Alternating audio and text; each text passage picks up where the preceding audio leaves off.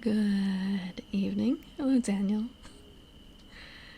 I do have to ask Dismayer, mosquito noise? I don't hear anything. It makes me a little worried that maybe there's a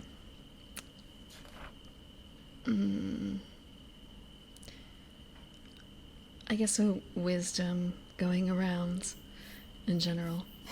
Thank you for the water. That when you're younger, you can hear high-pitched noises, the mosquito tone to keep young people away. And it's kind of a, am I unable to hear it? Am I missing something? Did I pick a file without realizing? I'm sorry if it is so. I literally cannot hear anything to me that sounds like a mosquito.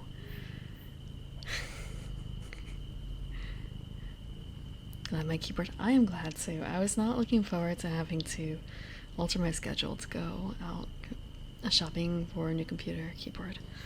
It just got maybe not the deepest cleaning, but electricity and some appliances. You have that too. You hear something. They're thinking about what I, I guess I am old. I can't hear it. I can't hear it. But I have this on. Maybe if I adjust my volume, can I hear it?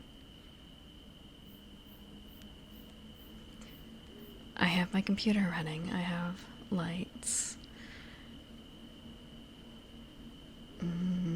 There's the microphone right over here.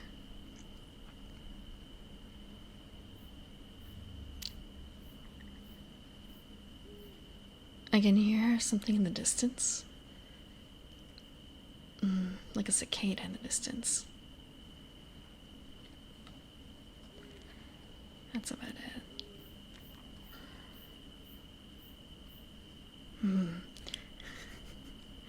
I think maybe I've lost that with age. I do remember once upon a time. Also hello, Cliff. Sorry, I didn't say that earlier. And hello, Asher. Even though we've been speaking a bit already. Buzzing. It sounds really close.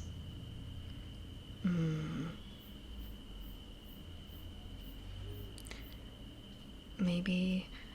What if I'm going to do something? I'm going to cover the ears.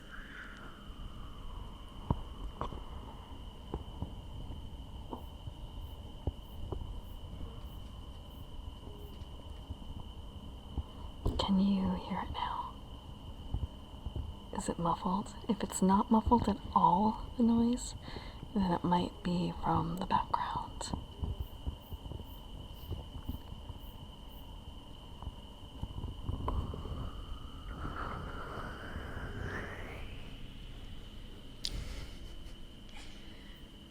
I can try and fade out the background to pinpoint if that's part of it. Once upon a time, I do remember basically peeling apart. Now? Okay, I'm going to try. See if we can still hear it in a minute, too. Hello, Rug. How are you doing? I think about a decade ago, I was in a relative's home, and I was supposed to be sleeping there. I was alone in the house. I remember wanting to sleep, but there was a buzzing noise that was very irritating. I ended up peeling apart every electrical outlet, unplugging everything to try and find what the source was. Literally nothing plugged in. This was early morning, but in winter, I remember, because it was still dark out. It was the moths that sit in the brain. No, actually, it was the overhead light. It was the overhead light. So I could hear it when I was peeling apart the room and using the light to help me find things.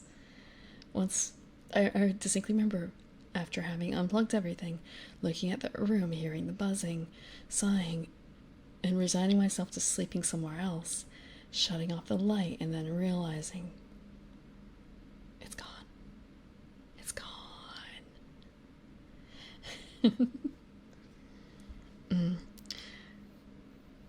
In the background ambience, it's possible. There's a couple different sources going on. Let me bring it back up.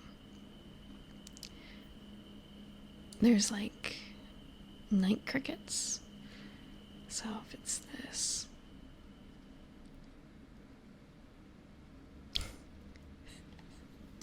I can peel apart the background noise a bit. Not a huge amount, but enough. I can turn on a fireplace. I can turn on rain.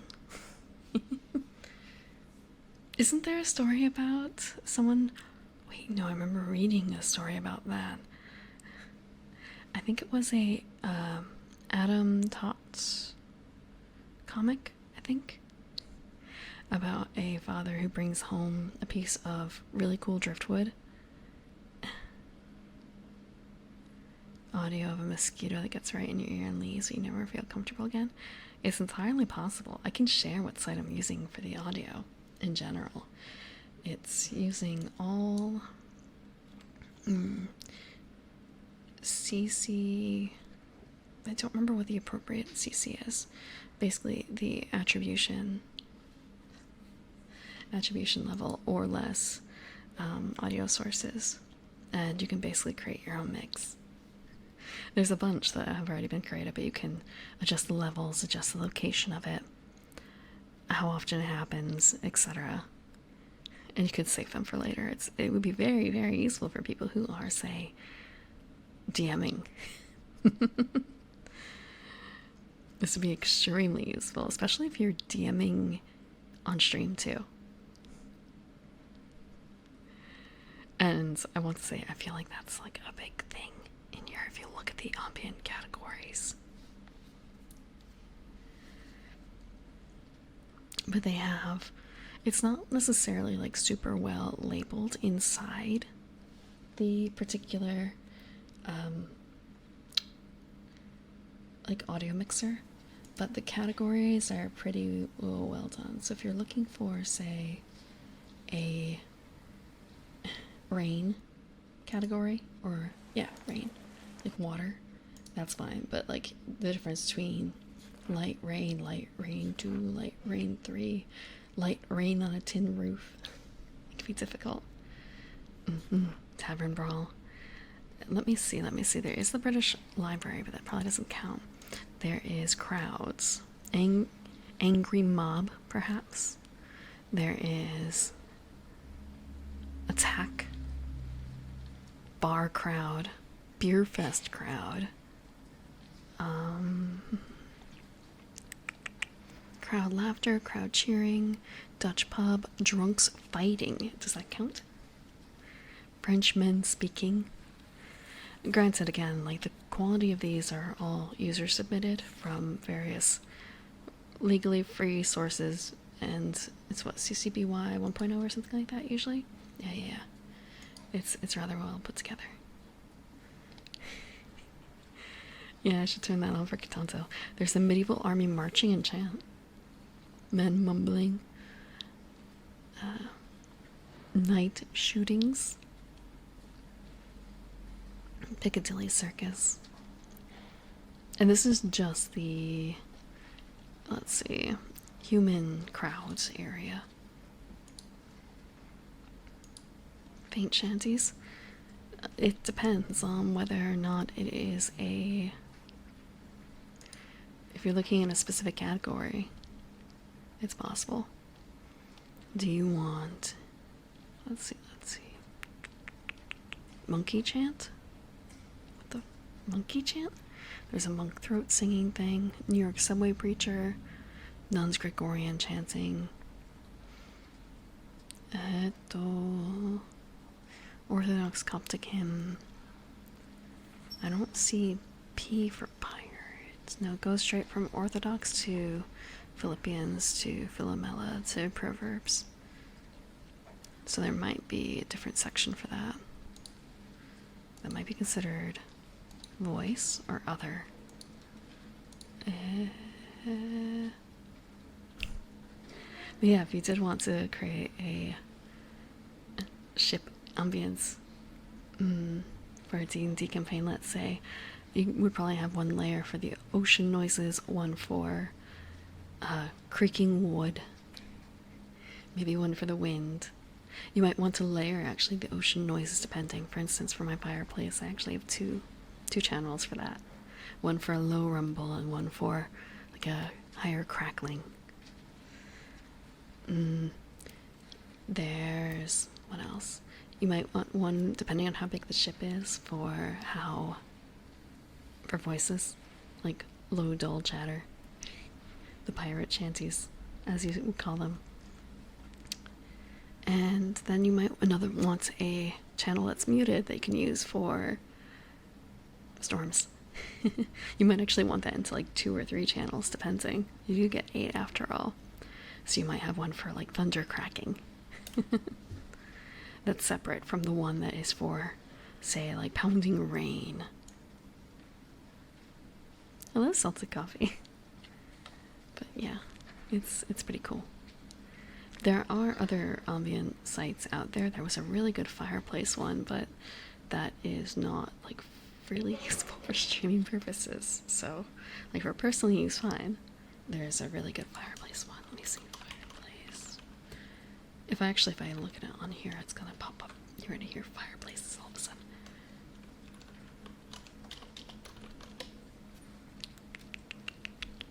I don't want videos. I don't want videos.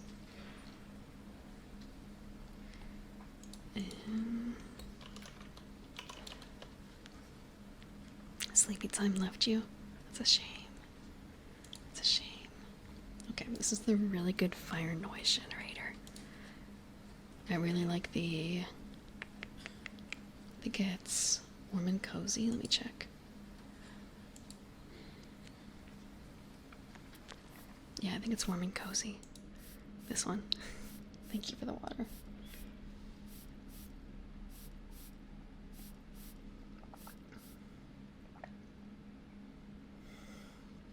Also, thank you for the follow, Jessica Princess 24. Let me get that stretch in.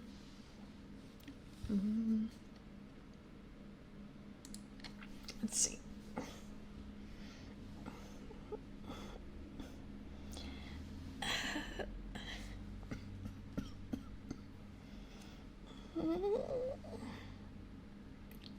Okay.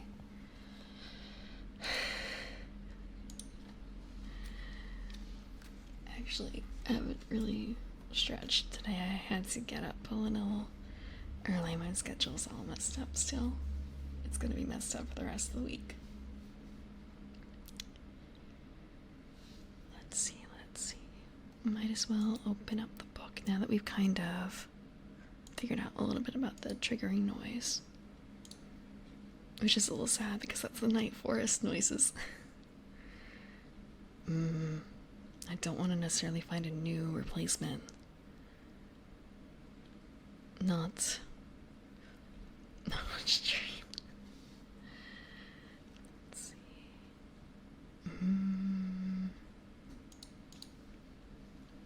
Okay. In the meantime, though,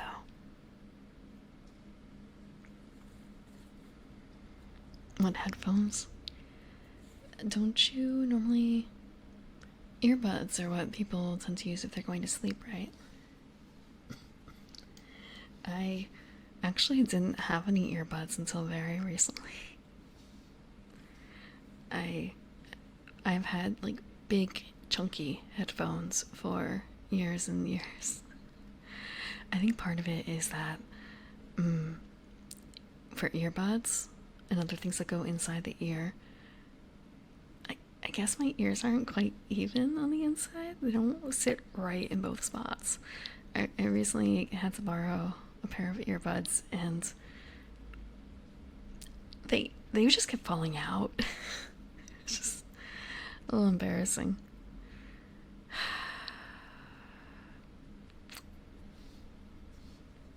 Galaxy Buds.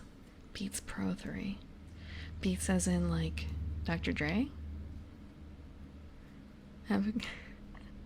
Hello, Remove. Hope you're doing well. Knock off sleep phones? What are sleep phones? I've not heard of them. When I popped my earbuds, it was kind of very much a last minute. I thought I brought headphones. Oh. Hello, EB Games. Hello, EB. Welcome, welcome. Hope you're doing well, and thank you for the raid. Oh, you were doing Skyrim. It's Skyrim Sunday, right? Did you get to see your girlfriends? Did you have a fun time? We have not quite started reading, but the plan is going to be you lost and then you found them. And then you could afford a castle in this economy? I'm happy for you. I'm happy. A little jealous too, but at the same time, man, castle upkeep. Your girlfriend's made you money.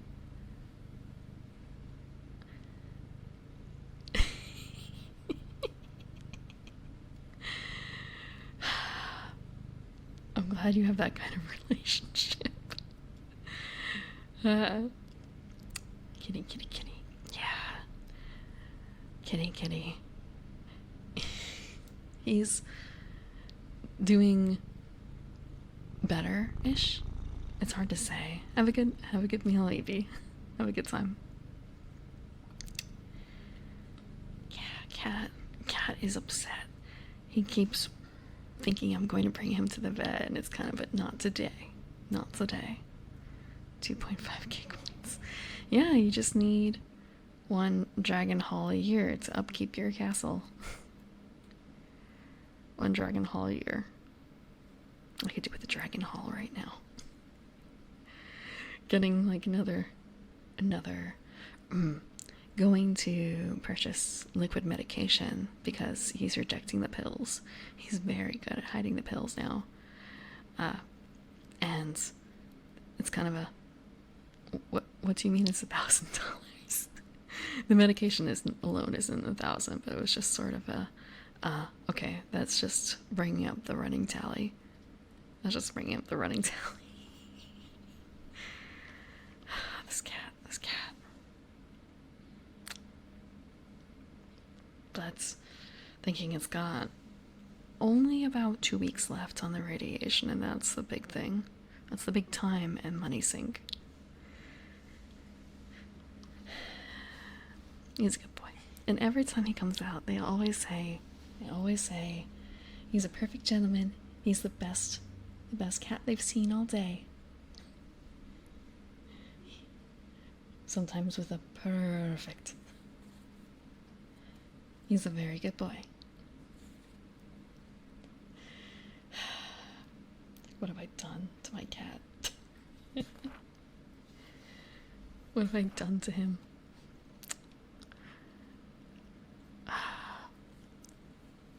Okay.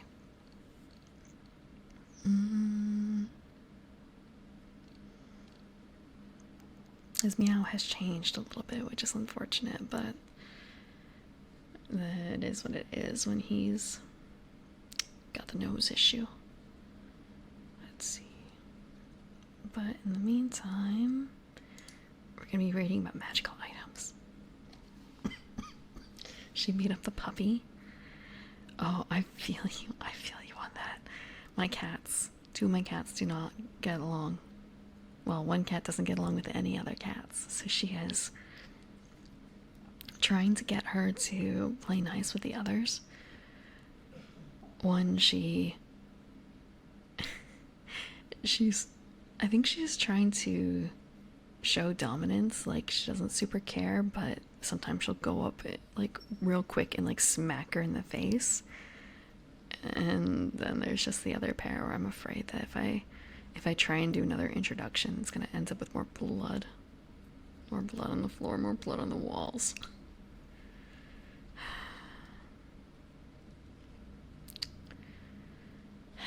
Sometimes they just don't get along, unfortunately. But I hope that your two can work it out. I think when it comes to cats and dogs, as long as the cat has places, safe places that the dog can never get to, and they both get adequate amount of time with people, their people. And I suppose in that case, like, as long as they don't have the same person as their favorite person, it should be fine. Oh, she has kittens. Printing little ones hard as hell to find homes. Oh. Yeah, it can be hard to find home for kittens. That's why, well, fix your animals. Fix your animals. I will admit I waited until I think my boy was 6 months to get him fixed, but then again, indoor only. They are pretty, so not that bad. Yeah, but still, it can be. What do you mean? Just thinking about poor Contessa. Her mother was a stray cat, a feral cat, who got fixed after that one last. No, she escaped, so she had a second litter after Contessa's. She's old. Oof. That's quite old to keep being a mother. And to keep being a defensive mother. Let me see. But the plan was to read. I also learned something that will allow me to adjust this a little quicker on the fly. I can't believe I've gone over a year without realizing how to do this. Let me see if I can do it right now. Let's see. If I can do this. Right? Live. Real quick. I can even do, what, this? Yeah. Just, you know, a year before looking up to see how people do this.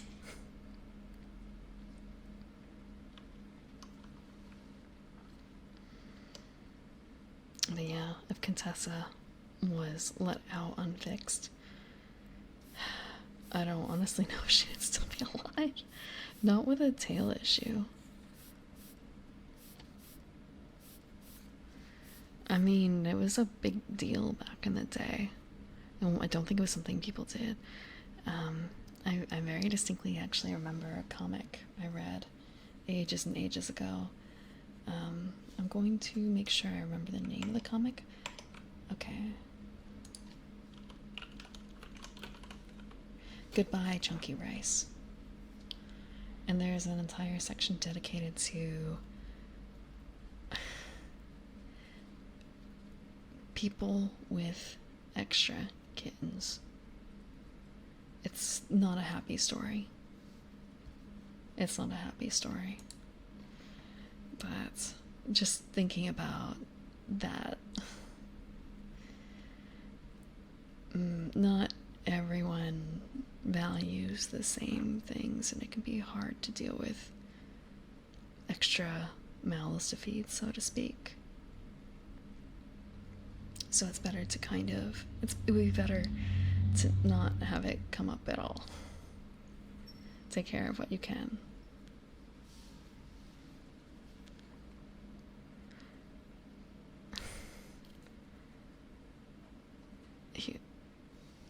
I guess there's also that too. Thank you, Saturn Rings 91, for the follow. Yeah, I'm sure that is also a consideration too. I've never honestly had to deal with that for animals anyway. For animals? Yeah, blood cleanup.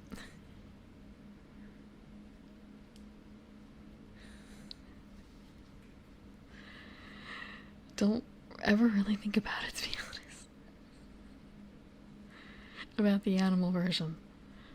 But I guess also for dogs it's only twice a year, right? Or so, I think. Maybe twice a year. And if it's a good Like, you shouldn't be letting your dog get pregnant twice a year. Even if you're like a breeder, I'm pretty certain you're supposed to like give them a rest period in between. Or at least that's what I heard. That's what I've heard. Meantime, twice a year. Yeah, doggy diapers.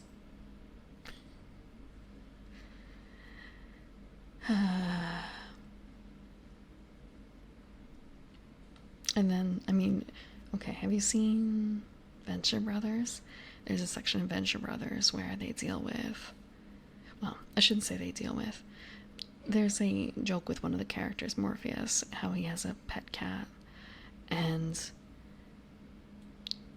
his pet cat is in heat.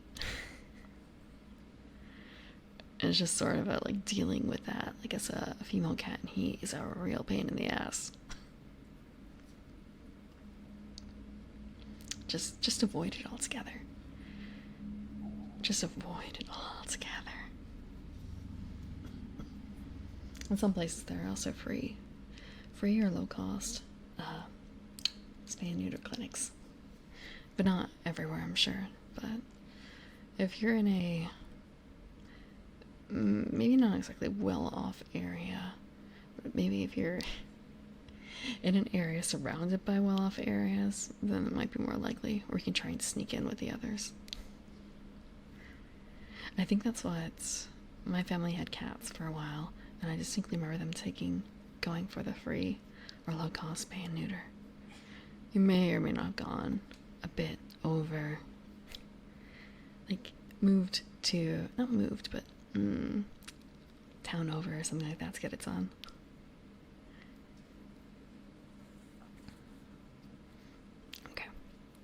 But yeah, so we have a bunch of world's magical items. We covered, what, 8 pages, I think? I think we have just a couple more. I swear, it's just a few more for magical items. I have plans for next week that does not involve reading necessarily, so I'm hoping to get this done today.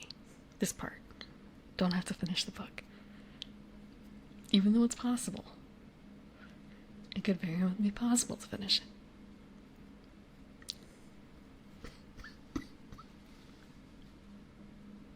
Okay. Oh, actually, let me grab out the book real quick. Also, I guess if you hear any tapping, actually, yeah, if you hear any tapping, that might just be me with the mini kaki. It's fun to play with. It's fun to play with. Ever since I had to peel apart all the keys on the keyboard, I've just been kind of like, I've had it out and I'm just tapping and scratching and everything, playing with it in my hands. They're back. Thank you. I don't need reading glasses.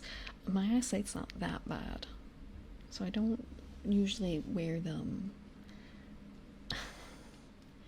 It's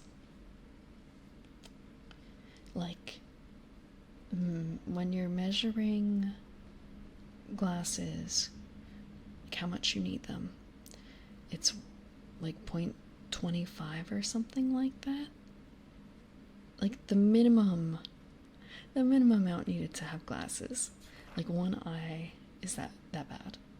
So like very, very slight. The other one is like one more step above that. So again, like I don't need glasses to read. Okay. -5.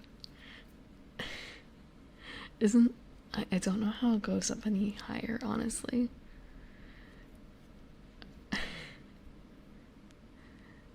Is that the... Do you need glasses in order to drive? Also, I don't know how it goes for like nearsighted and farsighted. I don't quite fully understand that. I haven't needed to.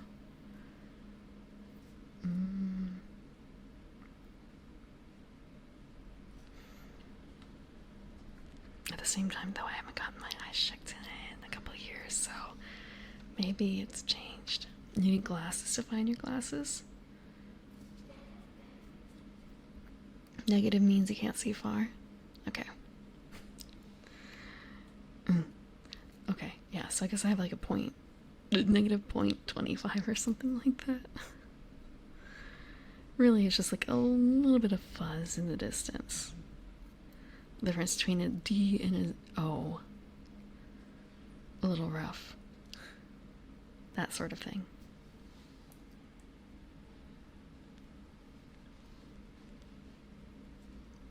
I actually had that problem with my keyboard. Trying to put all the keycaps back together and thinking, oh, this is going to be easy, and then remembering this is backlit. And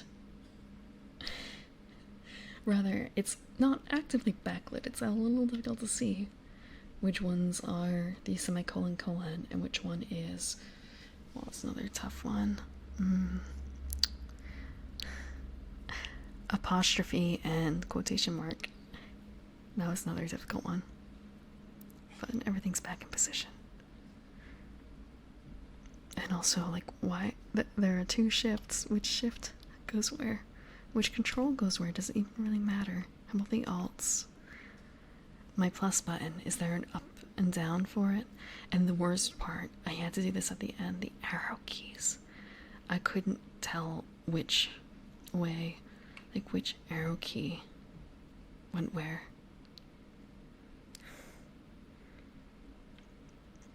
I think I have it correct. I hope I have it correct.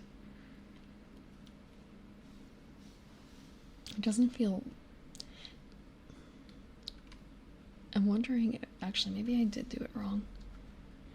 Maybe I did do it wrong. No, it can't really be. Now that I think about it. It's just a little strange. I'm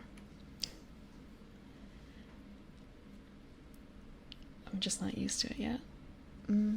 So arrow keys are all just arrows.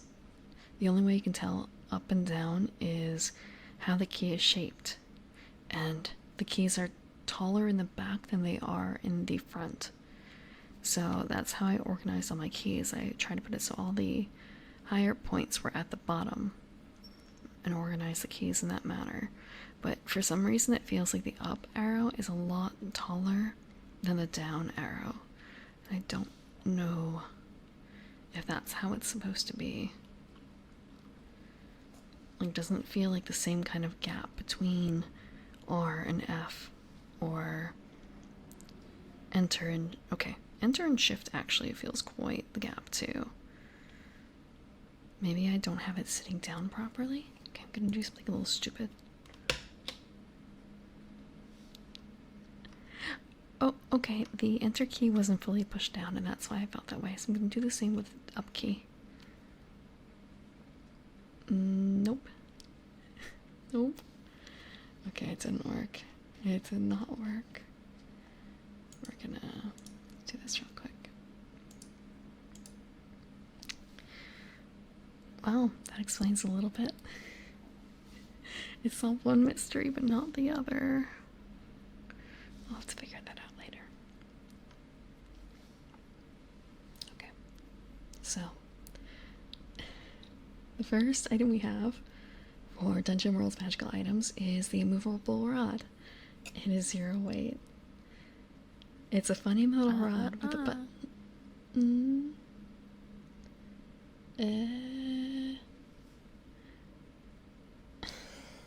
Okay. I can do that. A funny metal rod with a button on the rod. Press the button and the rod just sticks. The rod freezes in place, in midair, standing up or lying down. The rod can't be moved. Push the rod, pull the rod, push the rod, try as hard as you like. The rod stays. Maybe the rod can be destroyed. Maybe the rod can't. Push the button again and the rod is free. Take the rod along with you.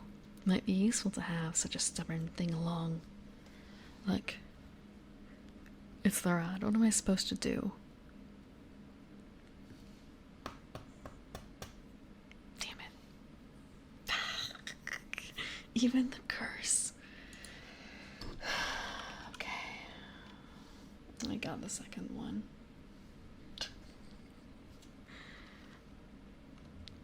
Two in a row. Okay.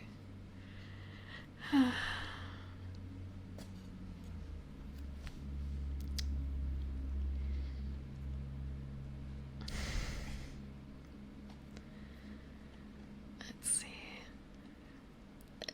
Also, the book is calling it the rod. It's not inappropriate to call the rod the rod. Wait. Did I say it again? I just said it then.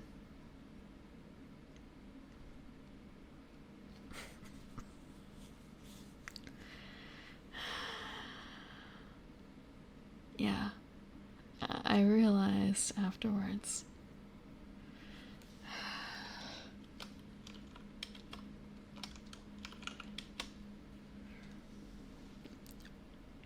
A hard word to avoid. Hard word. Even when reading.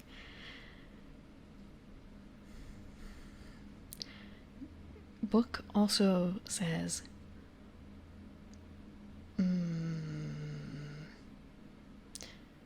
book also says the rod. Therefore, the rod. Immovable rod. Unlike other rod.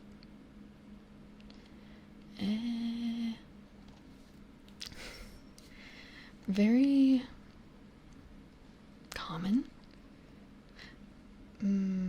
Common, maybe not a right word.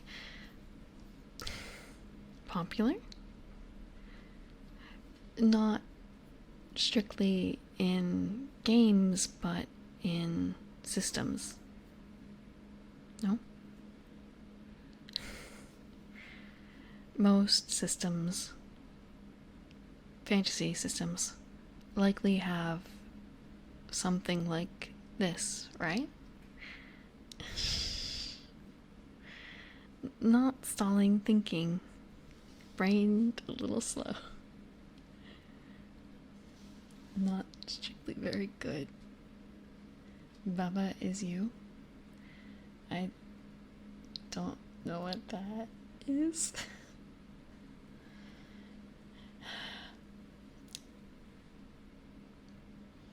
Easier to avoid a certain category of words.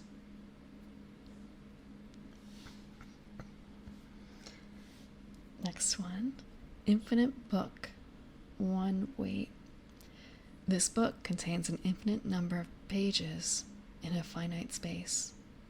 With no limit to the pages, everything that ever was, is, or will be, is contained somewhere in the book. Luckily, the index is great. When you spout lore while consulting the book, you gain an extra clause. On a plus 12 plus, the GM will give a solution to a problem or situation you're in.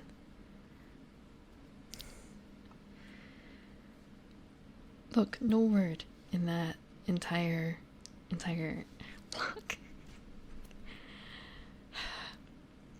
Sometimes you get lucky, sometimes you don't.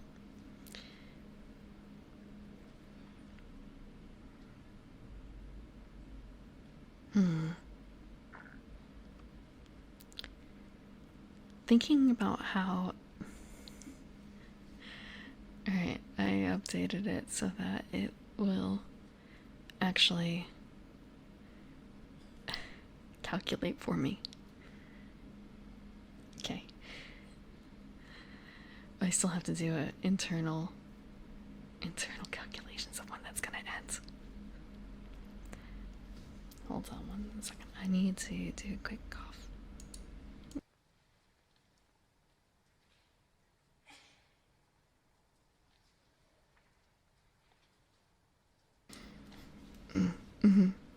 Yeah. I realized, I can do it so that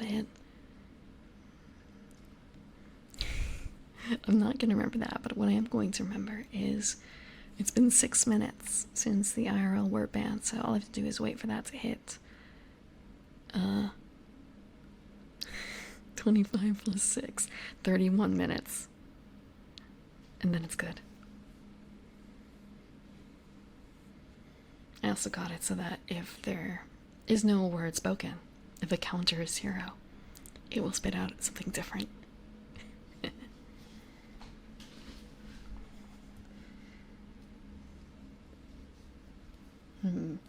It's not really like, it's not proper coding, but just, it's fun building those sorts of commands.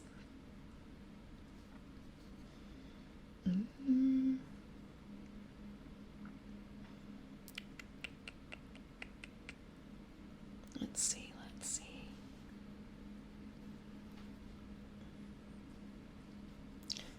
You will avoid 2-letter words? I do allow 2-letter words. It's the 1-letter words I don't allow. Mostly because then it's just a noise sometimes. Like, ah. Ah. And what counts as E, I, versus it. It is pretty well defined. He is pretty well defined.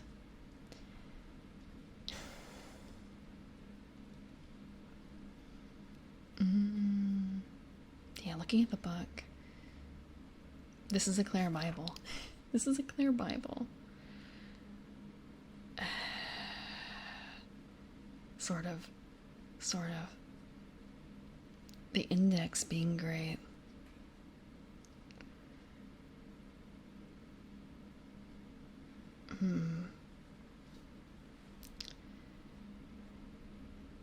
I want to say the index has to also be infinite, right? Because the content is infinite. As long as it doesn't start in recursively referring to itself. That is a problem, isn't it? Or the books where it says, oh, you're looking for this? Well, go to the index for this. And it's kind of you could have just told me the number. You could have just told me the number. You should have. Akashic Records, the D&D equivalent? I haven't heard that, but I haven't really looked at that. Is that like the Forgotten Realms equivalent, more specifically, or is it actually in 5e? I mean, is it in a specific source book, or is it in a more generic source book?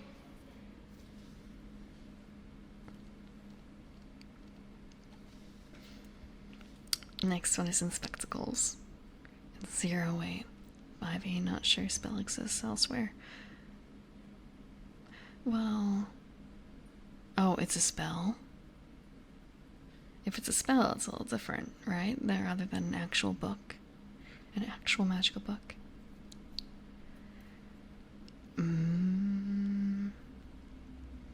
Because, I mean, there are, well, I guess, oftentimes for the spells, they're more so asking a god or someone for the information.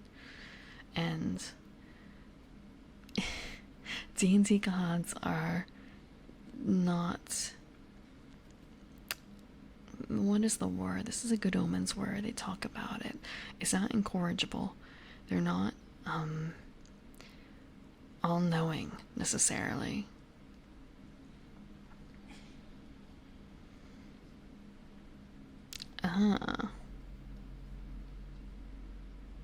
Yes, but is that book in the extra dimensional space actually unlimited? Or are you accessing essentially, I'm trying to remember, I remember there's a plane of, I think it's a chaotic neutral or chaotic good-ish plane. It might actually just be a chaotic plane. Within the folds of mental energies is a singular place that exists at a single point in time, at the very edge of time itself. Within this hollowed plane are endless shelves laden with scrolls, a compendium of all that has happened, will happen, and is happening. These shelves hold all events, recorded on indestructible tablets and scrolls, composed punch sheets of astral ether and written in silver vapor. This plane holds all events in history, and if a traveler can somehow arrive there, they... outsiders have different perspectives on this place, with some claiming it appears like an infinite hallway with doors.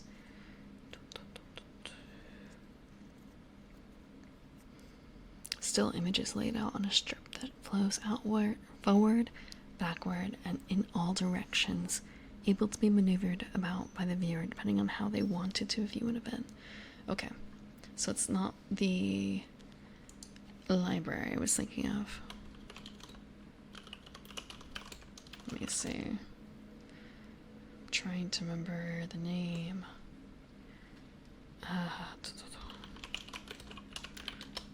Not a physical book. I wish I could remember what the name of that was. It's not in... It's in the Beastlands? Might be in the Beastlands. Might be in Brooks or Kangala. Let me see.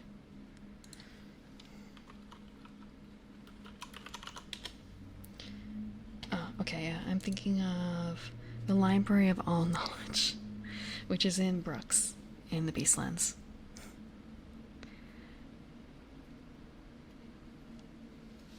Which, despite having the name of Library of All Knowledge, it's kind of a... Is it actually? Is it actually?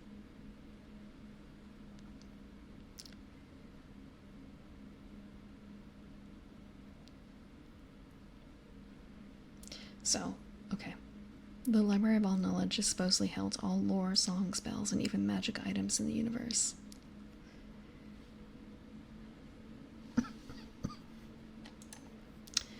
So I'm wondering if they were pulling away from Forgotten Realms with that spell.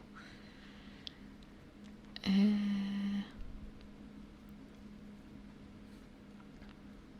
I mean, that's not a bad thing. Making it more setting agnostic. In spectacles, 0 weight. Rough-hewn glass and wooden frames. Dinged up and barely held together, they somehow allow the wearer to see much more than the naked eye might. When you discern realities wearing these gifted lenses, you get to bend the rules a little. On a roll of 10 plus, ask any 3 questions you like. They don't have to be on the list. As long as sight could give you answers, the GM will tell you what you want to know.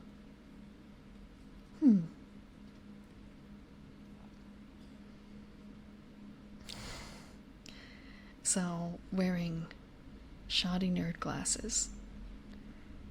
So, you can... They don't have to be on the list. So, this is for Discern Realities roll. Yeah, this is for Discern Realities. Let's see. That's actually really neat. I'm going to pop up the bit on the side, like what questions you're allowed to ask when you discern realities. Also, I have to remember this is 338. I'm gonna write that down real quick, because otherwise I'm not going to remember. Okay, discern realities. When you closely study a situation or person, roll wisdom. On a 10 plus, ask the GM 3 questions from the list below. On a 7 through 9, ask 1. Either way, take +1 forward when acting on the answers. What happened here recently? What is about to happen? What should I be on the lookout for?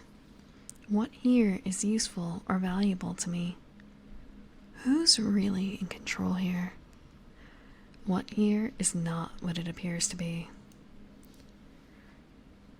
So that is the usual list, but being able to ignore the list is pretty handy. 338.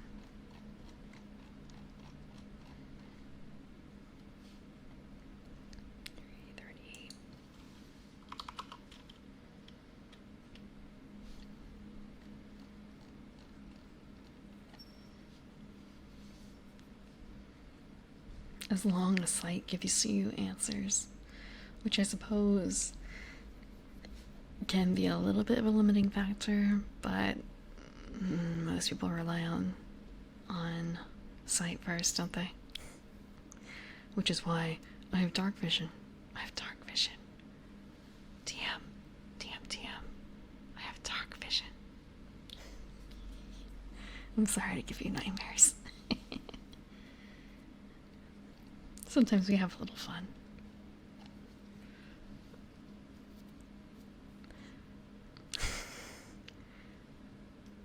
Does the enemy see the ambush that has sprung on them? I don't know if that would fit in the realms of that question.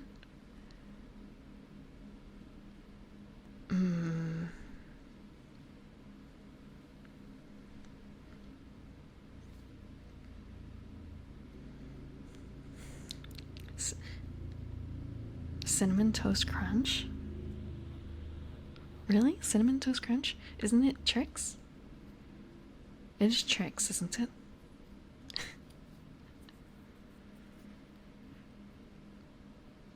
Have I gotten my children? What? What? Oh shit.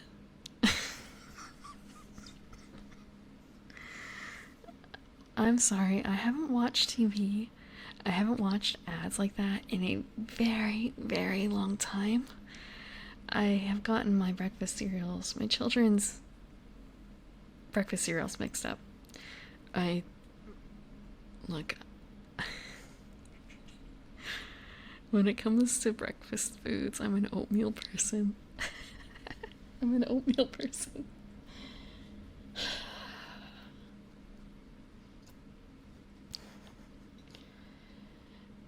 Is that really the line for Cinnamon Toast Crunch? Frick.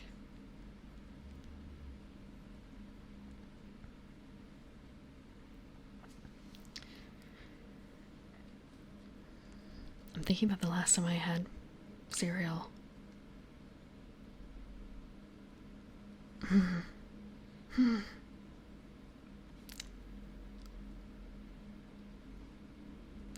Rice Krispies? Rice Krispies, I guess. That might be it. Or like maybe Cheerios, but probably more likely Rice Krispies.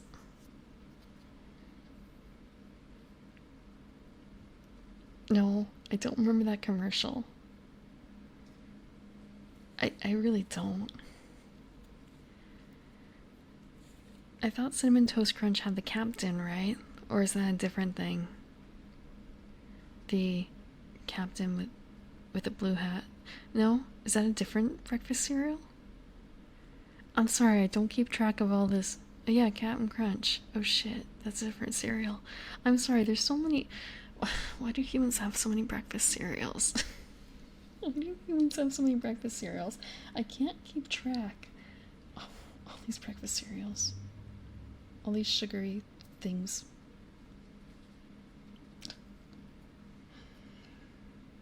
Right, what do you mean?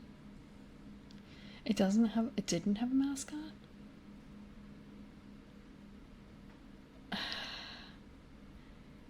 Do they have a mascot now?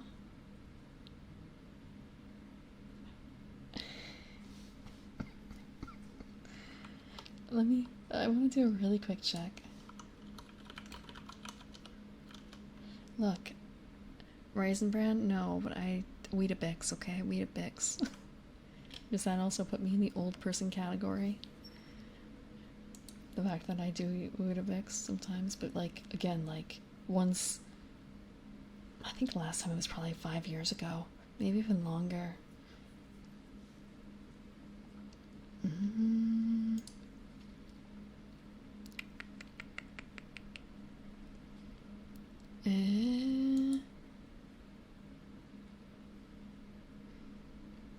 What are they? What are they?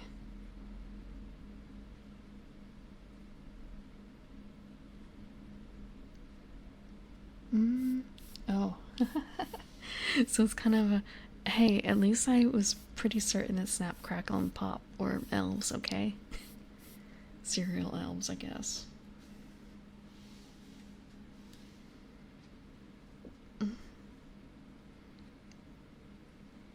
I don't think I've had Raisin Bran. Thank you for the water.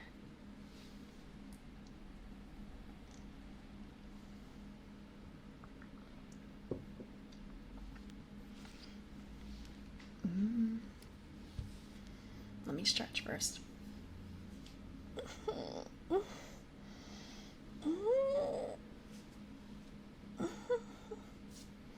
Okay, actually,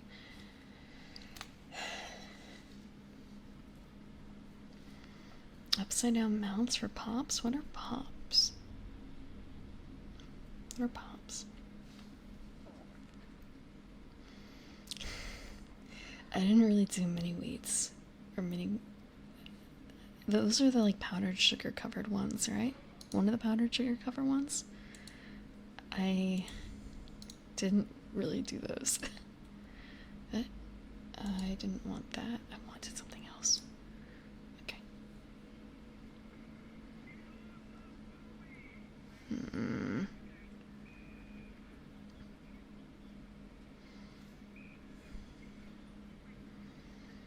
I don't really remember this commercial.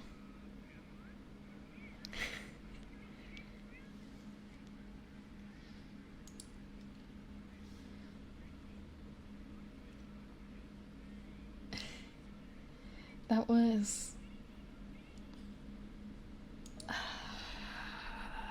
20 years ago. 20 years ago. Corn Pops. I think I remember something called like Smackers. Is that not something? What are Corn Pops? Is that the one with the frog?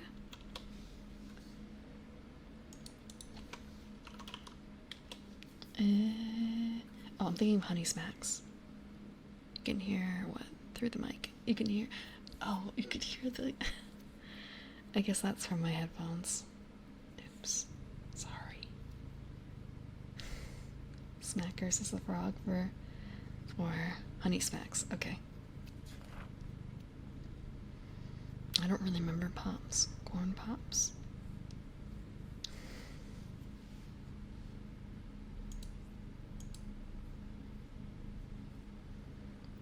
Look, I'm sure this is great for everyone who eats breakfast, but I generally don't. I generally don't. And oftentimes it was wanting like warm breakfast, so oatmeal. Oatmeal. I don't usually put sugar or anything in it. And it might be kind of strange, but like sometimes fish for breakfast.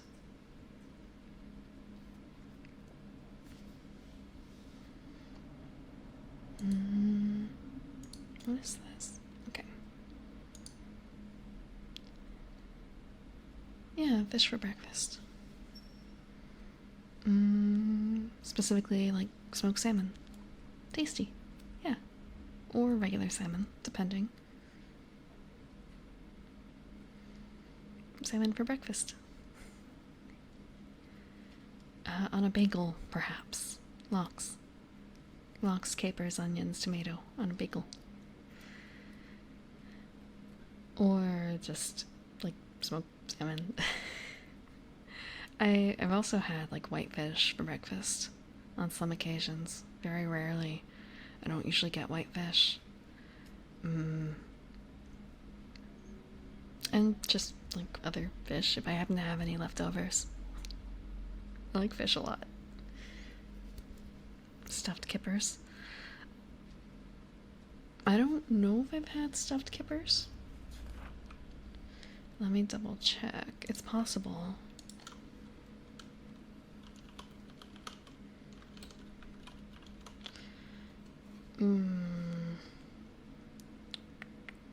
I don't think it was like everything I'm looking at for stuffed kippers is showing like a plush. So Stuffed kippers, if I look back. Is it smoked?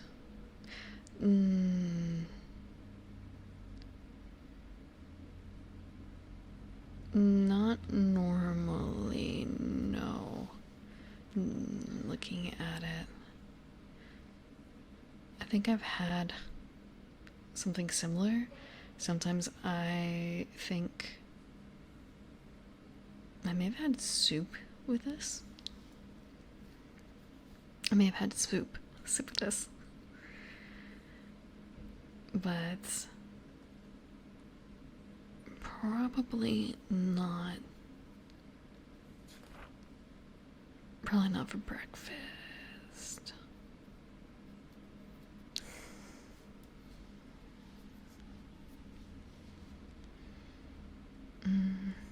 Smoked salmon.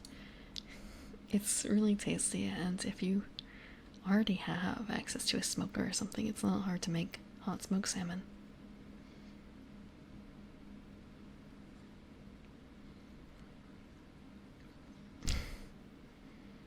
I've been able to help make it on a few occasions. But my father, I guess, I take off after my father in really liking smoked salmon for like any occasion. I distinctly remember some times when I was younger with him, it's just kind of it's dinner, breakfast, whatever you want to call it, shared meal. Let's just drag out a tray of smoked salmon and crackers and like maybe some cheese, and there we go, that's dinner. That counts, right?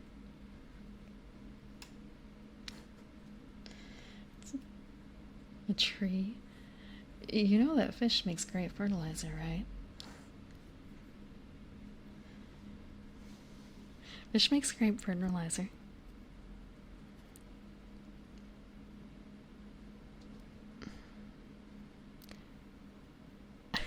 I don't get it, Vertingle.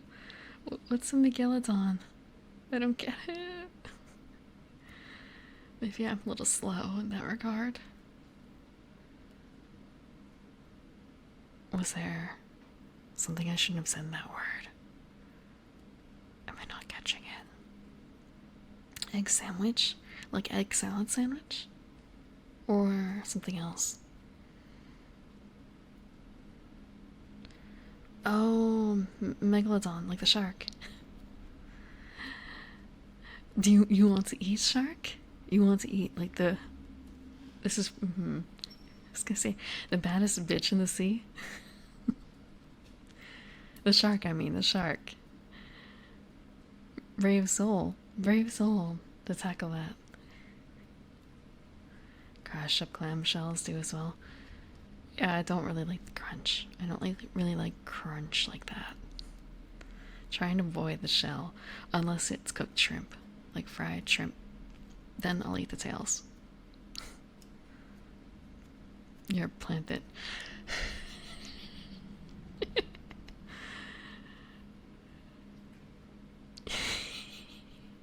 Are you sure you don't need some fungicide treatment? I have some spray for that, you know. I have something for powdery mildew and insects. Just don't breathe in. It'll be fine.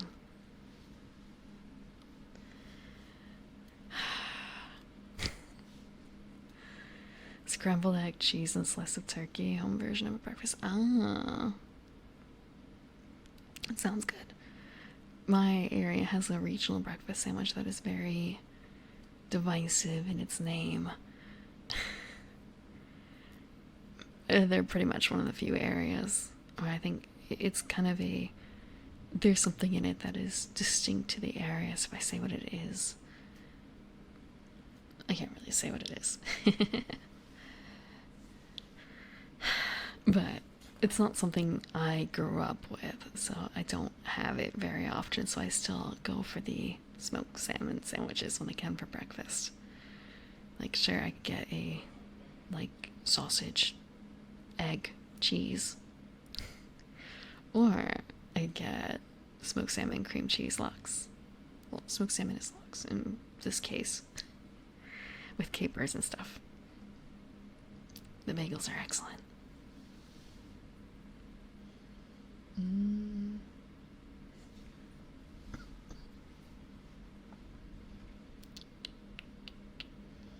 The Ku the Kuma maneuver. One weight. A great leathery tome worn shiny by the hands of 100 great generals. This book is often passed from warrior to warrior, from father to son along the great battle lines that have divided dungeon worlds past. Anyone reading it may, upon finishing the first time, roll plus int. On a 10 plus, hold 3. On a 7 through 9, hold 1.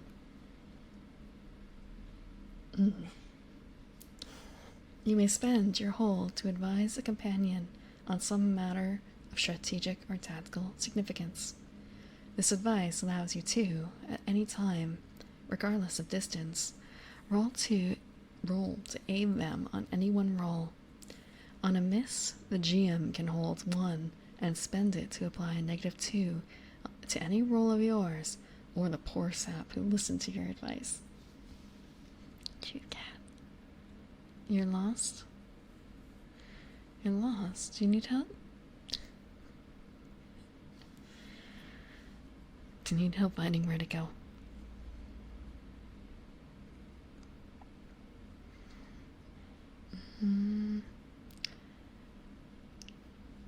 Looking at this. So...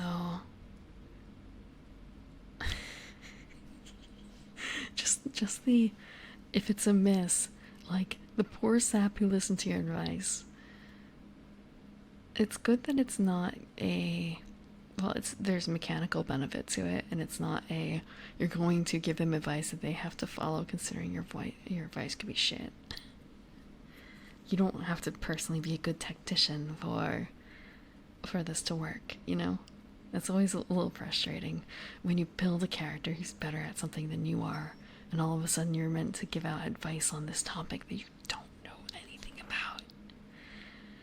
Versus, well, being able to RP someone who's like really strong. A book of knowledge, how useful it is up to the reader. Yeah, but still, getting the mechanical benefit.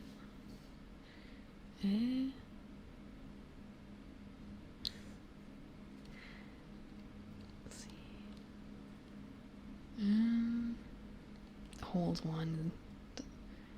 Spend it to apply -2 to any roll of yours. So theoretically, I guess the GM should be applying it to some sort of outcome for the advice that was given. Thank you. Thank you, G Fazos, for the follow. Let's see. Or be mental social stuff over roll for physical stuff. Yeah, that's always frustrating too. That can be pretty frustrating. Build a super intelligent wizard and you're given a puzzle and you can't solve it because just because wizard should be able to solve it. You can't. Or, well, yeah, not having the charisma of a bard.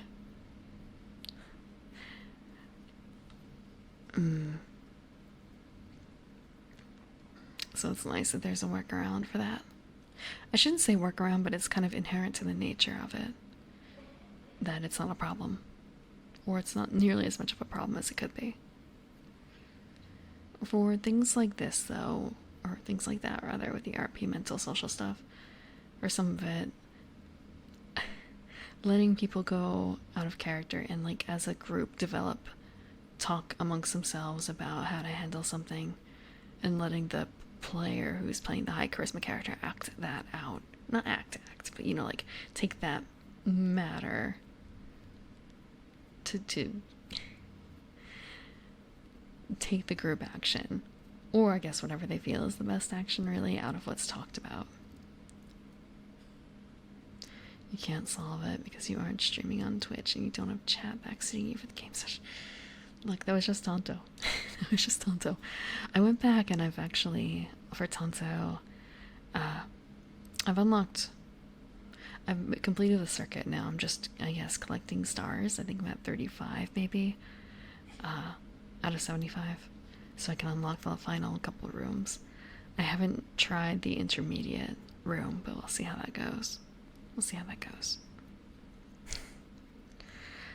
Maybe not necessarily getting mechanically better, but I'm working on it.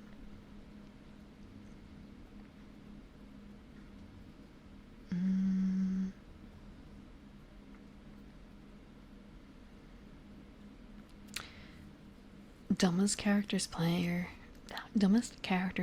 going. Can someone who's smarter than player's character name ask about X?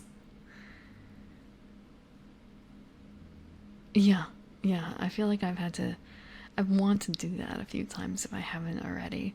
There was one or two times I distinctly remember playing a riddle game and out of character knowing what the answer was, but in character, there was no possible way I should have known. So just kind of and everyone else is still thinking. It's kind of I don't know what wheat is because I'm from under the ocean. I don't know what wheat is, so I shouldn't answer. I can't answer.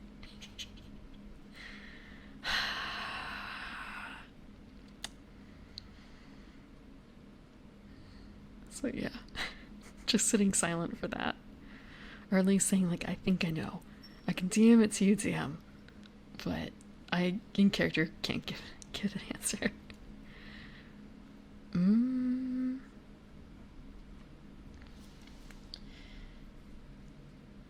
But yeah, also bringing. That's one of the reasons why I like playing intelligent characters, I guess. So I can ask as many questions as I want regarding that sort of thing. They might be kind of dumb questions, but just because you're intelligent doesn't mean you can't ask dumb questions. Random back shouldn't be too much of an issue. I've been playing up that I just crawled out of the ocean, so.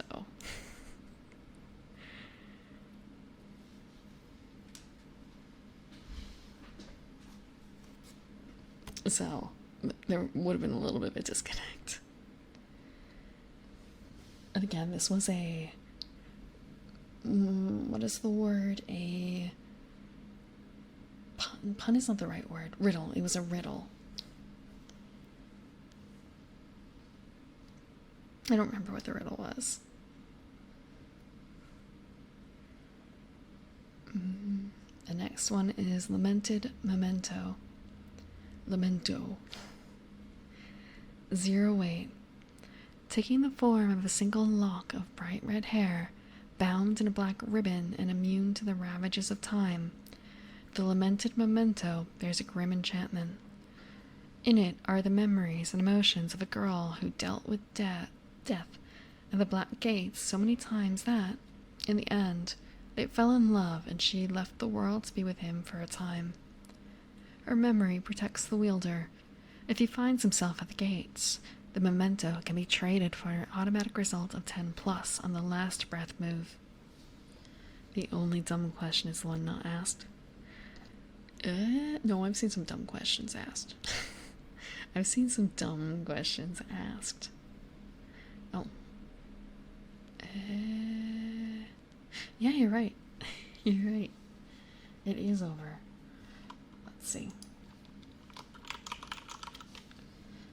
Is that it? Yeah. I'm a little worried. Like, if I hit cat, it's not cat, right? It's not cat.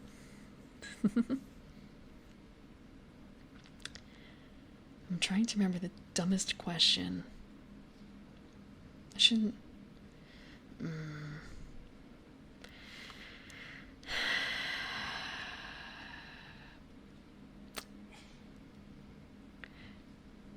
Maybe it's more so the context of the question that's important.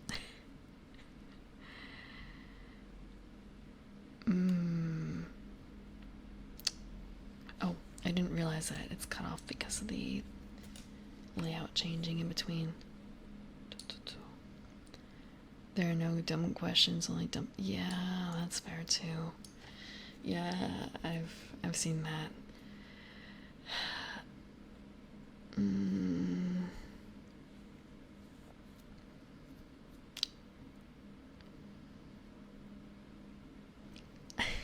Every time I can only think of one question that fits that I remember, but it's probably unfair.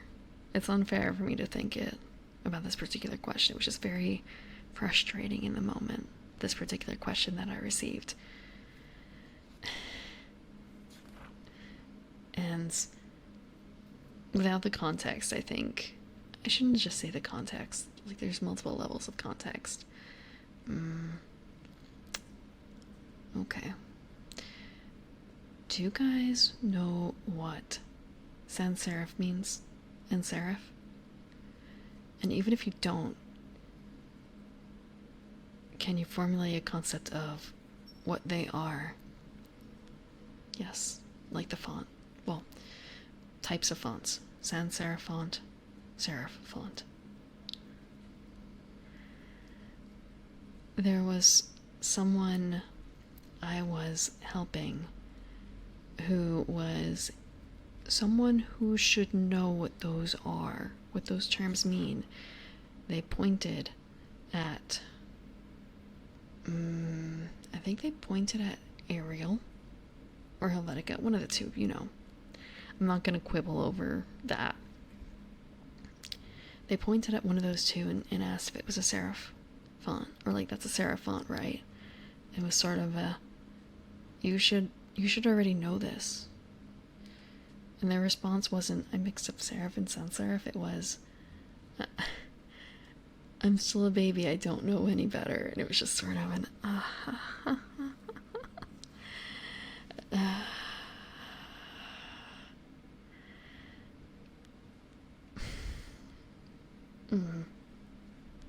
It was frustrating. Like, I understand that it's specialist information. It's specialist, but at the same time, like, is it really that specialist?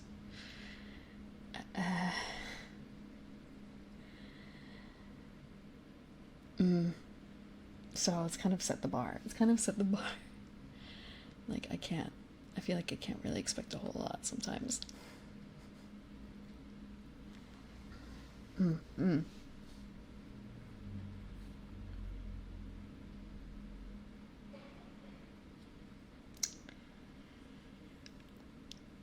Again, it's not like the dumbest question. It's not the dumbest question. It just felt very dumb in the moment to me.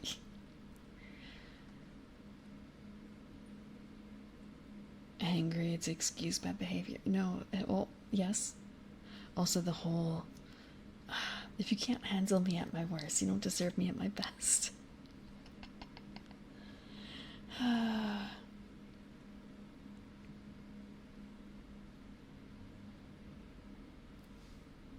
You can't hear? Okay, I'll try and be louder. Okay, let's see. I'm not necessarily speaking very much either. Let's see. I did not talk about the lamented memento. So for the lamented memento, I keep wanting to just say lamento. It's the memento. So they specify it's a redhead. I wonder if that's supposed to be a reference to something. What is there popular media from before 2013 where Death falls in love with a redhead? Is there something that has that going on? Like, why do they pick red hair, bright red hair? I mean, it's kind of neat for the concept of blood, I suppose. They could have just also gone with black. They could have gone with black. He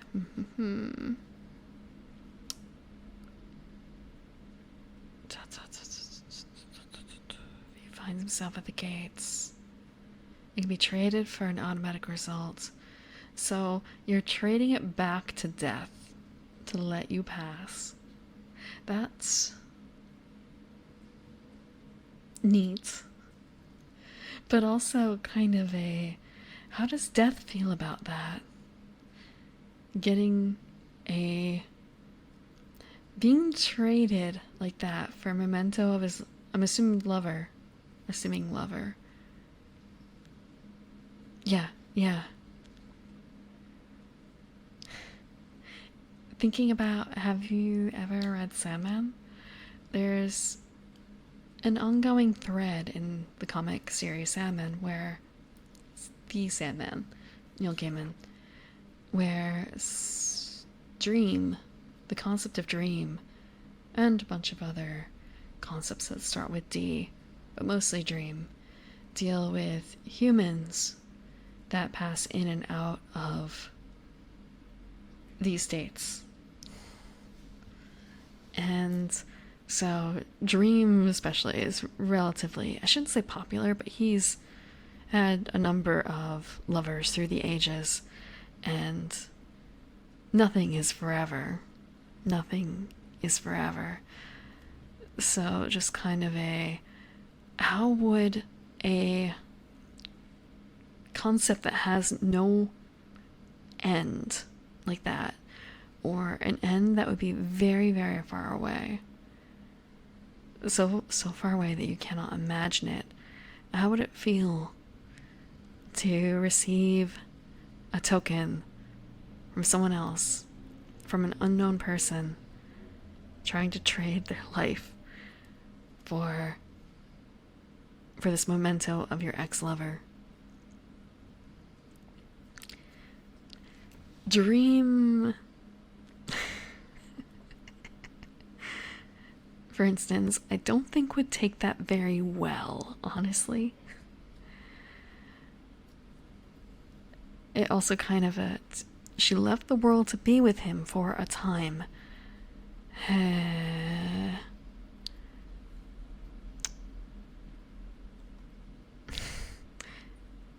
Did it end mutually? Did it not?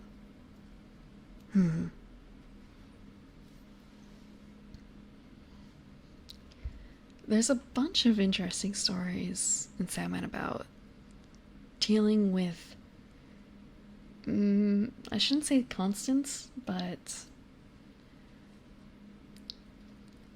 these concepts. Let's see. I'm trying to remember if it was... There was a book that was a whole bunch of solo short stories by different artists. I don't remember if they have different writers or not. I don't think so necessarily. And there was one for each of the D siblings, so to speak. Also keep in mind, I haven't listened to any of the audiobooks or TV series to come out of it. Just the books. Just the books. Death Becomes Her is the only death and red-headed woman medium you can think of. I've not heard of that.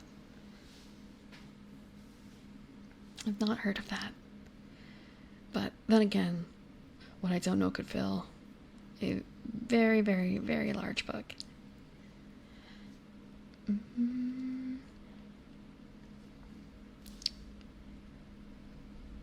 Let's see. You're gonna hear tap, tap. Ah.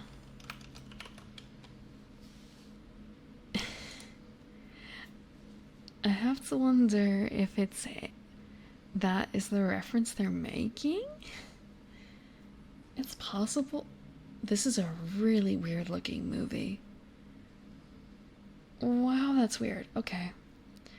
I'm sorry, I'm just seeing screenshots from here, and there's the... I don't know if this is going to count as a spoiler or not, but I'm gonna grab it and save it now, especially now that I know how it works. Tap, tap. Tap, tap. Hopefully you didn't hear the bling, or only very low. Is this it? Thank you, Mexican Fire Chicken, for the follow. Okay, is this the right file? Yes, it is. We'll see how big it is. Oh, it's not very big at all, but I can alter it a bit, make this work. They complain about your username? Why? It's just about chicken, right? King of the Monsters. Oh, I don't really watch a whole lot of Godzilla films. The only ones I've really seen have been a couple of the old ones, like Mothra, and Mothra versus, like, when Mothra and Godzilla team up. I thought it was about spicy chicken, to be honest. But yeah, this is a still from, or promo image from Death Becomes Her, so it's just kind of a, eh. And are you telling me this person in the middle is Bruce Willis? Is that it?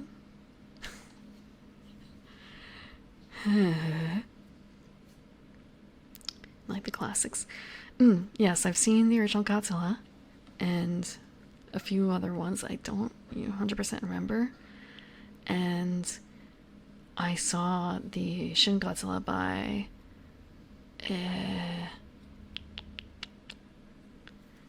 I know the director. I know the director. He's the one who did Ava. I should know what his name is. But that's that one. I've seen that one. That was on a flight to Japan, I think. Or a flight from Japan? I'm not certain which. I keep coming up with different names. It's not the director's name.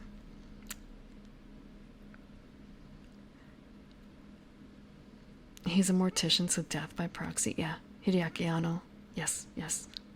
I kept thinking like Yoshitoshi Abe. Junji Ito. It's not any of those.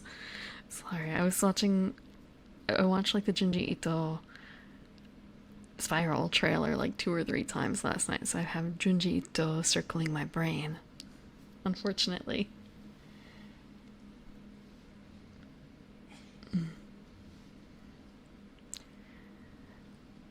So, do you like kaiju in general? There's a VTuber girl who's a kaiju, Firozera, if you've met her.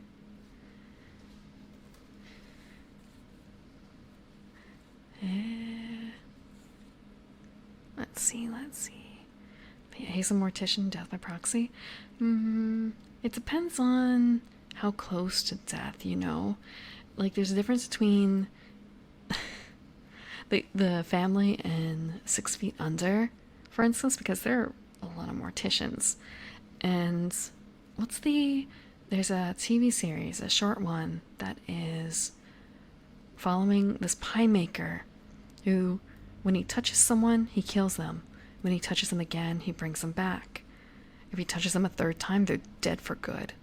And he accidentally touches, like, I don't want to say his girlfriend, but like the girl he's crushing on, whatever, and he brings her back and he can never touch her again. It's a like black comedy thing. Again, he's like a pie maker. It's kind of twee for a comedy. Pushing Daisies, I think it was. Is that it? So, like, that is closer to death as a person. Yeah, Pushing Daisies. But then again, looking at Death Becomes Her, does he get special powers as a mortician?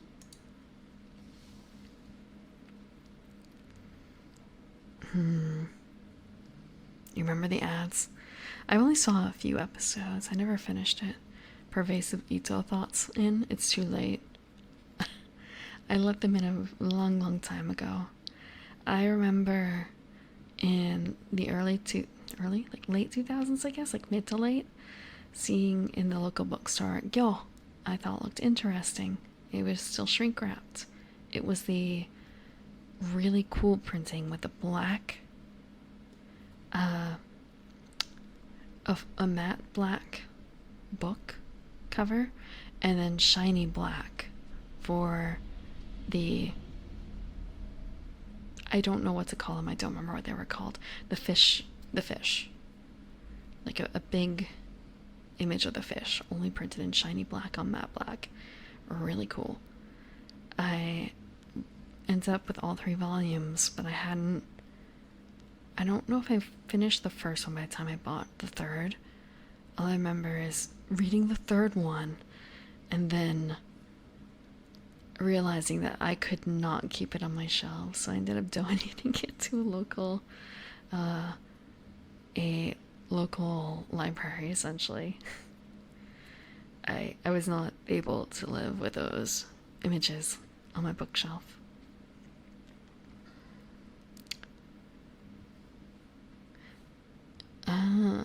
If they live for more than 10-15 seconds, someone else dies. That's right. So he tries to get, like, answers quickly when he raises victims.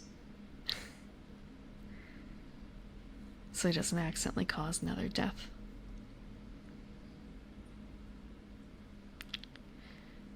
Mm-hmm. But I thought, wait, was she the one who made pies then? Let me see. There was a pie maker involved, right? For pushing daisies?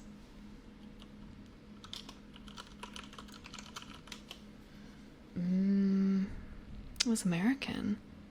Okay, yeah, he is a pie maker, but I guess he's also a investigator. Because why not? Why not? I wonder if I can find that copy of Gyo. I never saw the animated or live action Gyo.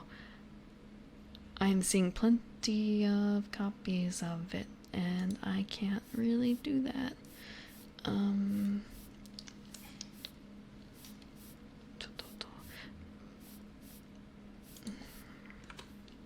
What? His mom was making pie when it first happened. So what was the first cover of Gyo? What was the first cover? They ended up doing similar things for his other books too. It was a really neat effect.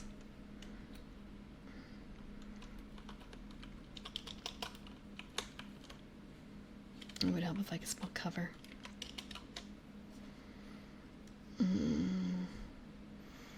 But the first one was just... Yeah, okay. I found a copy of the first one. Because it was a lot less... I mean, it was strange, but it gets stranger.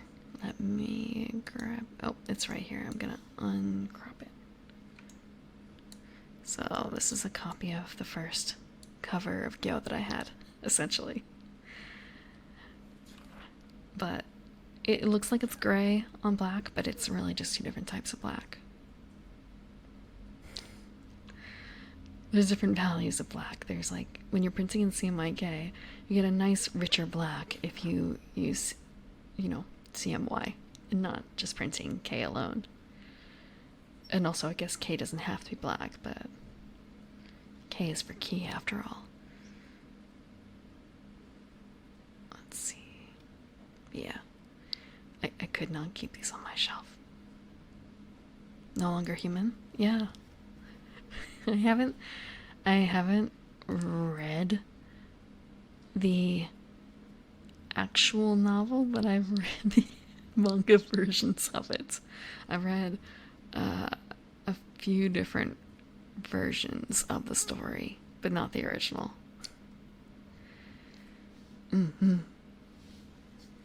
I think I still have that one on my shelves.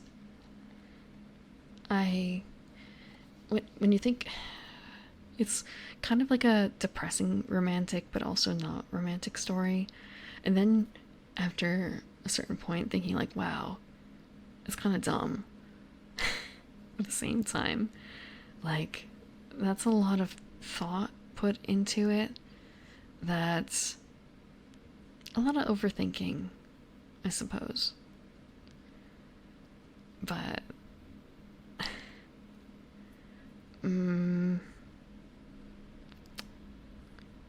actually, I wonder if that's considered, if there's a publication of that is out of public domain in the US because of the time period. Let's see. Oh no, it was 1948. Yeah, there's no way. There's no way.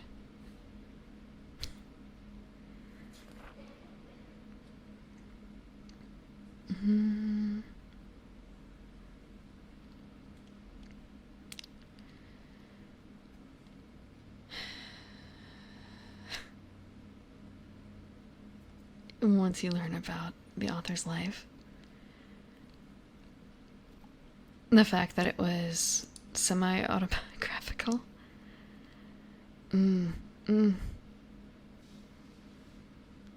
Let's see.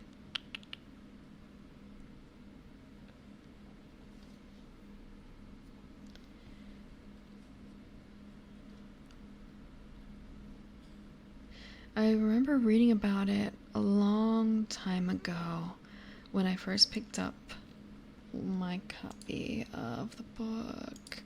Which book was it? Which copy, rather?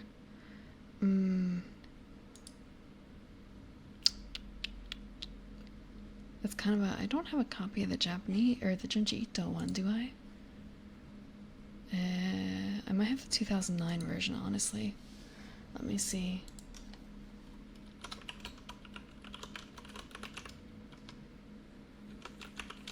Let me see what copy I have. I'd be able to tell based on the cover alone.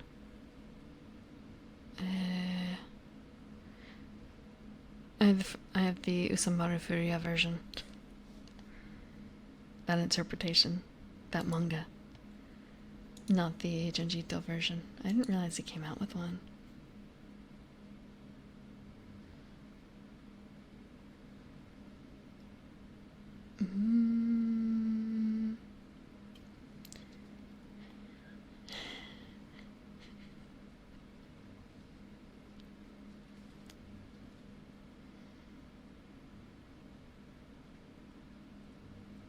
Looking at it. Yeah. It's... Maybe I just have to reread again into the author's life, but at the same time...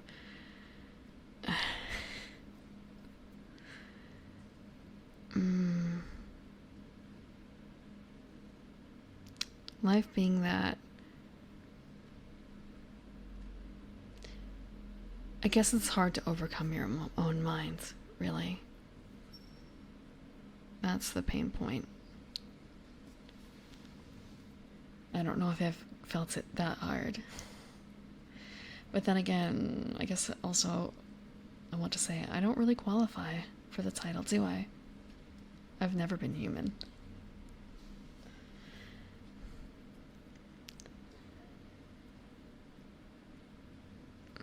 Maybe I can't relate for that reason after all. Although if you interpret it as disqualified from human, or what is it? What was the other way to title? Ningen Shikaku.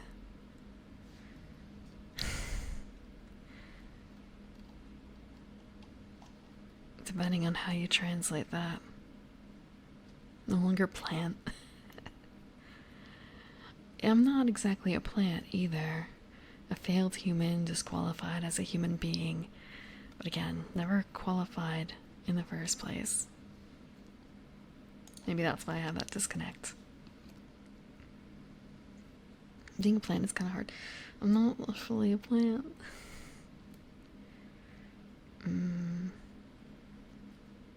20% plant. Okay, next item. Lodestone shield. +1 armor, 1 weight. What mixed up dummy made this? Shields are meant to repel metal, not draw it in. Emblazoned with a lion rampant, a lodestone shield has the power to pull blades and arrows to it. When you defend against enemies using metal weapons, you can spend 1 hold per target to disarm them. Also, sometimes you'll find a handful of loose change stuck to it. Sweet. Free money. Free money. So. That is kind of neat, though. Basically, it's a magnet. It's a magnetized shield. It's a magnetized shield. As long as no one gets on your case for the loose change, like accidentally grabbing people's purses.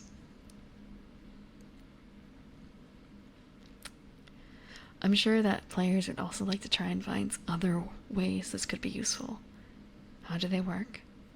You'll have to ask a scientist. Or I guess a wizard. A wizard might be a better option. That's what makes it cool. I wonder why they chose the lion rampant for the lodestone shield. If it has something to do with the name, or if it's something to do with a reference. Otherwise, I could imagine there might be something cooler to use. Railgun. Would this work against a railgun? Although I guess it's kind of a case of it would hit the shield. Lions are ferromagnetic. Please. Like, railguns use magnets, right? The thing is, it doesn't... The speed, like, it's gonna hit. It's gonna hurt. It doesn't slow it down or anything like that. Like, yeah, it's gonna hit. It's gonna hit. It's gonna hurt. But at least it's going to the shield. Although, okay. I say this because a few days ago I was watching a VTuber. If you've heard of Uwu2Owo, Uwu, he does science.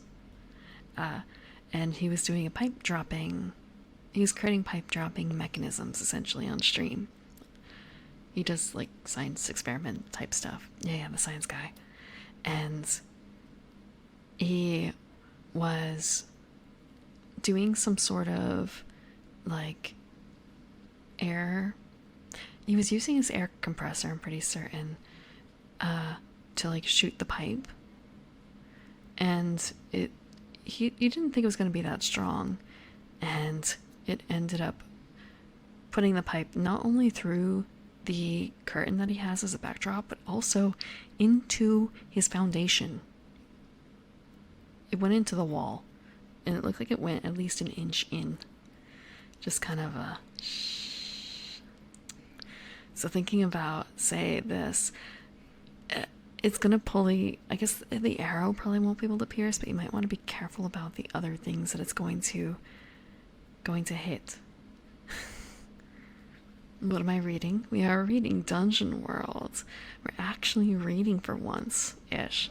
I'm relating a story about a moment I saw in the past week, though. That has to do with force. Unexpected force. It was a beautiful moment. It was a dangerous seeming moment. It was a little dangerous seeming. Thinking about, like, yeah, you don't want things next to a pop tire. Because I think that was part of it. Like, oh, it's only X SPC or X PSI, and it's kind of that's still pretty bad. You don't want to be next to most of these things if they pop. That much PSI in like a small area, that's gonna have a lot of force. So say you walk up next to a large iron portcullis holding this thing. And you have to spend a hold to use it so you can turn the magnet on. Because magic. I hope. Although the whole handful of loose change kind of makes it seem like you don't really have control over it. That might be a question to clarify as the owner. Are you able to actually turn the magnet on and off? After all, science, magic, wizards. If it was science, you can magnetize and demagnetize things, right? Up to a certain limit. Like, I don't think you can do it for an actual magnet, can you? But you can do it for certain types of metal, right? So maybe it's like that. Versus like entirely made out of magnets. What was the really popular Bucky balls or something like that, right? Or Buck balls? Like a magnet toy. I didn't really get into it. it was too dangerous to have around because if someone swallows it, that's really bad. So it did not bother. Artificer's job. There is no artificer in the base class though. Base class list. So you're going to have to make it up. You're going to have to make it up or buy it or just find it online. The artificer. So yeah. I'm actually going to be right back. I want to check on the cats. I'm gonna check on the cats. But what I am gonna do is I'm going to do a slightly different be right back. Let's see, is this gonna work?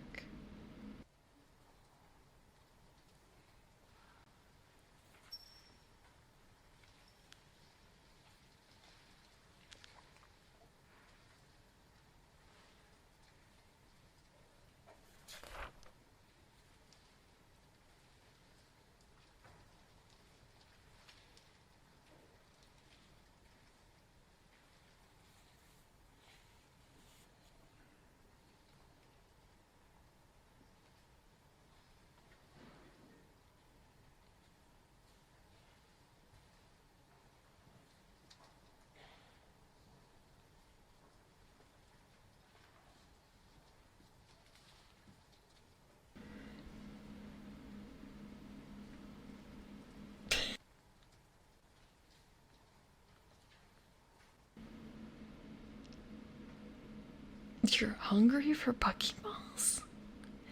Is that what I'm reading? I didn't see my be right back. I have it somewhat set that I go a little sleepy, but I don't know if I toggled everything to go off appropriately. So it might get a little funky. Bless me. Oh no, that was just me realizing that I couldn't go I have to add in a few more things to my settings for going.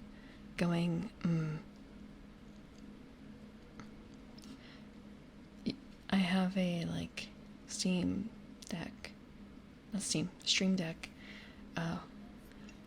app thing, and it's multi-action. It's kind of I need to alter it a bit.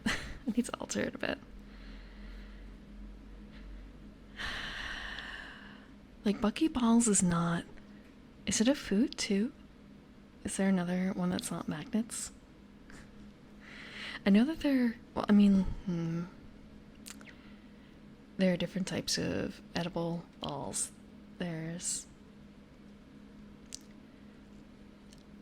I know you can eat anything once. Yeah, that's true.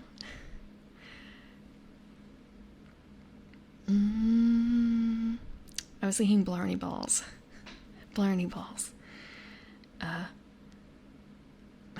Maybe Buckyballs or something a little regional like that.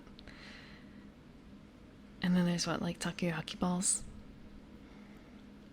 And I feel like there's got to be another name for Rocky Mountain oysters that uses the word ball in them, considering what they are.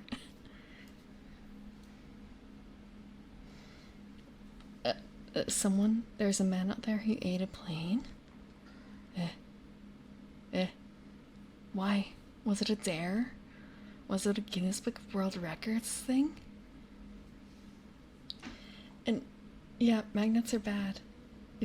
I guess if you're sure you can like poop it out or whatever whole, and that you won't come in contact with another magnet, then it's fine. But that's really dicey, isn't it? He did it over a few months. Still. One magnet is fine, 2 magnets is a bad idea. Yeah, that's fair. Because what if they start attracting in the middle of your stomach? Whoop whoop, there goes a hole in your intestines.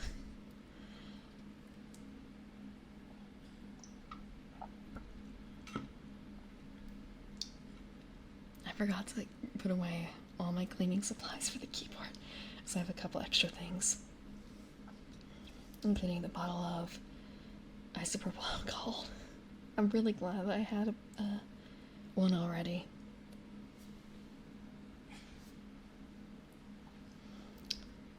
Although, then realizing, like, I need a container to put it in. I'm not going to be dipping my Q-tips directly into the container. It felt a little like a sacrilegious to use a palette, a painting palette for that. Not a wooden one, a plastic one, but that's what I ended up doing, using a palette for holding my isopropyl alcohol for cleaning the keyboard. But now it's nice and relatively clean. It's already been, what's the word? My cat's already face rolled onto it, so it's got fur already in there again. It's already got fur in there. And it feels impossible to get all the fur out as it is.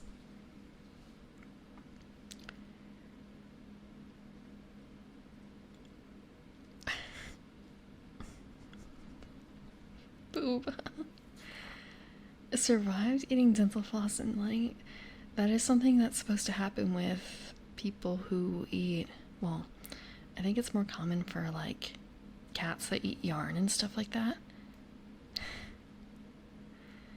If it doesn't get like tangled up and require them to go to the vet, sometimes you can sort of pull it out if it gets far enough, but still not good. And why would you eat dental floss? Why? If you want mint, you can just buy mint.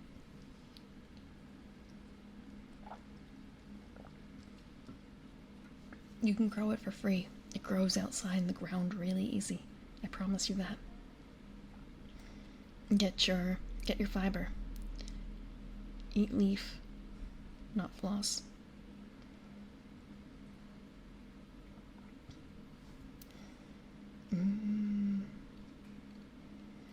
Next item. Map of the last patrol. 0 weight. You can have all the mint you want. More. Yeah, more than all the mint that you want. Intestines are very fragile. Any little snag in that thing and instant sepsis. Yeah. Actually, it's been a very long time since I've studied the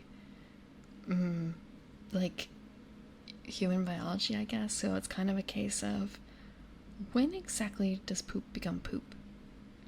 Is that part of why sepsis for that? Blood poisoning, right? Is sepsis. But then again, it's also like digested outside matter, and who knows what the fuck is left in it. A tangent. Yeah. When does poop become poop? I don't know. Is it small intestine? Because it goes stomach, large, small, right? It becomes poop in large. Okay, so is it stomach, small, large?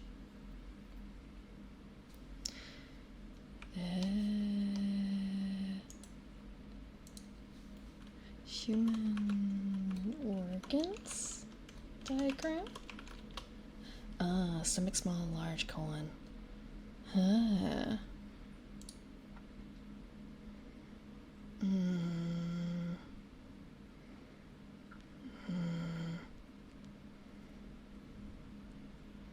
Okay, this diagram doesn't have a colon on it. But I also know there's a bunch of other things that sometimes get involved, but not all the time, because not everything needs the same materials. Ah, there's the colon. Okay.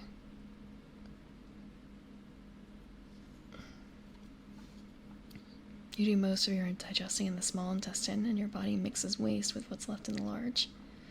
Ah. So, like, it's weird to say, like, regular bodily waste, but waste that is not necessarily food waste, right? Okay. I mean...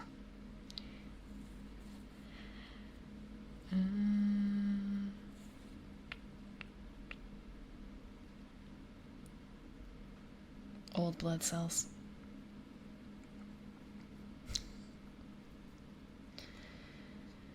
Okay. Good to know. Good to know. So, that probably explains quite a bit then. So yeah, I guess it also informs you a little bit about where the damage is, but I guess actually you have to kind of cut someone open to figure out like any of that to begin with. But maybe cut is not exactly the right word, because you can do that probably with a CAT scan, right? Or no, maybe not CAT scan. What's the other one? The one that they use for pregnant people. Ultrasound. Can you determine if they have perforated intestines with an ultrasound, I wonder? It feels like the kind of thing you would probably be able to see. Go on. This is ASMR, but in terms of how it's being done, but not in terms of content. Sorry. Endoscopy. Maybe because it's so small, or it could be so small. Like if it were a larger issue, it'd be able to be seen otherwise. It's fair. It's fair. For upper intestine, they make you swallow a camera. Okay. Thank you for the water.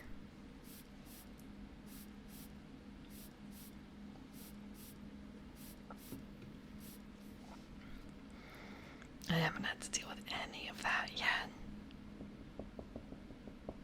Can I knock on the... Oh, I didn't mean to do that. Can I knock on this? Your head's wood, right? Even if you weren't a nightshade.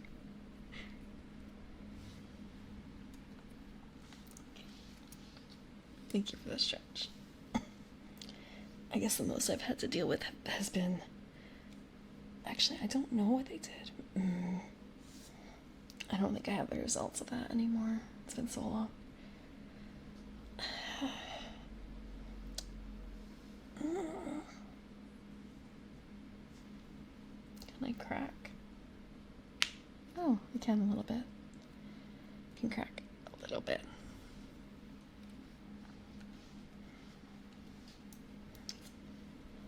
Whatever they do for kidney stones. Whatever they do for kidney stones. Padicardo, thank you for the follow.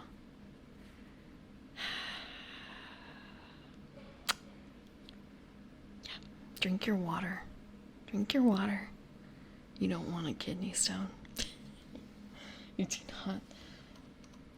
You don't want a kidney stone. I promise you.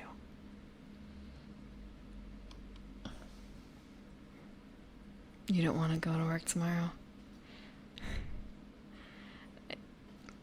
I don't think very many people do. They can try and break it apart. You're with a kidney stone right now. If you are, I'm so sorry. I hope that you're getting pain medication. I hope you're getting all the morphine you want. And they can try and break it apart, yeah, but sometimes it's just kind of it's okay. Just pass it. Just pass it. It's small enough. Just pass it. Just push.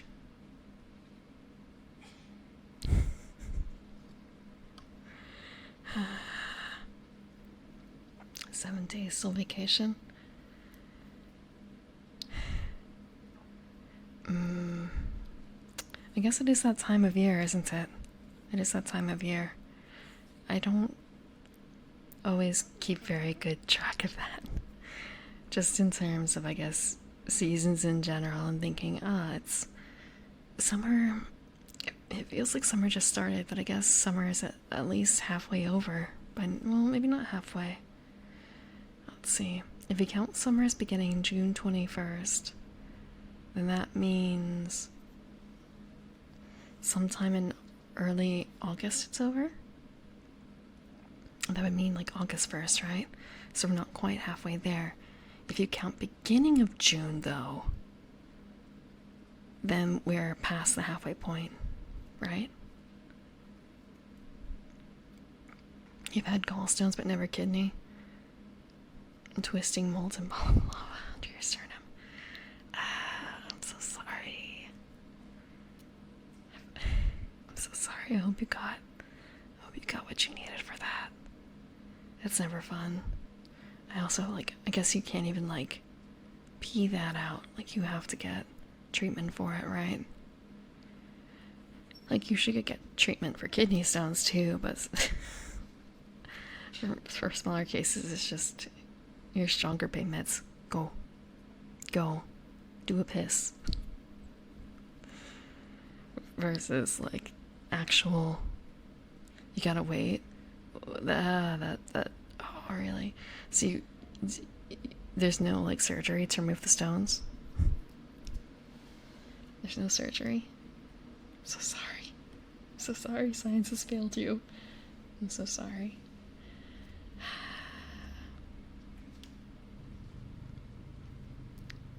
Let's see. What were we on to for this?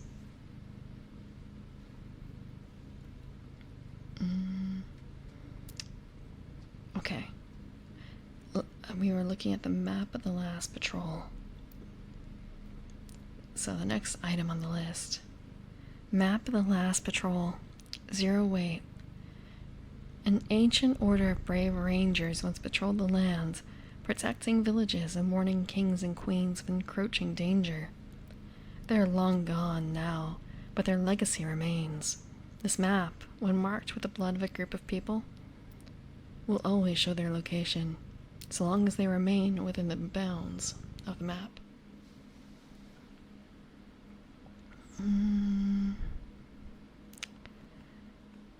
So this lets you know where people are. So, is this... Thank you, King Throne, for the follow. I'm going to try to be gentle speaking now. Imagine not being on work leave. Imagine having a job. Imagine having a job. I guess my job right now is making sure my cat gets better. Let's see.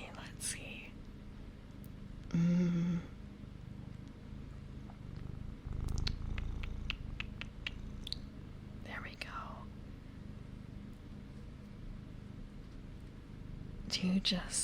The map of the last patrol reminds me a little bit of Paradise Killer, actually.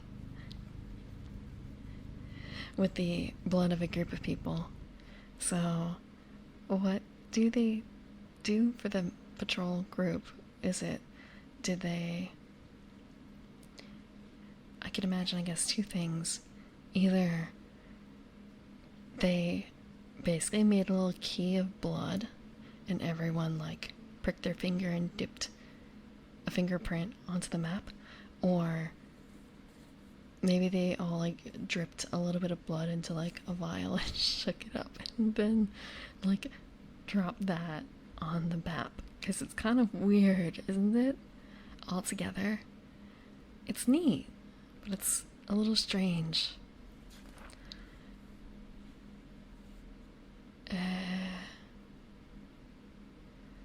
So this is actually really neat for keeping track of each other if you split the party.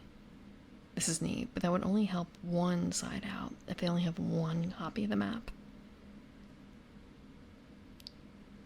Although, if you had a set dungeon, this could actually be really useful as a dungeon piece.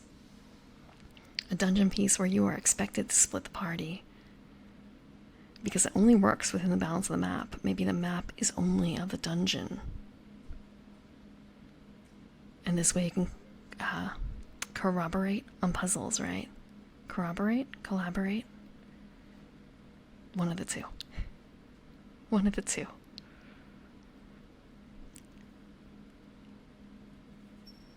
Otherwise, this would be the sort of thing where maybe the players stumble upon it in a... stumble upon it on a dungeon to keep track of patrol, perhaps in... Oh, you know what? In the guard tower, like guard headquarters, if the players manage, if they're doing infiltration into a castle or something, this is the kind of thing that would be posted there, wouldn't it? Maybe in the common area, so that people could keep track of like who's actually on patrol and who's not. Although at the same time, it's kind of a case of imagine if you were. Imagine this was a map of the town, and it's the town guards who are all marked on here. You can see all of them roaming around. You can also see where they live. You could also see if they were cheating on a spouse or something like that, couldn't you? No, it's not a new keyboard. My keyboard survived. My keyboard survived. It is in fine condition. At least I haven't found anything wrong with it yet. Out of the box thinking. I'm sorry, I thought I heard something a little strange.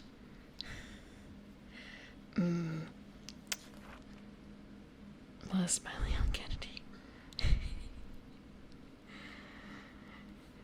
I want to say he had nothing to do with it. I was cleaning the keyboard with isopropyl alcohol all through last night.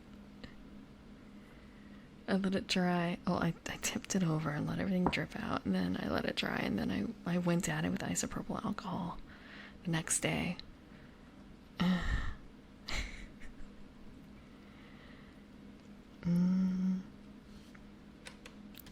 mean, I probably did some irreparable damage, like deep inside, but who doesn't have a bit of that deep inside of them, huh?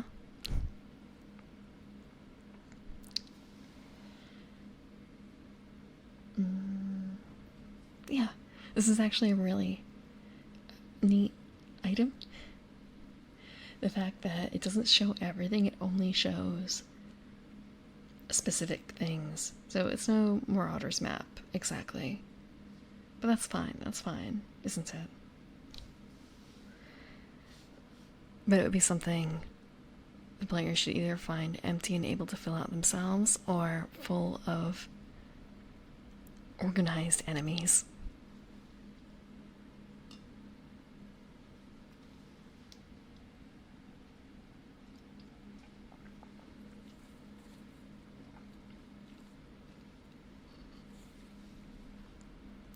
The next item is Ned's head. One weight. An old skull, missing its jaw and very much worse for wear. The skull remembers the folly of its former owner, a man with more honor than sense. Once per night, the owner of the skull can ask, "Who has it in for me?"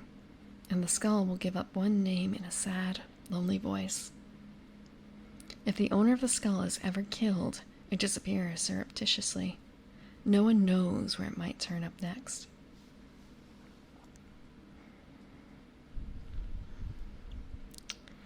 More honor than sense. Oh, so former owner meaning the person whose skull it is. I am not keyboardless. I can ticky-tack-tack right in chat. Hold on.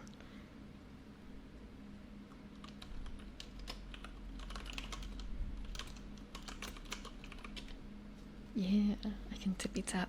It's not a new keyboard. It's the old keyboard. Clean. Just clean.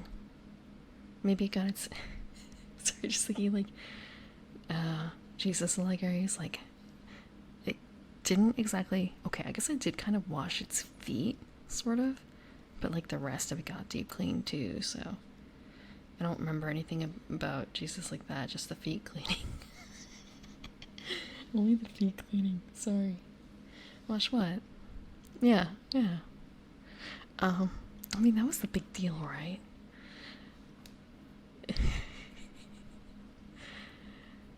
That was the, like, giant allegory, wasn't it?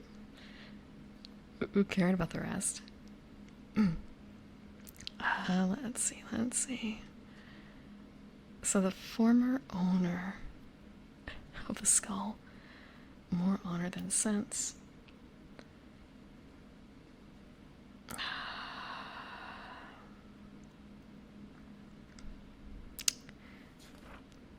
I wonder how the skull figures out what name, as in, is it going to give the name of the person who has it in for you the most every night? Or will it rotate around?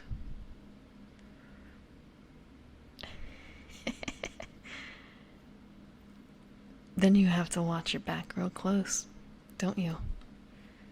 There's a saying for that too, isn't there? What is it?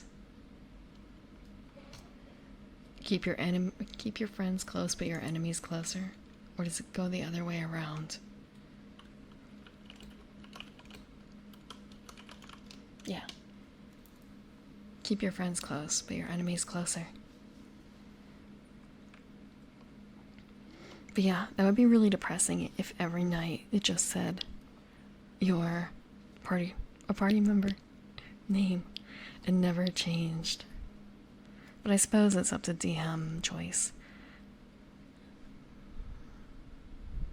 Who has it in? I'm sure there's always someone else who has it in for you. Who hasn't made a few enemies? Who hasn't made a few enemies over their course of life? Unless you're like an Aarakocra or something and you've only lived for like 3 years, then it's a little weird. But maybe you've got like... Maybe there's someone back in your Aarakocra village who doesn't like you. Who would have it in for you, even though you're only 3 years old. Something like that.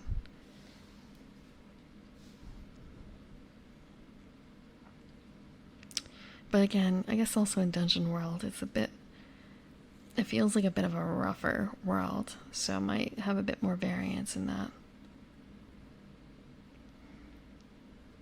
But this would be another good piece for a mystery, I think. Imagine...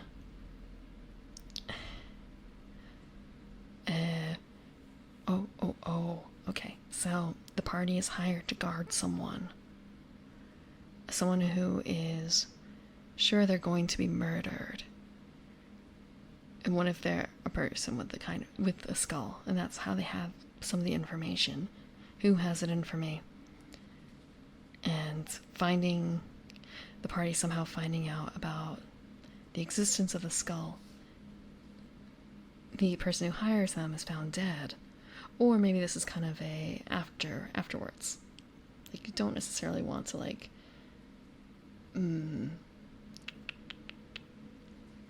You don't want to not have this sort of... You don't want to have them hired for something and have it automatically happen. Like, don't want to, I guess, shove them into that. Train them in... Train is not the right word. Push them into that. So it might be more of a case of they were looking to hire someone, but before they could be hired, the party, the person looking to hire for the job is killed. The problem is then, like, the skull. 3 years is prime grudge forming time. Maybe I would figure that some of that time, though, would be spent just, like, learning how to bird. Learning how to Aarakocra. I've taken much less time to form grudges. Spell? S-P-E-L-L?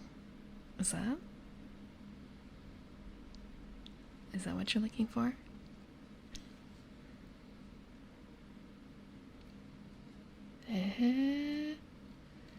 Are you just checking to see if I'm live? Sometimes these things happen and it's kind of a, what am I getting tricked into saying? What am I getting tricked into saying? But I don't think there's any harm in spell, right? You're spelling spell right now, though. You're spelling spell right now.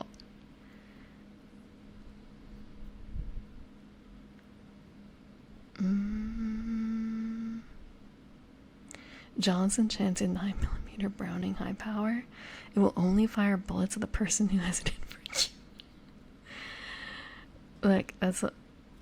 Are you buying the Artificer class or not?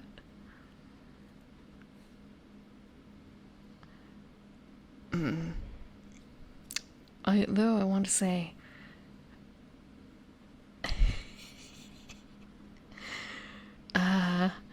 So the person who has a skull is the owner of a magical item emporium or something like that, and the person who has it in for him is maybe a manufacturer of magical items or something like that, then you start involving this bullet that only fires at people who have it in for you. Maybe it's a test gone wrong. Hello, ranking noob.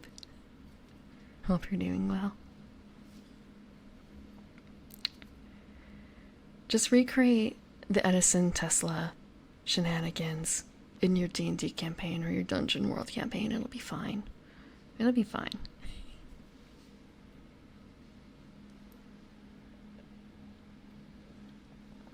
That's the backdrop. You're never gonna live that name down? What, Ragging? I'm sorry. Am I supposed to pronounce it differently?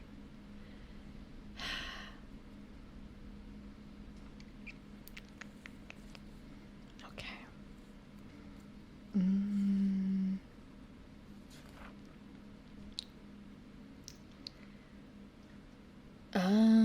Okay.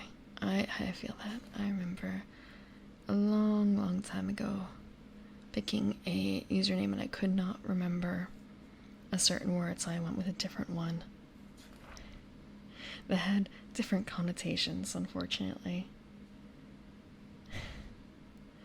Can you... Oh, but there's a time limit, right, for how often you can change names? So you might be caught by the time limit. Oh. Hello, Ali. Thank you for the raid. Thank you. Welcome, Hobojo. Hello, Sapphire Alligator. PNG Husky Raid. Were you a PNG today? Were you a PNG today? No live 2D? No 3D? What were you chatting about? Oh, a gremlin PNG.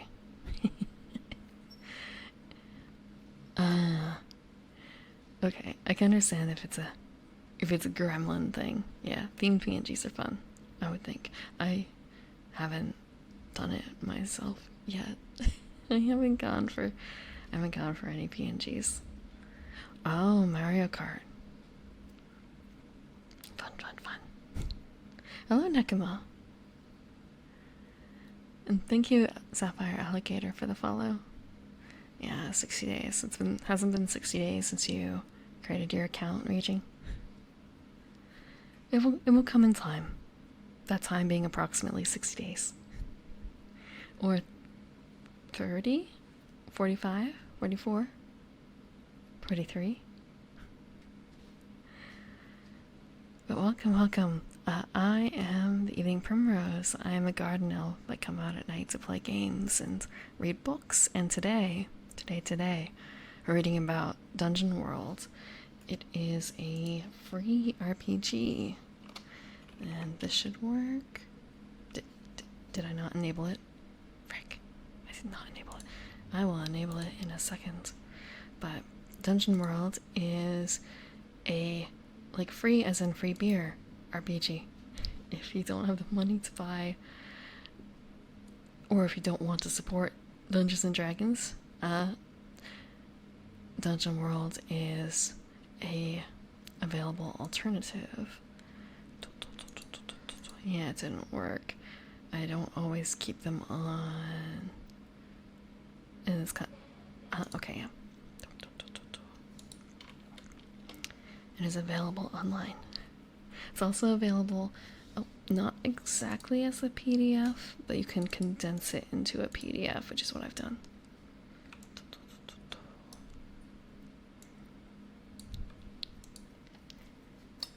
And it's honestly, like, looking at the rules, it looks a lot easier to run as a first-time like a Dungeon Master, Game Master than D&D is. It's a lot easier to understand how to run things, I think. Like, it's much more organized. When do you take a turn, essentially, is better defined than in D&D.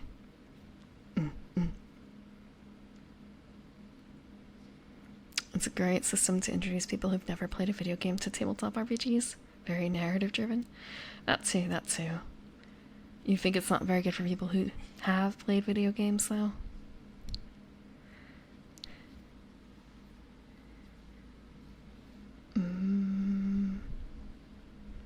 As long as you stick to like the base classes, I think. I don't think it's a bad system, even for people who've played video games. I think if you start the turn system in Dungeon World doesn't exist, that's fair. You as a DM need to remember about, like, not allowing one person to necessarily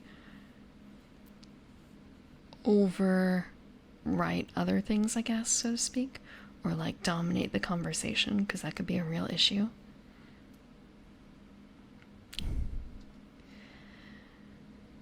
Yeah, yeah. So the DM just has to be on their toes about that. But I want to say you can implement a very loose like turn system, honestly. It doesn't even have to be a formal one, just has everyone gone once at least before we start over again from the top.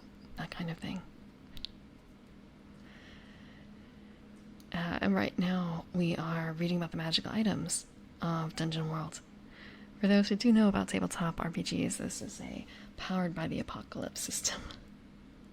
So, not terribly complicated when it comes to rolling. It's my first time reading cover to cover, so to speak, this book. I have played the system before. I didn't read it cover to cover before because you're not expected to as a player. So what we're reading is really like for DM stuff. But, I mean, it's interesting as a player, too, to read about magic items, right? Look at all the goodies you could potentially acquire. Look, you get a Nightsider's Key, or Sacred Herbs, or Ned's Head. Come on, you want... you want some head, right? You want a head? How about a map of the last patrol? Or a lodestone shield? Or a lamented memento? Look, there's nothing wrong with collecting heads. There is nothing wrong with collecting heads.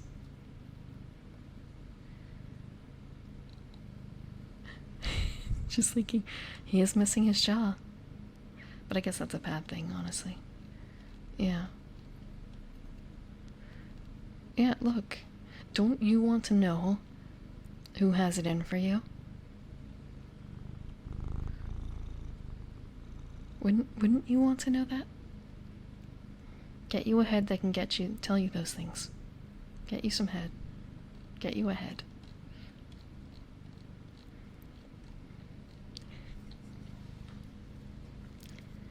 Oh right, I was a bit wrong. I would bring it up the video on stream today, but it's ASMR and the video I found is not very conducive to that. But on my Twitter, I misquoted the trailer. I misquoted the trailer, the Final Fantasy XIV Endwalker trailer, and I found the video that look, it's a really simple misquoting. It going from the phrasing, the actual words that the character says is "the time has come," but it was very commonly misheard as "the hour has come," and I misquoted that last part. Okay, but I'm not the person who made that video. Yes, the acclaimed MMORPG Final Fantasy XIV. The critically acclaimed MMORPG Final Fantasy XIV. But yes, I found a video that showed the quote, but I can't play it because it goes into like a really metal after section after the quote. And it's not like the trailer is very conducive to this anyway. 5 days until North America Fan Fest. Yeah. Critically acclaimed lewdness. That's... okay. when you think about it, the game isn't really that lewd, aside from the what the players do. What the players do don't count. Look, Ishtola only gets naked like 3 times, okay? there's like hints of things, but all in all, it's not like very raunchy, right? And if you ignore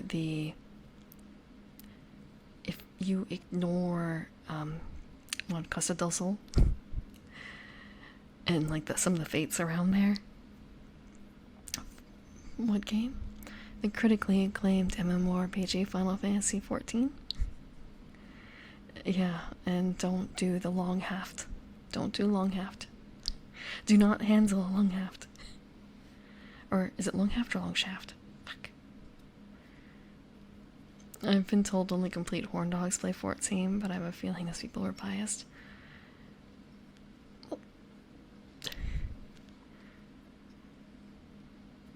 Final Fantasy XIV, XXXIV. Yeah, well, I mean, the Ul'dah thing is only for Balmung and the Balmung offshoot that I can't remember right now. Otherwise, Limsa is the place to be for that, isn't it? Limsa is the place to be. Yeah, ignore NPC. Look, it's not even really that bad. It's fairly realistic, honestly. It's fairly realistic what you hear with NPC chatter and stuff. Like, looking at, say, outfits, I remember Lost Ark is the Korean MMORPG that opened up a couple of years ago, right? I remember starting that up and being fairly frustrated at the character creator, but with the limitations, and also just like the outfits they dumped you in immediately, and just in general the outfits that felt like more, I guess, annoyingly lewd than 14 is, because 14 you aren't shoved into that depending on your class. You can opt out of the 2B leggings, you know? You can wear, what is it, the level 40 something, Querthin dungeon, is it the Vigil? Not the Vigil, but like something Vigil. Dusk Vigil? You can wear like Dusk Vigil outfit. You can be coated head to toe in metal no matter your, well, maybe not no matter your class, but you don't have to dress lewd. Why would you opt out of the 2B leggings? Because your butt clips through, that's why. Your butt clips through. There, I remember being very happy with a outfit I made, put together. Fairly simple. And then realizing that, oh, when I'm sitting in this pose, my character's ass is clipping through the top. Fuck.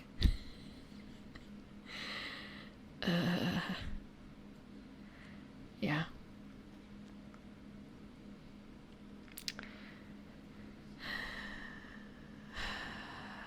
That's why. Your butt's too big. You can't fit into your stuff anymore. That's why. I also remember looking, like the shoes are nice too, but then in certain poses, looking at the feet ankle area, and it's just kind of a nightmare when you look at it too closely.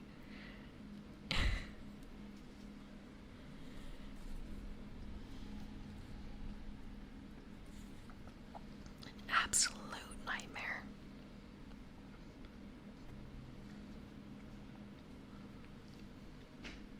Why am I looking? Look, it.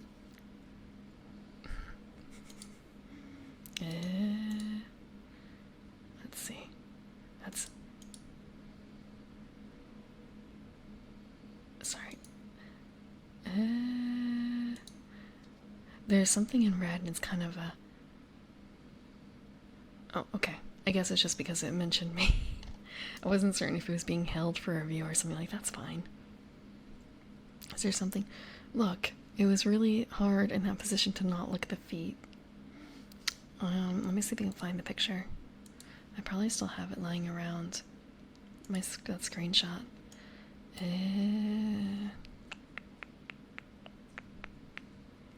If I remember, where do I put my Final Fantasy 14 screenshots? Where do I put them? Okay. Is this it? Not quite. Not quite.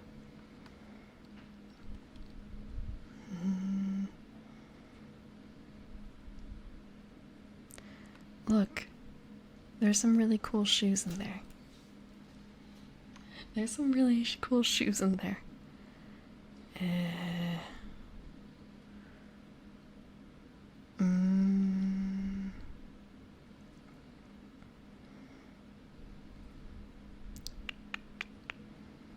Was it really that long ago? Okay, I found the one shot, but it's not. Yeah, I can't show that one.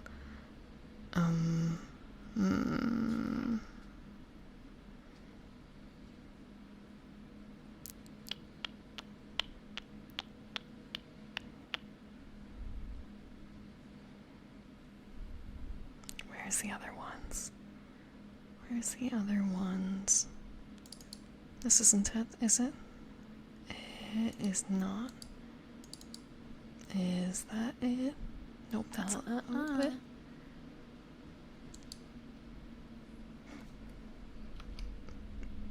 You don't want those noises anymore?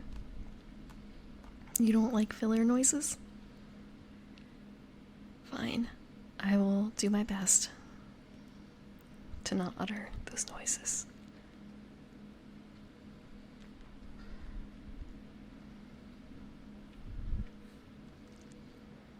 But you might get a lot more silence. Unless you just want clucking noises.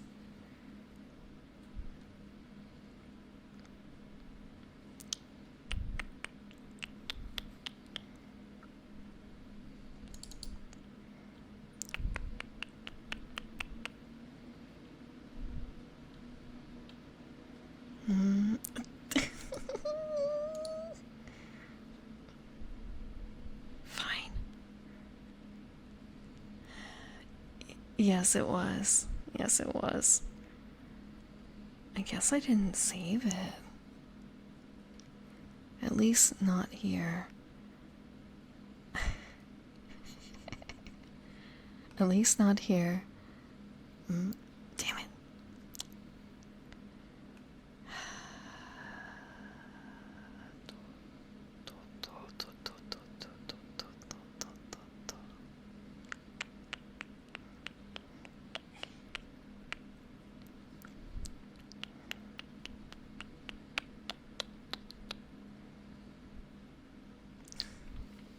Thank you for that. Okay. Thank you for the water. There's one place. Wait.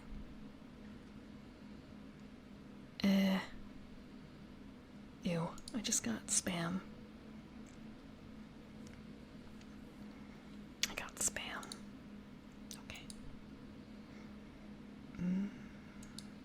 That's another fail. That's another fail.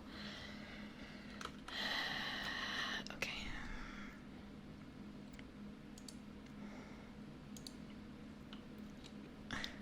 Fry that spam, add some eggs.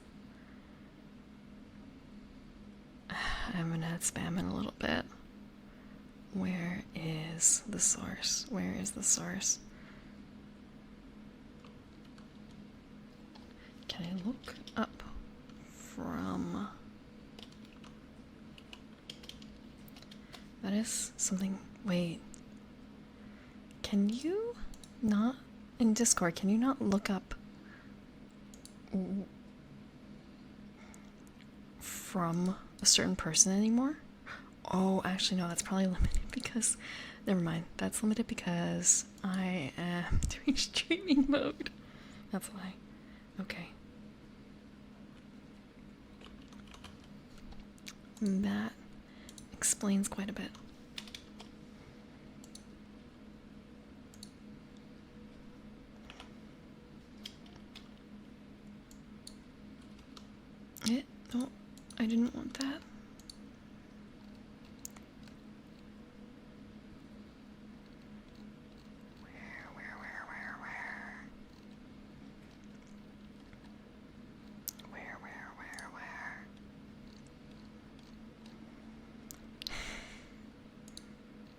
Nope.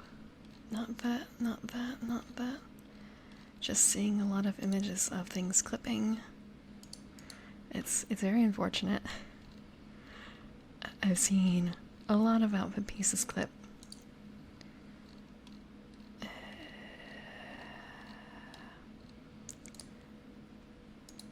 Where are the feet? Where are the feet? There are the feet. Okay. I found the feet. I found the feet. This is not a very good photo, but it is a photo that shows off the problem very... You know what? I can crop it. I can crop it so you don't have to see anything but the feet. That's not a problem because the issue here is the feet. And it's not... I want to say it's not a sexy problem. It's a regular ass problem. It's a regular ass problem. It's a regular problem. I haven't been keeping track of how many fails there have been. I have not, but I know there's been at least 2. At least 2. We're gonna swap that for this. And I don't know if I can actually edit it. Okay, I can. So, ooh, sorry about that. I don't know who's having a problem right now. Okay, here's the feet. Here's the absolutely terrible feet. Look at these feet. Look at these feet. Yeah, sorry. As I've said, the garden is by a popular... I'm an urban-ish elf. Keep me in town. The garden is a little slice away from urban life. Cat ears. Okay. You can enter in the command bang cat - ears. The feet are perfect. The feet are perfect. No, they're not. Look at them. Look at that ankle. Okay. Mildly detest. Just break them in 2. Click, click, click. Okay. Break them in 2. Look at that. The angle. Like, there's a little bit more wrong with it than just the ankle, but still. I don't know if all... I know that there are kind of unique standing poses for different races, but not all the time. I think female Rogadin have somewhat unique standing poses, and I'm wondering if that also applies to sitting poses too. So I don't know how much care and attention was put towards like this, exactly like this combo. Slither like a sausage. I want to say I do have a 2B doll that has, you know, these shoes. And they have zips up the back.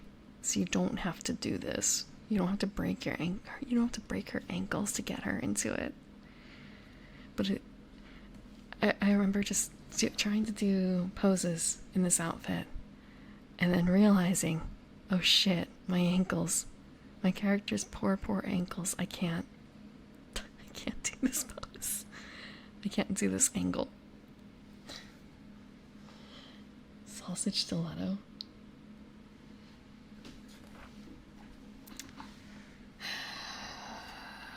Yep. And this is the slight folly of 2B shoes when I guess you don't have the ability to more accurately or like more finesse pose your character when you're doing default poses, because this is my default sit. It tends to have problems with dresses and stuff, but not usually quite so much a problem with the shoes. Not usually quite so much a problem.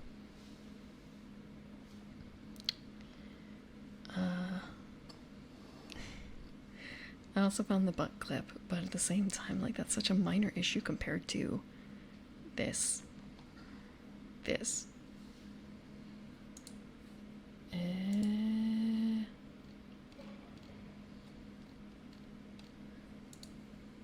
Yeah, I don't think I have. I don't have it quite on hands. Yeah. So I look at feet. It's so things like this don't have to exist. Or I wish they didn't have to exist. That's why I pay attention to feet. Look, it is a minor issue. Let me see where it was again. No, I don't have to worry about saying that. I can say it as much as I want.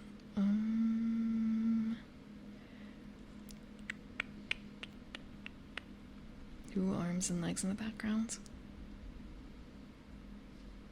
Well, yeah, I know Hal has bare feet.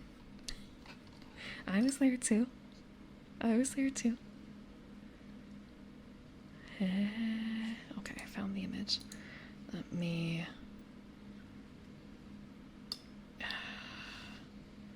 copy this and then paste it in here and completely forget about what it's called.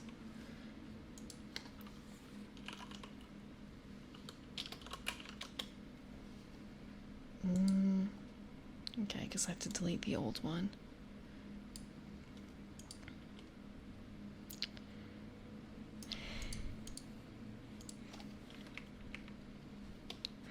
I want to say, I guess it shouldn't be too surprising that a lot of elves have bare feet. I wonder why. I wonder why. Oh, no, that's the wrong one. That's the wrong one. Can I cancel? Can I completely cancel? I can. And this is fine. We'll do this. You won't be able to see it quite. God, that's huge. That's huge. Can I guess first transform it to fit, then shrink it down a little bit, and then start cropping. Start cropping. Oh, this is really weird for cropping. I shouldn't have quite done this.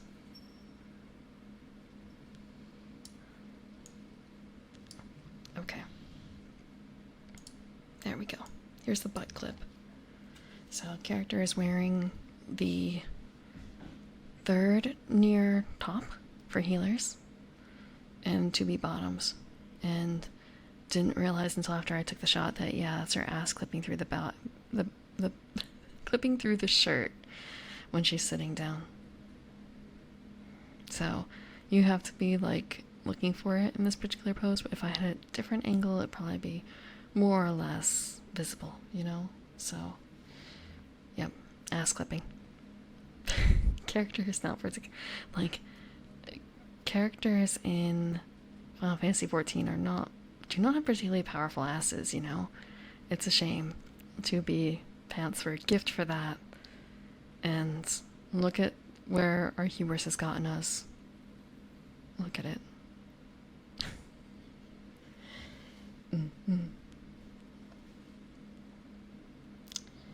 Yep.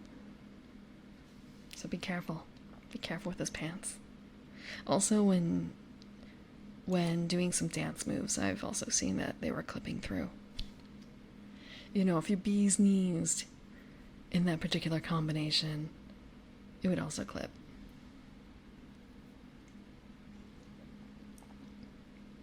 But who would bee's knees in a 2B leggings? That's too lewd. That's too lewd.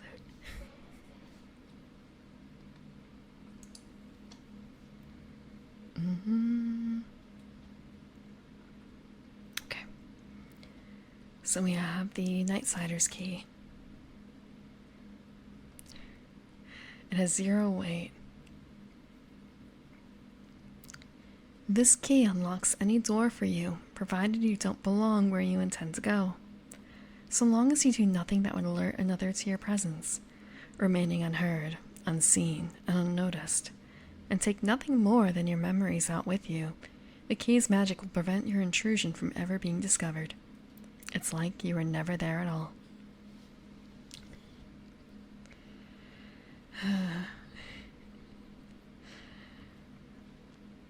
I wonder if they've added... I haven't really checked. I wonder if they've added any newer dances that are worse than the bee's knees. I say worse, but also better. You get my drift. Actually, I feel like I've drifted a little bit. Hold on. I think I did. Thank you, Sari Bellum, for the follow. Okay. This is also a very useful item, isn't it? Especially with the, like, you can't take anything with you bit.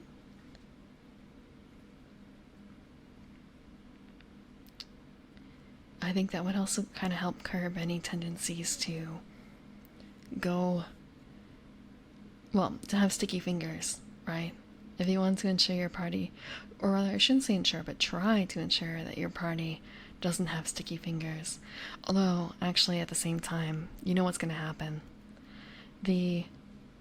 Your mixed party of wizard, fighter, and thief. The wizard and fighter are going to go together with the Nightsider's key, and the thief's going to go off on his own. That's what's going to happen if you try and enforce that. Granted, I mean, that's dangerous on its own, but isn't that something that the rogue is probably going to want to do? The thief?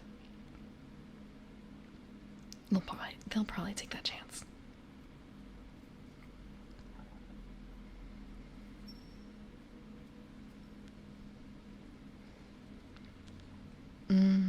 But I guess you also have to be sneaky as it is to go through with this. You have to be sneaky. Like, you can't just, like, go clambering in. So, maybe this really would just be, like, the rogue going in alone. The thief going in alone for reconnaissance. As long as they do their best, they won't leave anything behind accidentally to let them be found. Because that might probably be a worry in terms of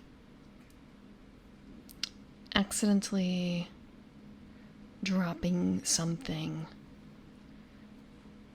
that might incriminate them. You know, like hair or fingerprints or something. Or footprints. Maybe this item is not quite as useful as I thought. But maybe also depends on how hard you push the investigation angle. Next up is sacred herbs. 0 weight. The sacred herbs, collected and prepared by an order of lost wizard monks, can be found in bundles with 2 or 3 uses to them. Kept dry, they last indefinitely. When smoked in a pipe or consumed in an incense burner and the thick blue smoke inhaled, these herbs will grant you strange visions of faraway places and distant times. If you focus your will on a particular person, place, or thing, the herbs will respond. Roll plus whiz. On a 10 plus, the vision is clear and useful, yielding some valid information. On a 7 through 9, the vision is about the thing desired, but is unclear, fraught with metaphor, or somehow difficult to understand. On a miss, the GM will ask you, what is it you fear most? You must answer honestly, of course. What is it you fear most? Words you do not want to hear from your DM. Words you do not want to hear from them. Big ol' thief boot print in the middle of a temple floor. Good way to get caught? Yeah. Yeah.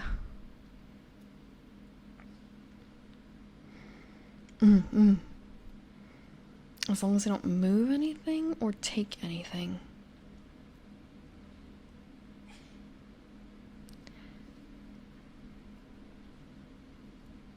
it might be a little debatable because you could argue that like opening a door is moving a door, depending on the door, or a window, or something like that. And taking nothing does not necessarily imply you're not moving things.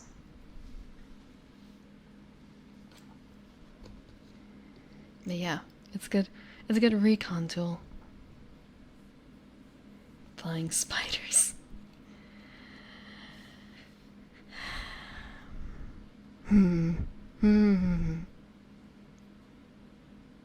Looking at the other options available.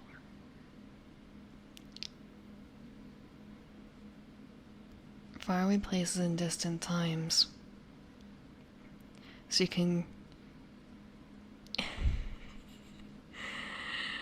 you can learn about things similar to the book, I suppose, except this is a bit more fraught with danger. And probably a lot more accessible, to be honest, considering. Fraught with metaphor. So, probably lightly draped in metaphor, and let the players at it, and it will get telephoned. It will get telephones. They don't actually say what happens on a miss, though. Just the TM asks you, what is it you fear most? It's I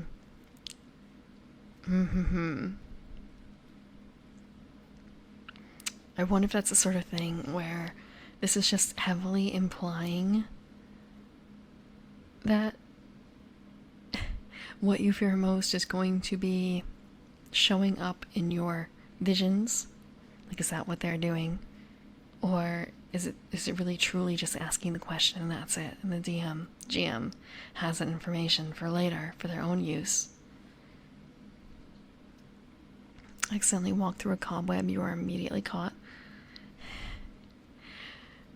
Rolling a negative on a perception check while looking for something and rolling into a giant spider nest. Wouldn't happen to me. Wouldn't end up on a 0 on a perception check. Never. Who would create who would create a rogue with a negative perception modifier?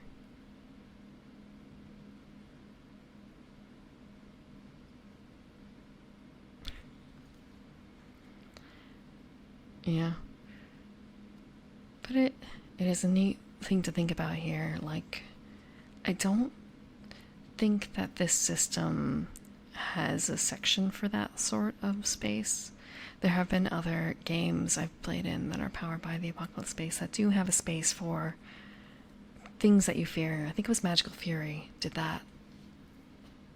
But in that case, actually, was it Magical Fury? Let me pop that up real quick. For Magical Fury, your fear was much less like flying spiders and much more like concept based, if that makes sense. Like, maybe they were right about me after all. That sort of feeling. Where is my copy of the book? Where is my copy of the book?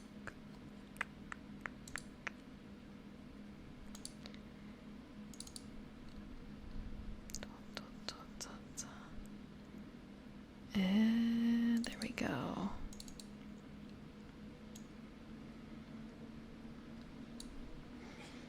Trip to the basement. Why are you storing your sodas in the basement? Ew.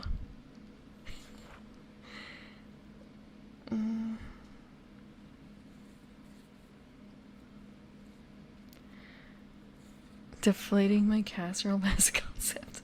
You mean souffle? Okay, let's see.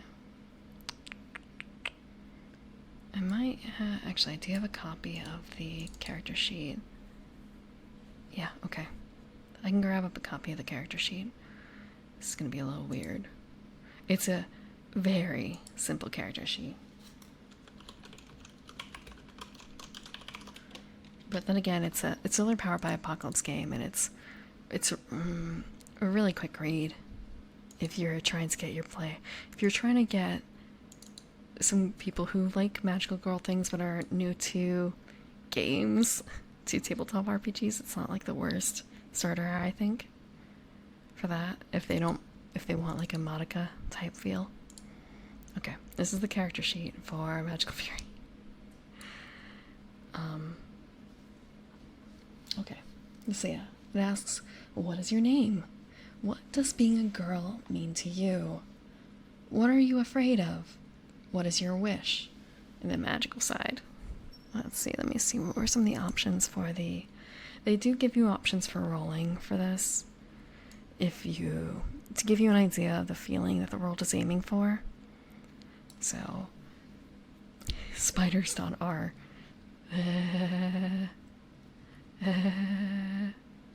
Blades in the Dark Magical Girl System. That's possible. I'm not familiar with it though. I do know that Alcavidian has talked up I'm trying to remember the appropriate name for it. Princess the Hopeful, I think it is, which is a World of Darkness fan splat that's focused around magical girls. Girl by Moonlight? Okay. Is it really available on the internet? Or... Let me see. I don't think I'd be able to get my normal group to play Girl by Moonlight. It's not... Okay, I could probably get a subset of them maybe to play it. Maybe.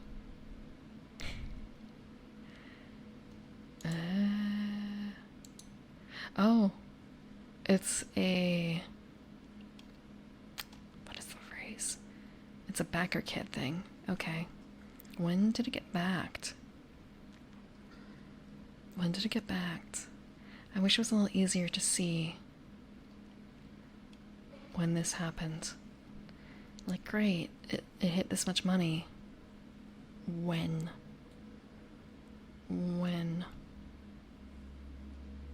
How old is this?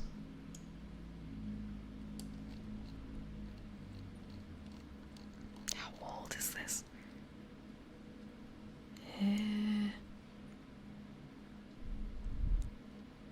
Seriously, how old is it?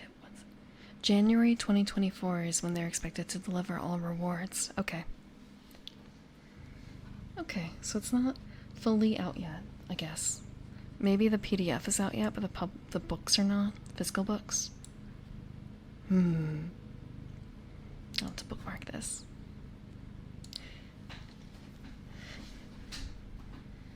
Let's see. Some examples for Magical Fury. Options. Like if you want to roll for, say, what does being a girl mean to you? Being ignored. Being adorable. Having lots of responsibilities. Having amazing potential. That you do. There's a cat purring noise. Sorry.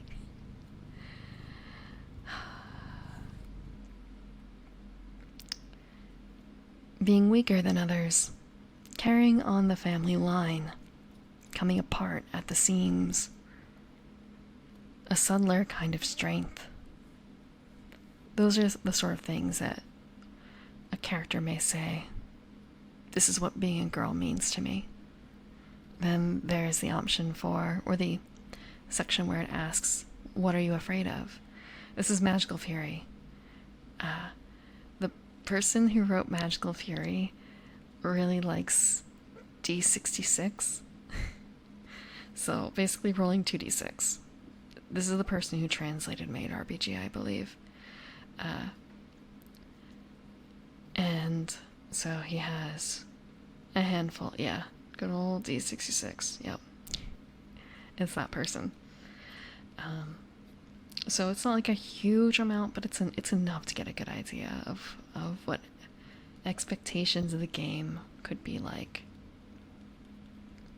So, Magical Fury. I don't know. Like, I have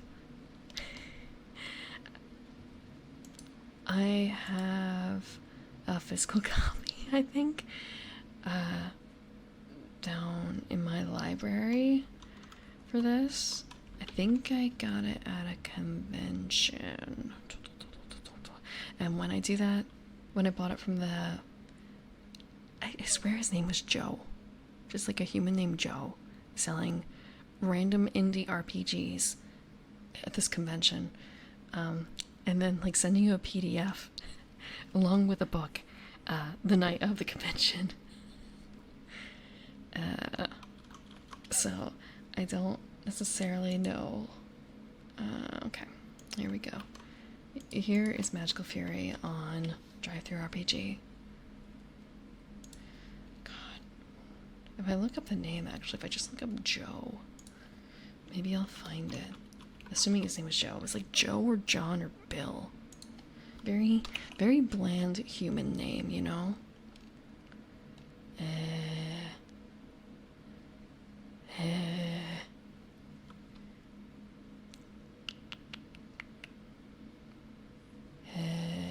Maybe it wasn't Joe.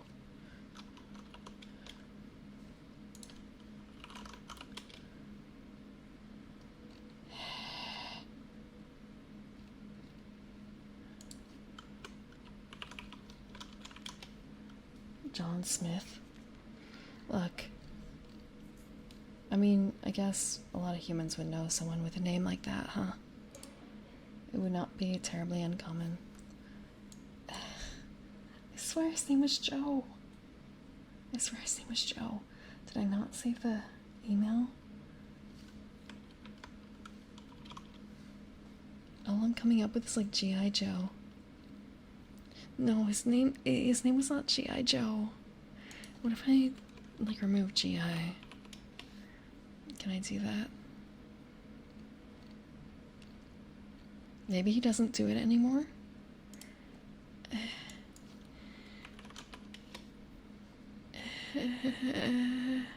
Maybe he got like an actual name instead of just like Joe's RPGs.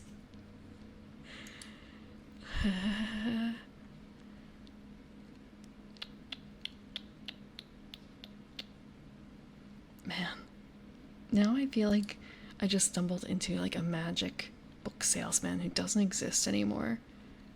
I'll have to see if any of the people that I went with that year to the convention, if they remember this little booth that had like, I think it was actually where they had a copy of Made RPG too, of course, because if they were selling like Magical Fury, that may have also been where I bought Ryutama too. The accent was my fault. Look.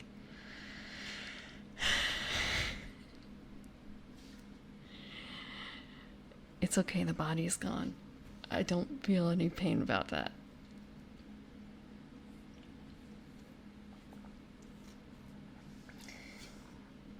The body is gone. You wish you could have played that once? Do you mean that your feelings for having wanted to play Ryutama have passed? Like that mood has passed? Or something else? Like you still wish you could play it, even if only once?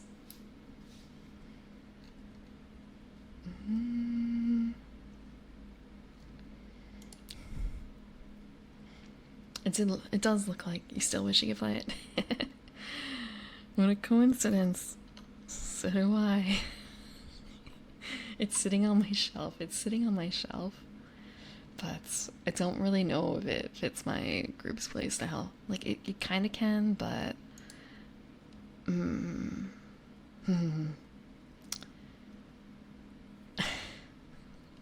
don't want to push it on them.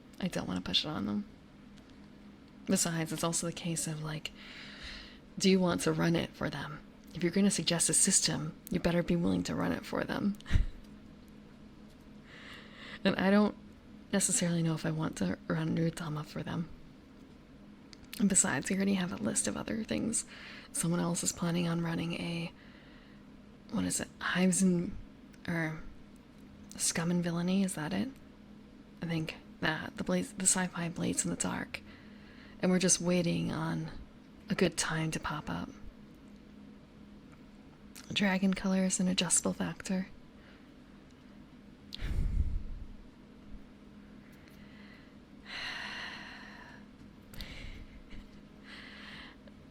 I suppose it's something you have to clear up with the players, though.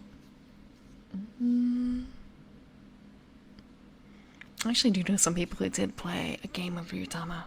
I wasn't able to join in. That was the first time I heard about it. It was a little surprising, too. But I guess it was the group that was playing were probably the kind who would want to be pacifists in a D&D game as a whole, so a good choice to pick Ryutama, especially if they were malleable enough to pick up a new system like that.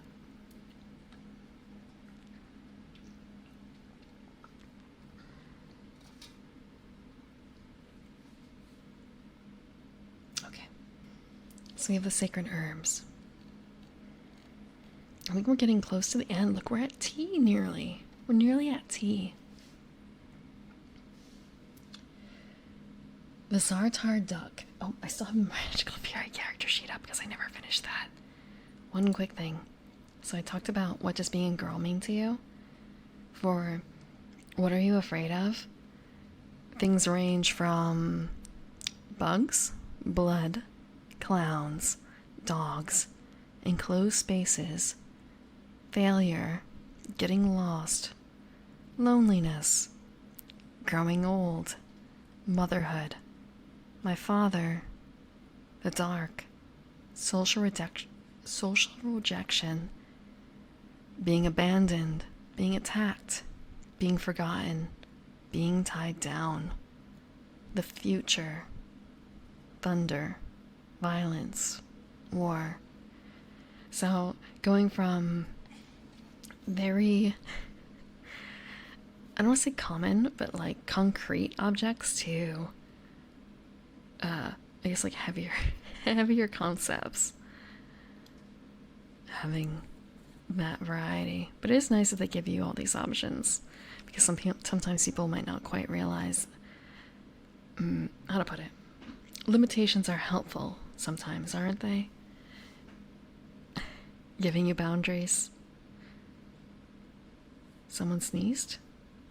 I don't think so. I could go check really quick. One of my cats is probably going to be sneezing quite a bit, but I don't think I heard him sneeze. I'm gonna be right back in that case to check on him. Last time he sneezed, he ended up spooking himself into a different room, and he sneezed on the way too. It was really sad. Cute, but sad. We're gonna pause.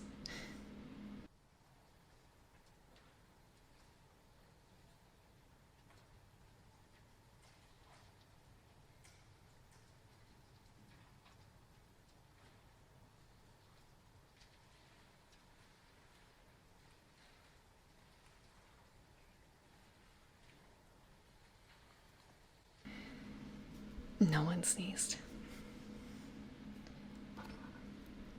Not that I could tell. I don't think you'd be able to hear him if he sneezed where he is.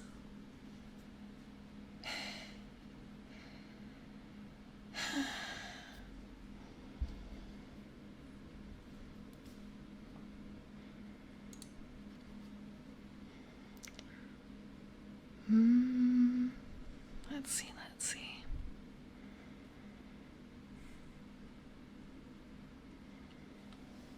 Okay, what's up next is a Sartar duck. 0 weight. An odd hand-carved wooden duck. Who would make such a funny thing?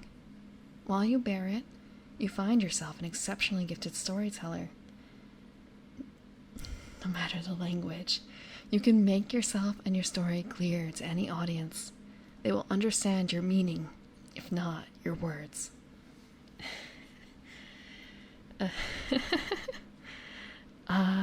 To have this as a VTuber, huh?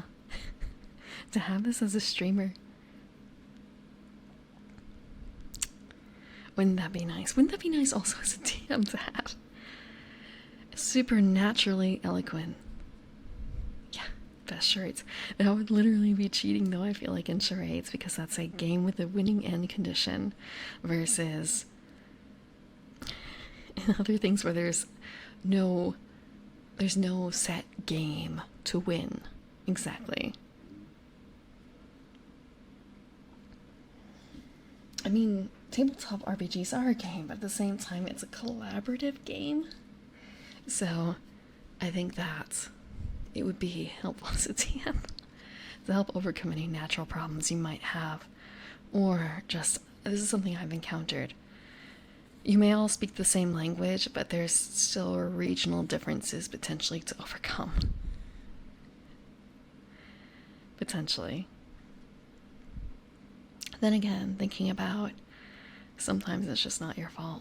I had a player who did not realize that undying meant even beyond death. That sort of thing. They thought it meant it would end on death.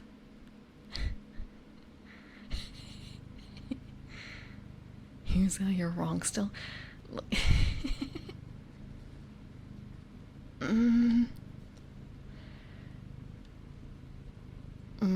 My favorite character played. I think I answered this last year. Not last year. Bleh. Last stream. There's been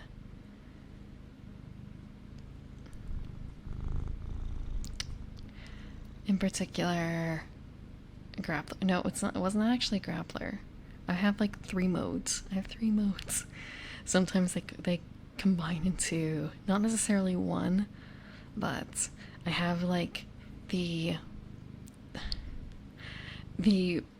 book-loving academic, and then I have grappler, and sometimes I have devout cleric, or rather like devout. I don't want to say like devout dumbass, but kind of like that, you know? Devout dumbass. Sometimes it combines.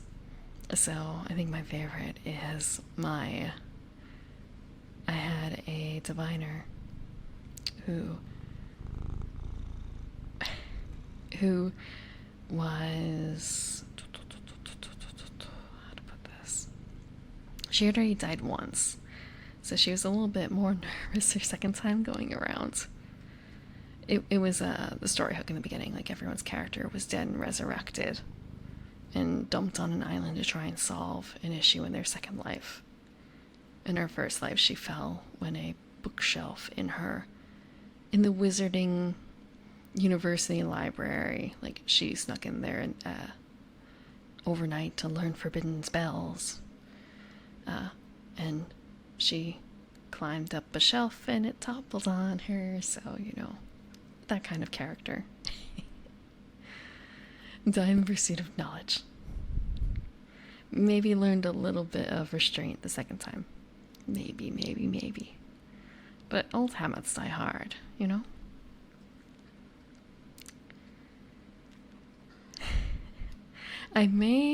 Some of it is kind of it may be a favorite character, but if the campaign itself is a little rough, as in, like, maybe you don't necessarily get along with all the other players very well,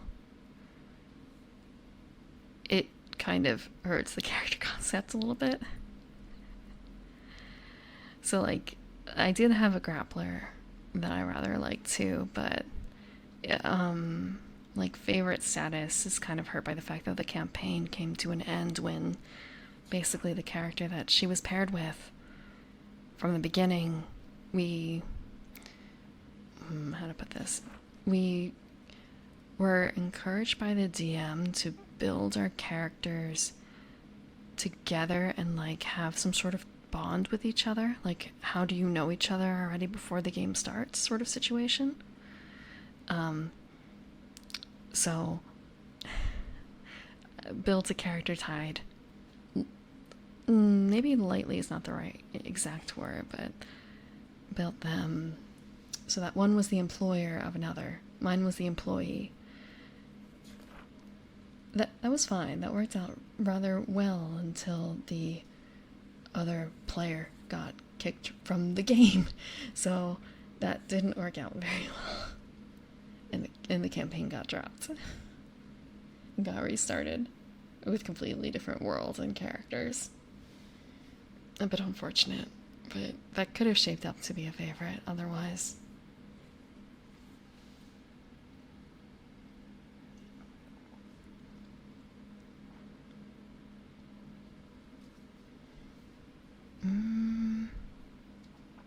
Let's see.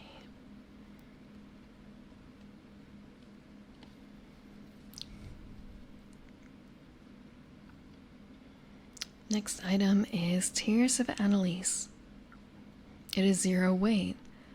Cloudy red gemstones the size of a thumbnail. The Tears of Annalise are always found in pairs. When swallowed by two different people, they bind the swallowers together.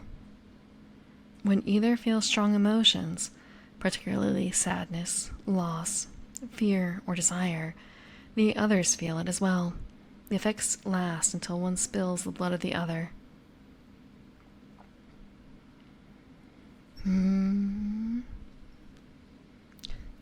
Caster babysitter. So when you say caster babysitter, you mean you are a caster and you're basically just not dishing out your hardest unless you need to, that sort of thing? Like letting them take the spotlight unless it's really dire and then you can step up? I've seen people play those casters before.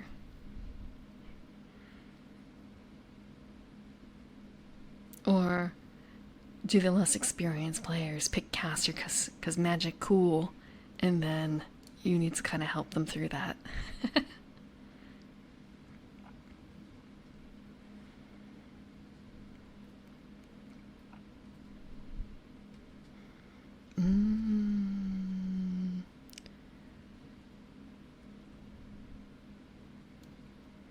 I want to say, thinking about like pairings in games. Some games there have been like really no pairings, I feel like, in others. Pairings that I guess are kind of shoehorned in by others.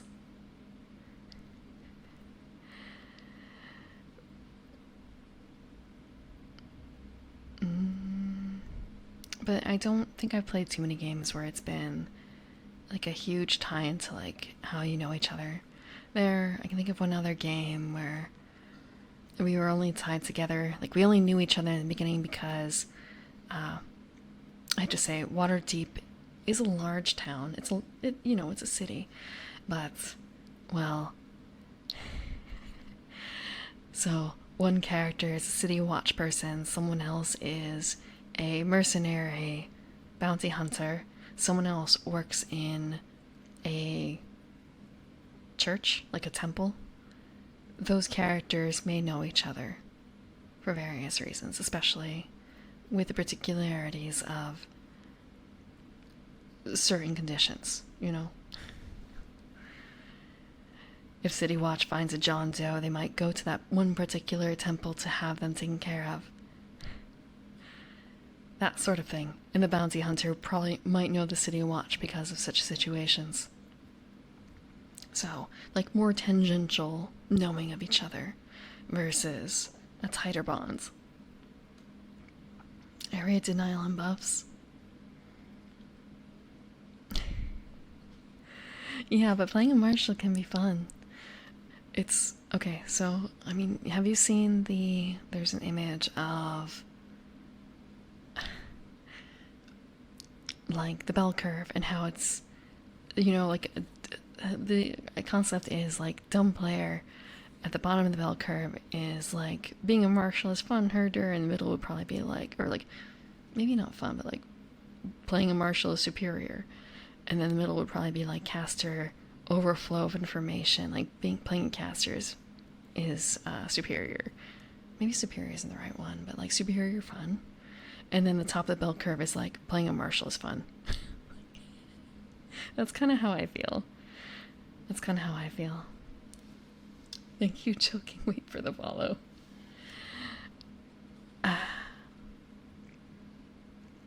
I've been finding I found a lot of fun in playing a battle master, to be honest. Like, working with more limitations and maybe more limited options available, but trying different things with them.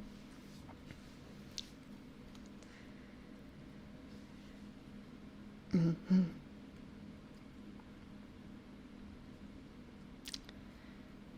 Although it's also kind of cleric, my love. And for D&D, if I do play D&D again, I do want to try and, this is something I haven't done, play one of every, have at least one character in every class-ish, like trying out each one for more than a session. So I only have a few, I think, left. If we're counting one session and less, or one session and more, then thinking about what's left. I don't know if I've done a warlock, and I don't think I've done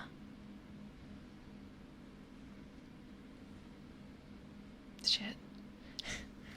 I haven't done alchemist, not alchemist, artificer. I feel bad for blanking on, like, what are the D&D classes? How could you forget? Okay.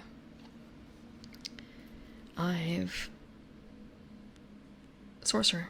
I have never played a sorcerer. I haven't played a sorcerer, and I don't think I've played a warlock. If it's more than one session, then I have not played a barbarian. Oh, an artificer. Those three. If it's more than one session, I've not played a barbarian as well. But the rest, I've done at least a few sessions of. 5e, yeah. I have experience in 3.5 too, but, well, if you're counting 3.5 experience as well, I have played a barbarian. Now I think about it, but it's hard to judge because it was a Gestalt game, and like, I had 4 classes. So, hard to shine as a barbarian when you're mostly doing sword sage, bear warrior tactics, and barbarian is simply there so you can take bear warrior.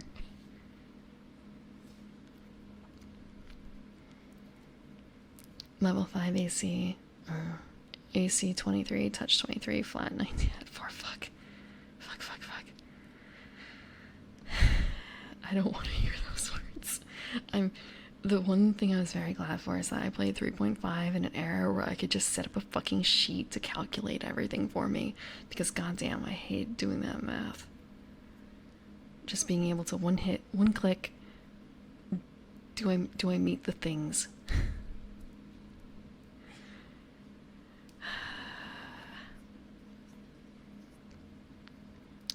5e source. Yeah, I've never played a sorcerer in any edition, as far as I remember. I don't think. Not for D&D. And I don't think I've played a warlock, but that one feels a bit more wibbly. Like, maybe I did, and I just don't remember. Like, maybe just for one session, but I don't think so. Warlock feels weird as a caster, especially with how annoying counter spells are. I would imagine so, but then just Eldritch Blast. Twin greater invisibility.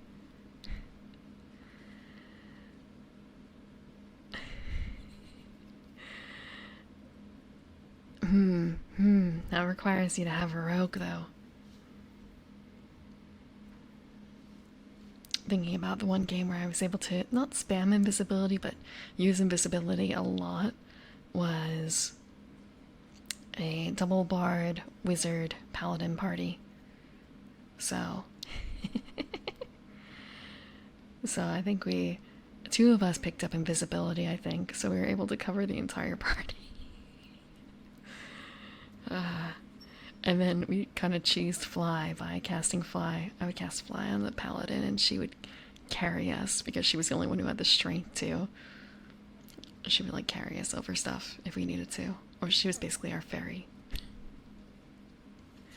She was our mount.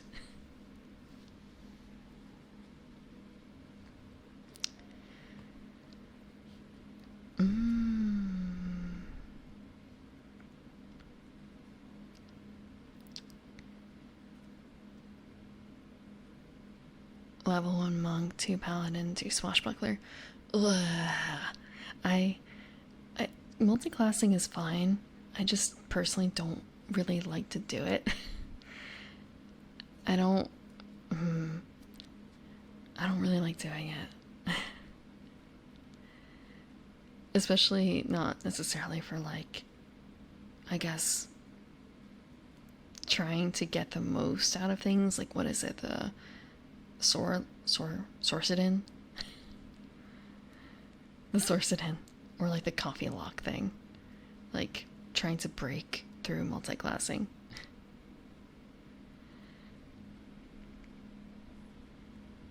Marshals and Pathfinder feel boring going okay. It depends on how, I mean, I guess the game is built so you can multi-class, so it's no problem, right? But it can be harder to balance against, potentially. Or I guess even like worse. What if it's non-balanced? What if you end up weaker for it? But I guess if you're multi-classing, you should know what you're doing, right?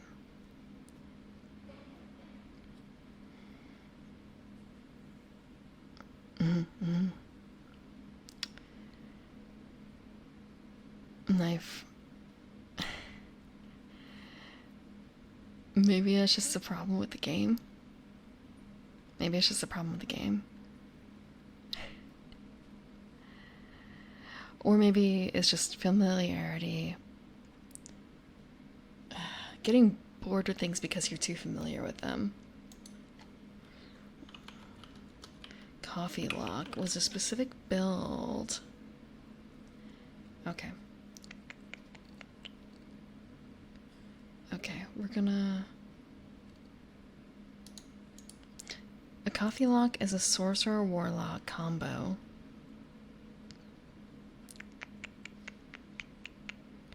I'm going to... There was a...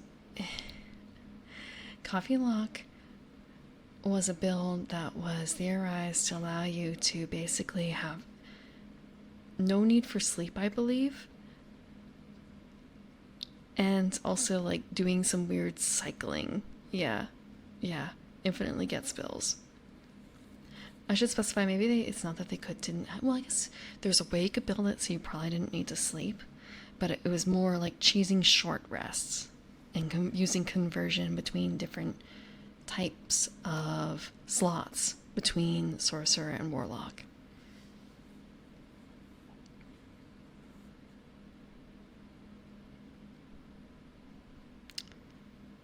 Use short rest because lock gets spells on short rest. Let me double... I mean, like, I'm not doubting you. It's more so, like... I think whenever someone... In the groups I played in, it was kind of a... It was just, like, the concept was banned, essentially. Like, if you're thinking of playing a coffee lock, I hate you. And you're kicked from the game. Like, choose a different concept. Don't bring that cheese here.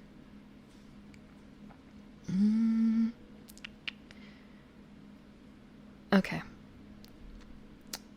Yeah. It's legal with the DML, but yeah.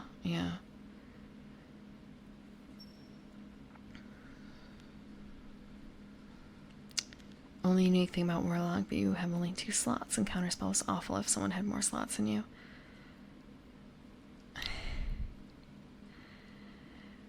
Yeah.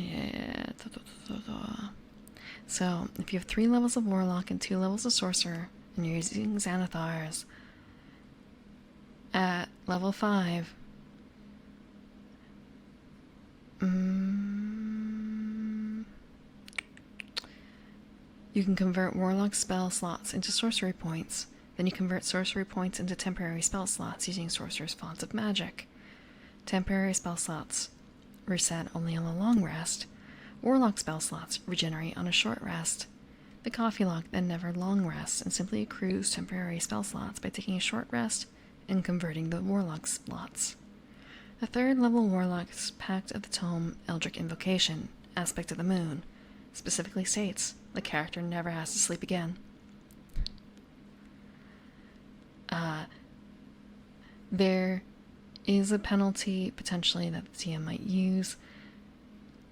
If you don't long rest, you may gain exhaustion levels, but you could also play a Warforged and ignore that.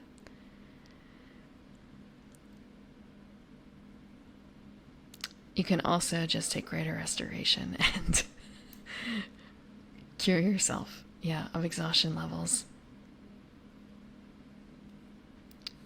Granted, Greater Restoration has a diamond cost, apparently. So, but still, infinite spell slots. Infinite spell slots. As someone points out, any scheme that involves a Warlock patron is not safe. You could also get a Greater Mark of Healing if you want to invoke more Eberron bullshit. Like, Eberron is a beautiful setting. But, like, grabbing Eberron things willy-nilly and inserting it into other campaigns that are not built for Eberron is worrisome. Unless you planned for it. Hello, SarBT. Hope you're doing well. Just, like, looking at some of the other books that have been released, I'm trying to remember. There was a few things. What was it? No, I've never played anything but base. Xanathar's was pretty good. Tasha's fine. A bit more open. Let me take a look at some of the other books. The ones that had problems were, I believe, Strixhaven had some like really broken things that if you picked and chose, it would be rough. I think specifically the backgrounds gave you stuff that was way more powerful just by virtue of, let me grab up Strixhaven.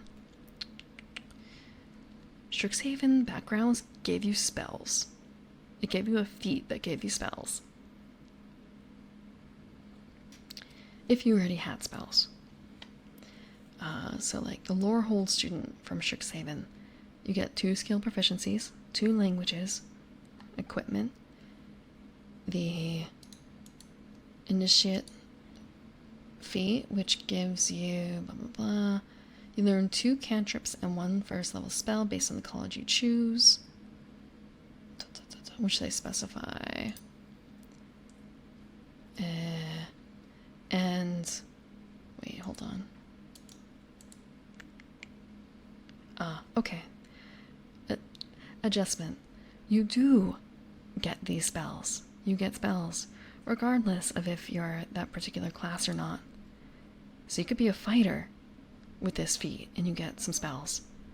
However, if you already have the ability to cast spells, the certain spells that you cast, or you have the ability to now cast, get added to your spell casting class list.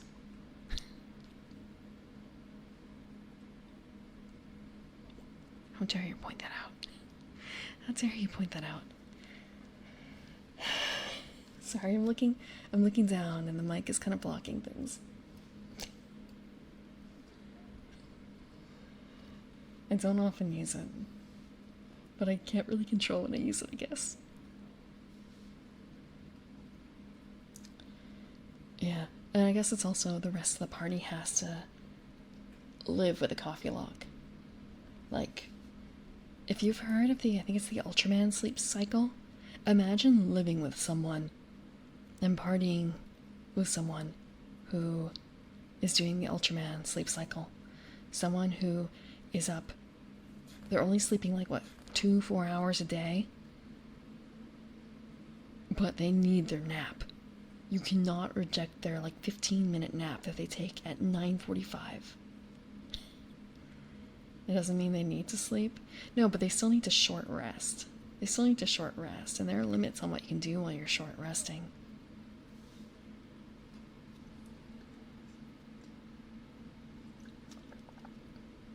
And they're the only one who doesn't need to long rest. Everyone else is still doing it.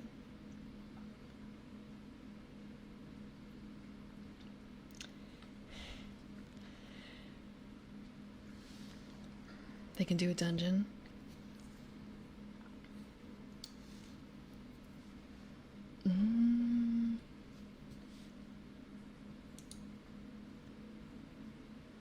And a graduate program? I wouldn't know. Let's see. But yeah, Strixhaven was kind of broken. I know people were not happy with Fizzbands, I think it was. I liked Acquisitions Incorporated, personally. But maybe I'm biased. Not like the Ultraman. But you do know what the Ultraman is. Was it 2 hours or was it 4 hours, Ultraman? I've heard that once you get over the 2-week hump, it's doable.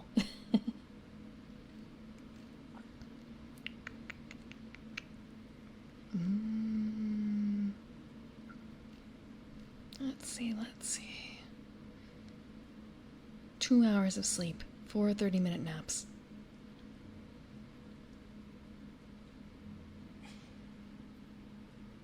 So, you nap from 12 to 12:30 a.m., then you're awake until 6. Then you nap again from 6 to 6:30. And then you're up again until 12 p.m. till noon. 12 to 12:30, nap again. Then you're awake until 6. Things like that.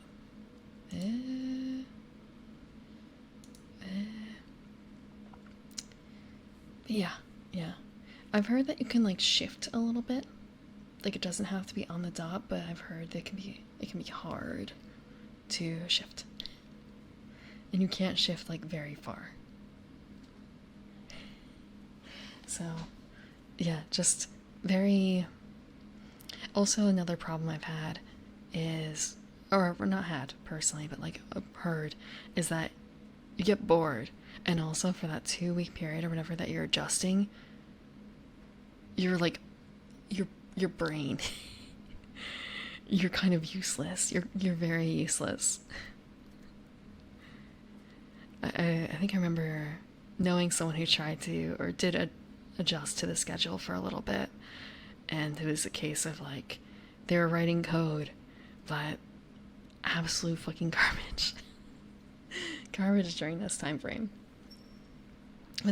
Look, sometimes you do get bored. Sometimes you can get bored when the internet exists. Look at all these television stations. And yet, you're bored. Well, look at you. You're watching a VTuber right now. Granted, you could swap to someone else. But just because the internet exists doesn't mean that you can't be bored. Like, I think sometimes it's just a state that you enter no matter what is in front of you. Or you don't know what you want. And you can't... Something you can't find it, I guess, but it hasn't smacked you in the face yet.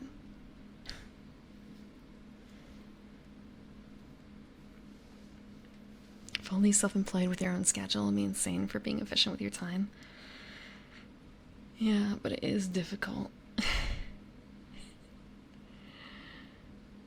It is difficult. If you do have anything that breaks that schedule, you're going away on vacation or something, I hope you're able to plan it so you can take a nap every 6 hours. Are you able to go back to your hotel every 6 hours?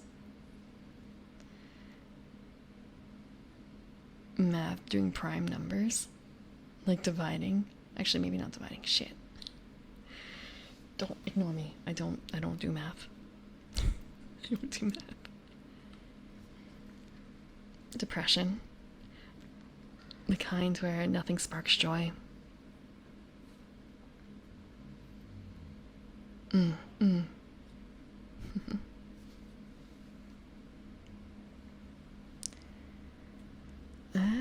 Let's see. We were talking before about the tears of Annalise. By only being divided by 1. God. And 1 doesn't count, right? 1 is not prime? Or is it a case of one is prime and Final Fantasy XIV taught me wrong? That's where I use the most math, honestly, nowadays, is Final Fantasy XIV between that stupid bot. Sacred geometry?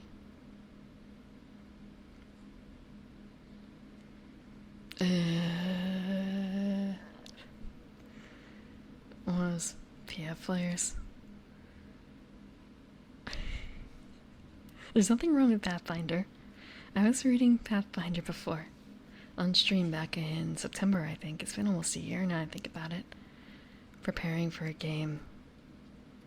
On stream. Let's see. Sacred geometry. A geomancer.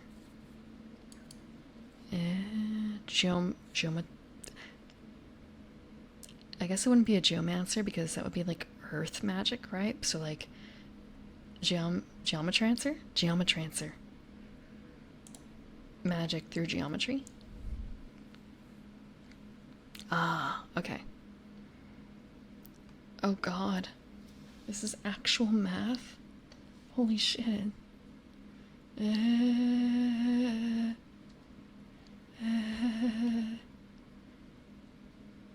I don't...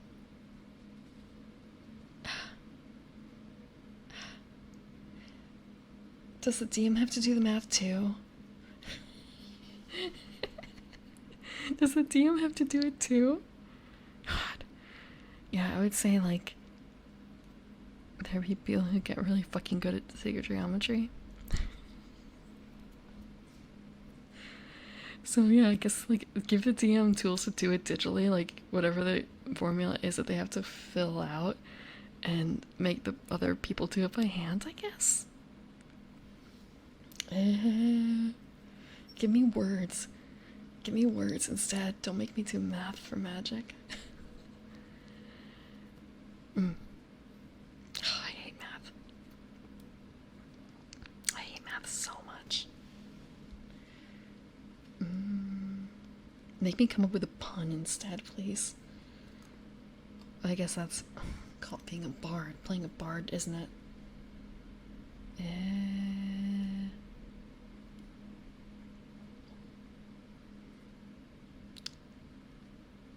The Tears of Annalise seems like another plot point item. I don't know how... I guess it would be the kind of thing that people would want potentially as a couples thing, I guess. Or maybe you could make it like a ritual thing between family members, potentially like twins. That could be neat. But it reminds me a bit of blood bonding in Vampire, where it's actually really dangerous and not a good idea to go through with, because then you just end up in a cycle that ends in despair.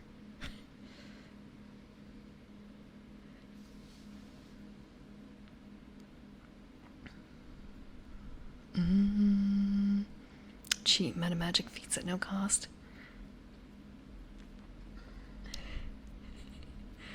Math is why, yeah. Remember the oldest computers and calculators were people, right? It used to be someone's actual job to do all that math, and now we've outsourced it to computers. Thank fuck. Thank fuck. Thank you, ZarVT, for the follow. By the way, what server do you play on?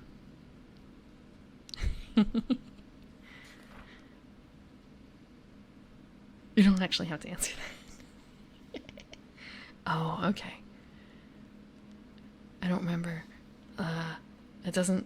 More like it sounds like... Is that...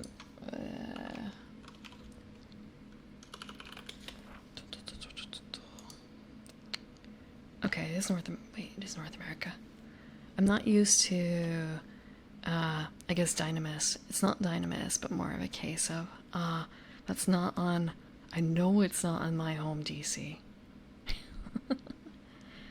And I'm not used to, like, thinking about the other DCs in my logical data center, thinking of them as like accessible except in like rare circumstances. Oh, I'm gonna go visit my friends in Excalibur or something like that.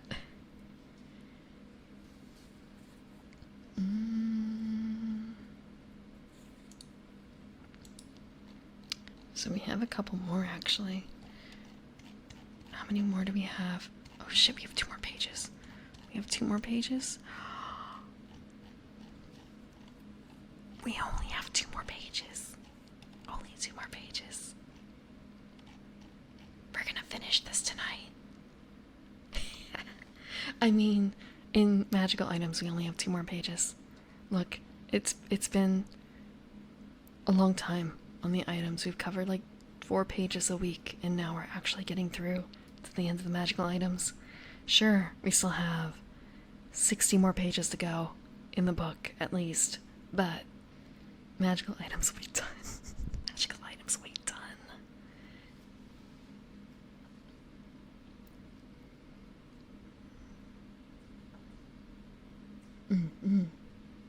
Yeah, so I find... Yeah, let me fix the image.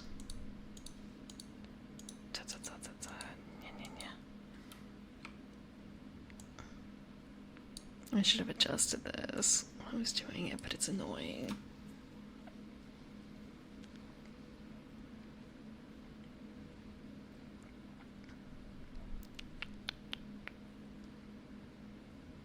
Yeah, a lot of these are like plot points and not necessarily items for the characters to use, which is kind of weird. Or rather, maybe that's just because I'm thinking of it from a game master's point of view and not a player's point of view. Okay, next we have the teleportation room. That's a magical item? Teleportation room? Wait, it has a tag of slow. Okay, I'm just double checking. Yeah, it has a tag of slow. You can't carry it with you, I suppose, because I'm guessing it's an actual room. James Ninefingers, eccentric genius mage, created these room-sized magical apparati. A stone chamber etched with runes and scribblings, glowing with a faint blue light. When you enter and say aloud the name of a location, roll +int. On a 10+, you arrive exactly where you'd intended. On a 7 through 9, the GM chooses a safe location nearby. On a miss, you end up someplace. Maybe it's nearby. It's definitely not safe. Strange things sometimes happen to those who bend time and space with these devices. What are the codexes for 40k? I don't know a huge amount about 40k, so I just realized also I'm pretty certain that the time has passed for the cat thing. Hold on.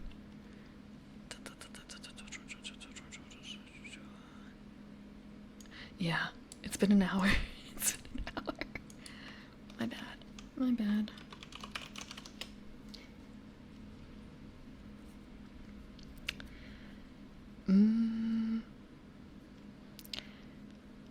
So, just... It feels very rough because you have to be smart to use it, and it's still only on a 10+ that you arrive exactly where you intend. I don't like those odds. Those are not very good odds. Even with a smart character, I don't think it's great odds.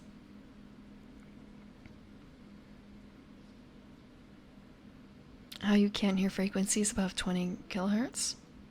Eh?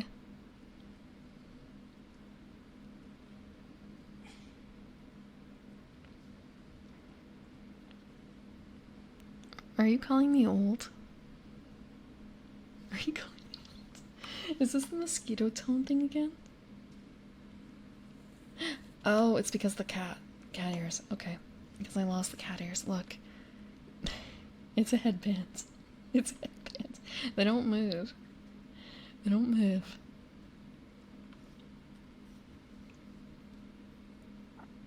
I don't know if I'd be able to hear it anyway. As I've said,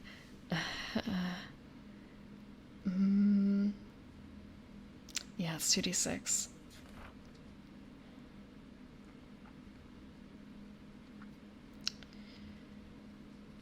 Still.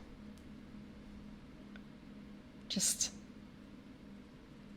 You should. If you roll average and you have, like, a great int, it's just... Still, I would be worried. I've had bad luck. I've had bad luck when I'm playing this game.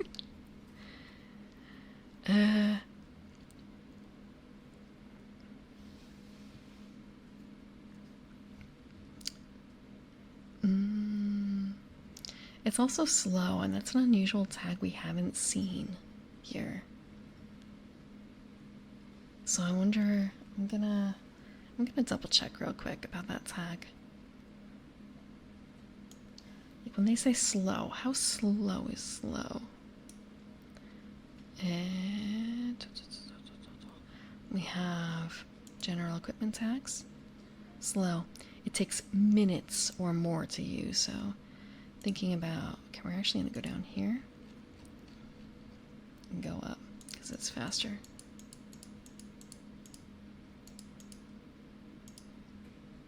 So yeah, it takes minutes. Yeah.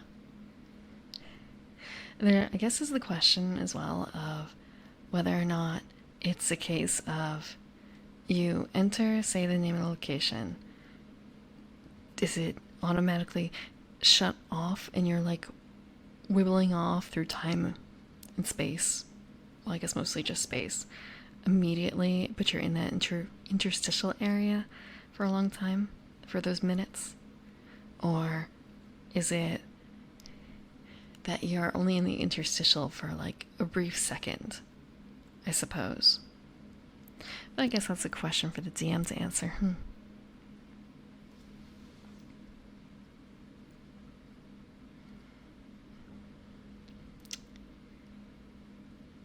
Also thinking,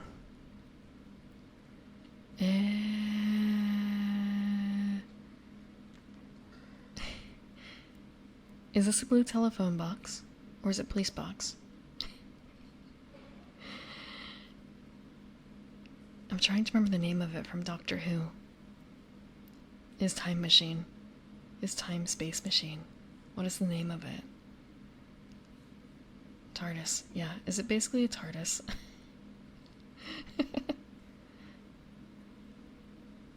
Especially with the blue light, but I guess that's not uncommon for time space magic. Like time and relative dimension in space. Yeah, fair.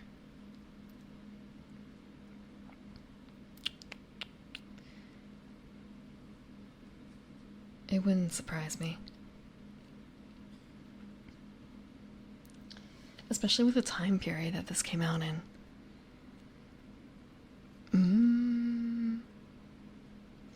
Next up is Timon's armor. It is 1 armor, 1 weight. A stealthy suit of armor, it appears as many things to many people, and blends in with appropriate apparel.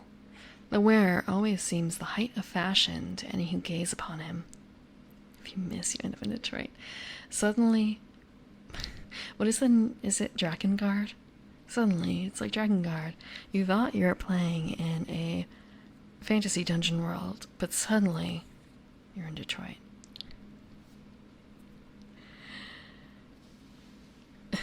Campaign goes on its side. I guess that's one way to end with a bang, theoretically. I know someone who's been playing through it, and just hearing them talk about it on occasion, like, yes, I'm helping my companion who is a children eater because that's how she wants to save children, by eating them. Which is sort of an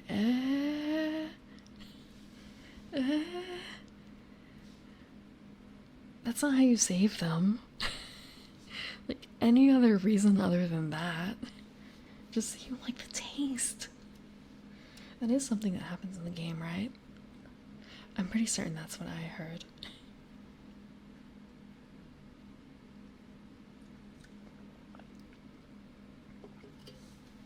This this is all secondhand.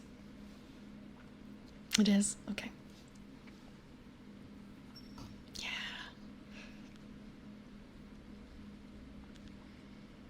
So Timon's armor is basically just magical armor that looks good. So like secret armor. Baby death and baby demons. I think I would one day maybe like to play it, but I'm not certain, honestly. There's a lot of other games on my list first.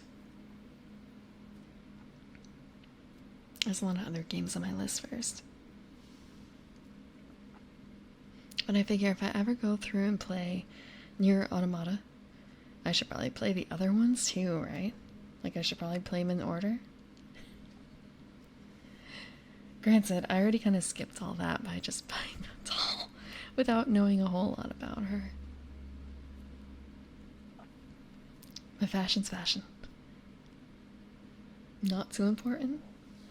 If you say so.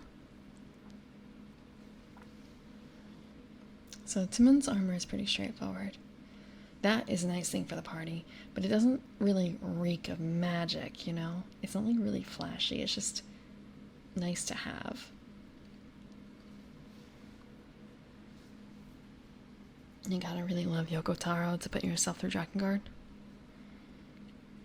But I don't know if I like Yoko Taro. Okay, I have actually played through something that was Yoko Taro. What is the word?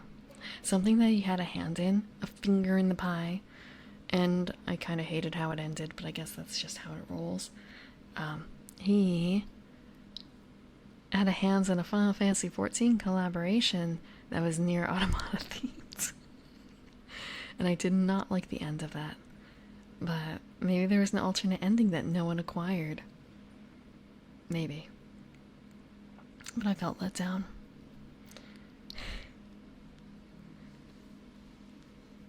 You had to have been there. You had to have been there. His work. It's more so that there were a series of quests that they put at the end of the raid series, and you were only able to complete like a bit of the story every week, and it felt like the effort of doing that stuff over the course of 6 weeks did not have, like, the payoff was not strong enough for that. The payoff was not strong enough. And I had missed this part too, but apparently during the course of the game, or when the raids came out one at a time over the course of, what, a year or two? And there was a section where in the story everyone is going through and they're saying, I side with this character, or I side with that character. And apparently that had an influence over the story, but no one knew at the time, of course. They were actually keeping track of how many players and what servers were picking this character over that character. And literally every server picked the same fucking side. So there was potentially a chance of different servers having different endings, but no one ever found out if that was something that... Oh, I'm sorry, Sar. I don't mean to spoil. Yeah, so, I mean, at the same time, like, is this a spoiler a little bit? Just, I don't like the ending of that particular storyline, and we may have had a chance for alternate endings, but we don't know for certain. It doesn't matter because everyone chose the same thing anyway.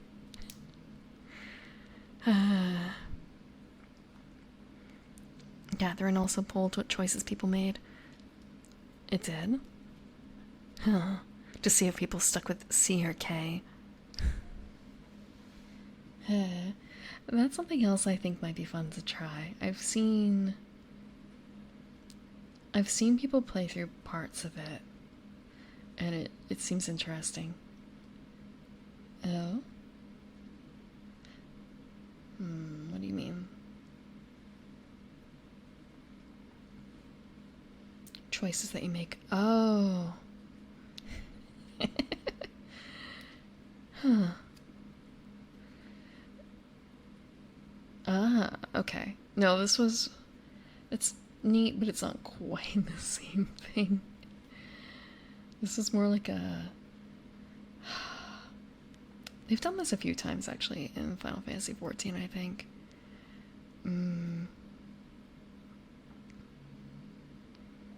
I think there was another time they were keeping track of, for a Valentine's Day special, they had three potential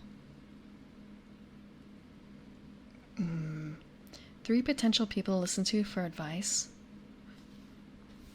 And I think that, I don't remember if every server made a different, well, not every server made a different choice, but like different servers got different results or not. Or if it was all calculated into one.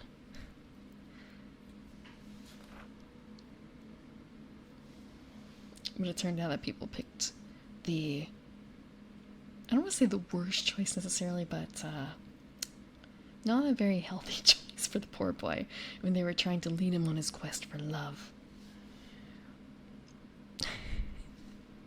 They did not send him to a very kind person in the end.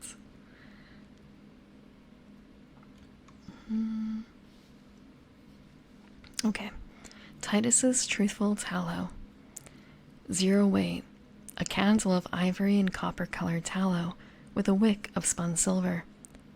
When lit, none upon whom its light falls is able to tell a lie.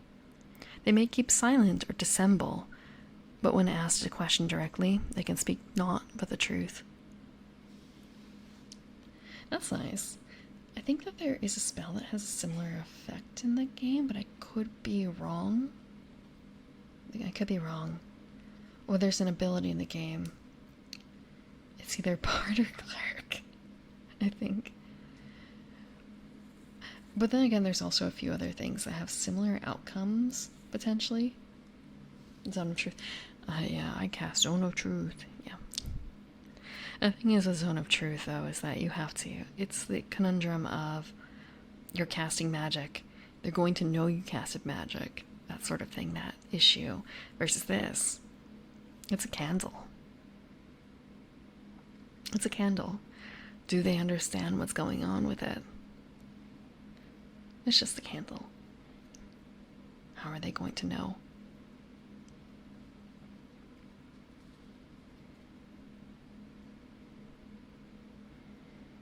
Yeah.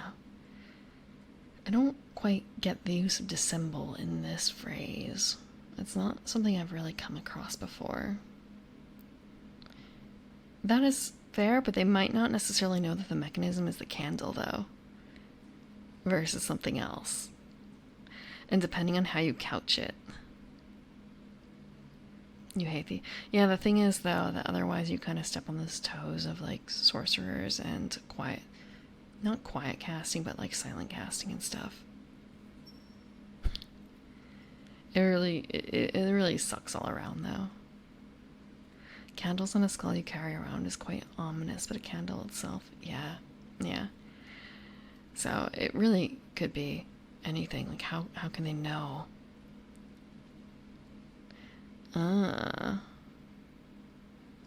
Okay. You can tell a half-truth. Tell parts of it. I can explain. I can explain. Well, thank you, Brother Mouse, for the raid. Welcome, raiders. For those who don't know me, I am the Evening Primrose. Tonight, we're reading Dungeon World, and we're discussing right now Titus's Truthful Tallow. Bag of hand-holding. Bag of hand-holding? Look, it's not this kind of stream. It's not that kind of stream. Also, we covered the bag of holding in general. Last week or the week before. It's going pretty well. How about yourself, Brother Mouse? Thank you, Killer Tofu, for the follow. Tabletop meme?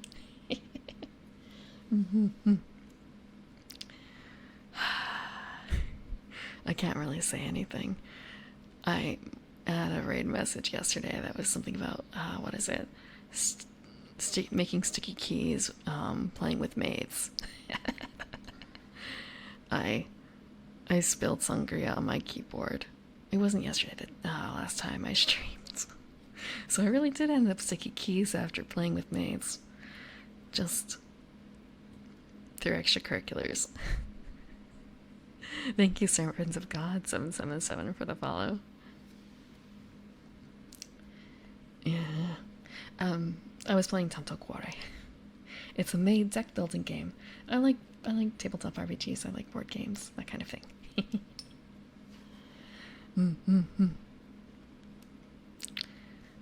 But yeah, comparing Titus's Truthful Tallow to Zone of Truth, and like, do you think this would work in a lantern and stuff like that? Oh yeah, go sleep.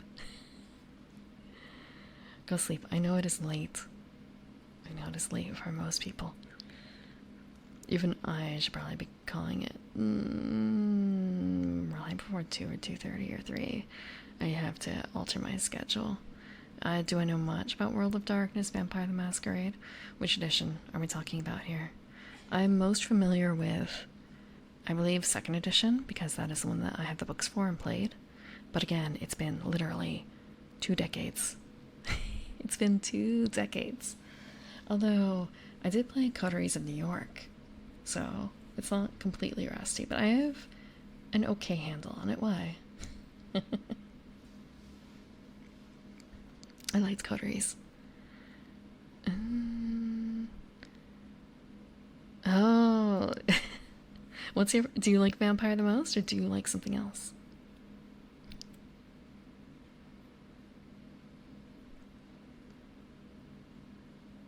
I don't know what the Caiaphas? Is it Caiaphas cane? You liked Changeling? Really, really, really? I like Changeling too. But I've never played a Changeling the Dreaming game. It's just that, like, the book was really pretty and, like, conceptually it was really neat, but at the same time, like, how are you supposed to actually play a game with it? So it's really rough, you know? It's really rough. Yeah. Like, I'd probably also like Lost, but I haven't actually read into it. Thank you. Thank you. Commissar Kane? One is unplayable due to a fuck up at the printer for Changeling the Dreaming. I think I should re-specify. I remember receiving a 2nd edition book of Changeling. I don't know where my copy went, so the only other edition I have is, I think, the more recent printing that included, yeah, I have the 20th anniversary. That includes Selkies and stuff. Yeah, no, it's cool. This is the tabletop stream. This is the tabletop stream. I hope to live safely. It's sudden, but I came to another world. I hope to live safely. Yeah, shh. He doesn't have to know. He doesn't have to know. I already derail a lot. Well, look, we made through like 4 pages already over the course of 4 hours. That's really big. We made it through like 4 or 5 pages. No one in your friend group's like current tabletop RPG rules? Current as in like any? Because there's a whole huge amount of rules. But then again, if your friends just don't like tabletop RPGs, it's a shame, but like not everyone likes everything, you know? I have some friends who probably would like to play, but what they really want to do is hang out, you know? So it doesn't really work for getting a game together.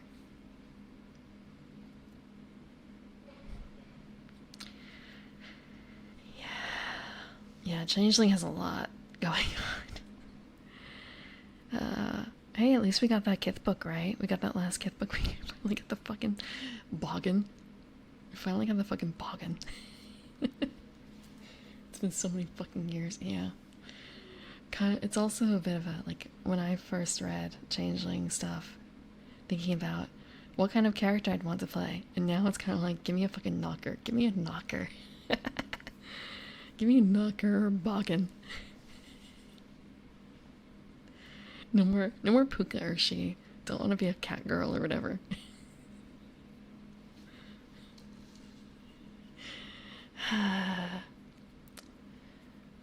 Non-stuck. Cyberpunk Red, Lancer. You'll hate CNC, and you've tried World of Darkness too. So you've tried a bunch. So it's just that, do they not enjoy role playing, essentially? I swear it's, yeah. Yeah, let me do some percussive maintenance. Let me do some verbal maintenance.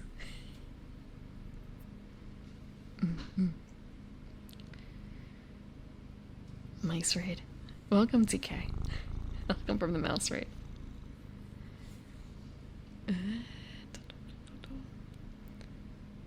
So, you said it was Caiaphas.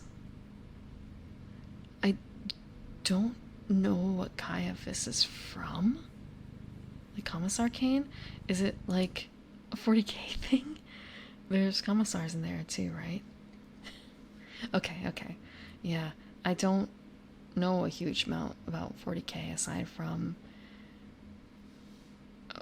Okay, there's someone who did a lot of like meme stuff for Thousand Suns, so I know the most about Thousand Suns.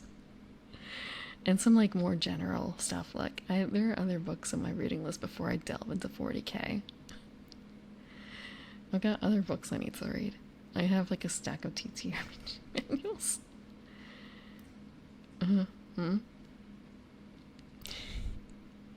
Don't jump in yet. No, they just released 10th edition, right? It's Warhammer 40k point what? So like 40k point 0.1, and now they're on like 0.1, 40.1.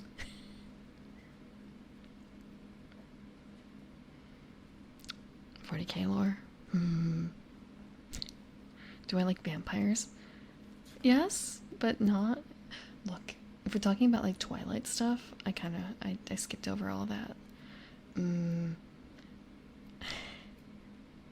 I skipped over all that. I do like vampires, like a normal amount. I like vampires a normal amount. One thing I remember, yeah, you can post a link. I'm trying to remember the name of, there was who was the person who wrote Game of Thrones? He also wrote, this is gonna sound really dumb, a steamboat vampire book. Yeah. The Steamboat Vampire book was pretty good. Like, it could have been better, I guess, but it wasn't bad. I think that was one of the... Okay, I've also read Carmilla and a couple other things for Halloween. But... aside from that, I think the last vampire thing that I read that wasn't like World of Darkness was probably the Steampunk Vampire book. Not steampunk, steamboat. Steamboat.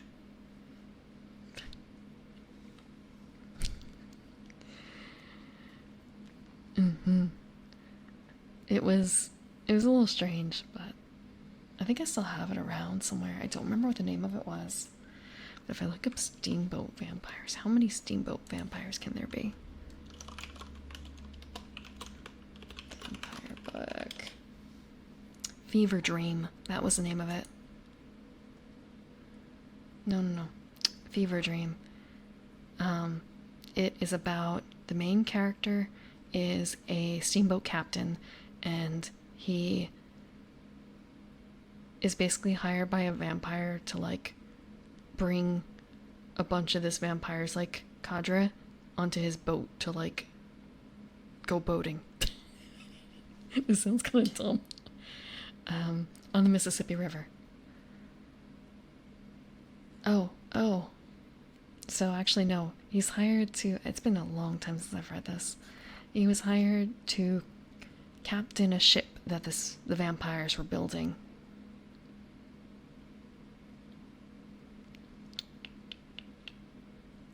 So,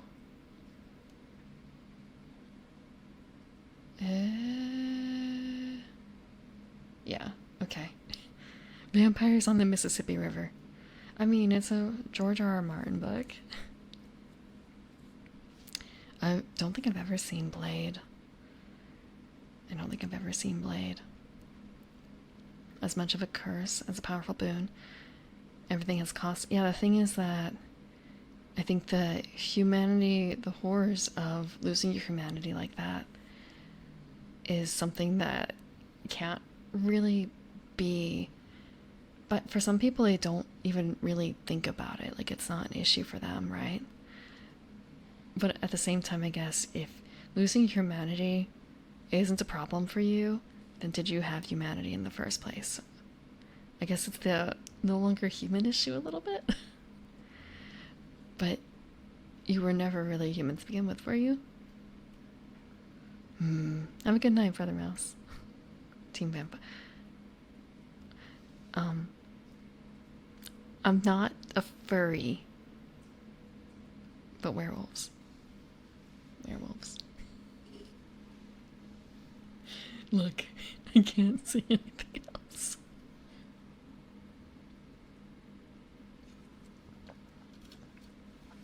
Actually, so when I was much younger, the first game that I wanted to run, or not run, I wanted to play werewolf. That was my introduction to World of Darkness, but my friend was running vampire.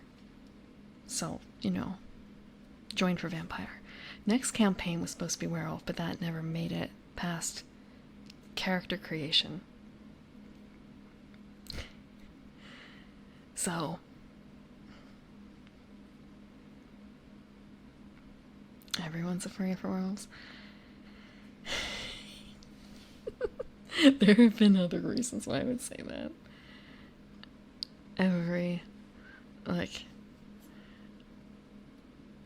All of them answer werewolves. I wonder why. I wonder why.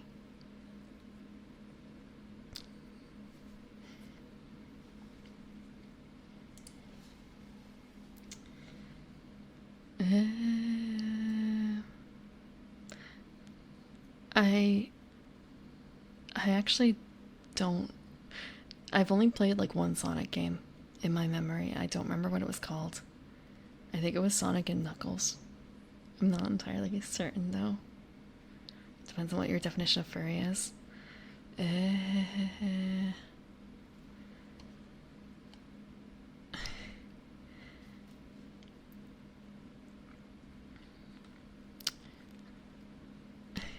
Have you ever seen, I'm trying to remember the name of it,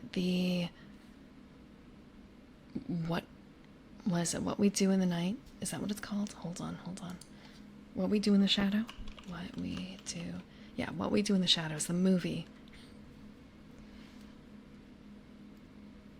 Is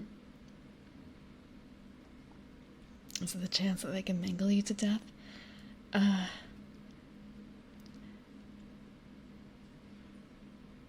I mean, the vampire can also hurt you too. Newtonia, I cannot answer you in a polite way as to why. I cannot answer in a polite way. You understand? Excellent. It's also a show. I haven't seen the show. I heard it at least started off good. But for the movie, there's werewolves in there too.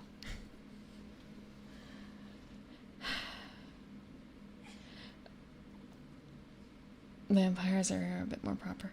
Yeah, I guess it's kind of like, do you like the brooding goth type, or do you like more lumberjacky type, sort of? That might be part of it. I've never actually seen Castlevania. I've never played Castlevania. I've never watched the Netflix special. Not special. TV series? however you would define it. Quick look up my browser history.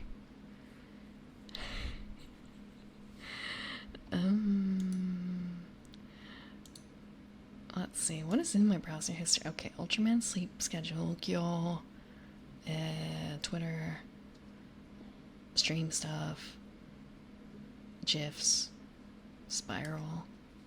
Look, I'm not as exciting. Okay, Black Monday Murders is taking up a lot of space on this. Damn, Black Monday Murders is taking up a lot of space.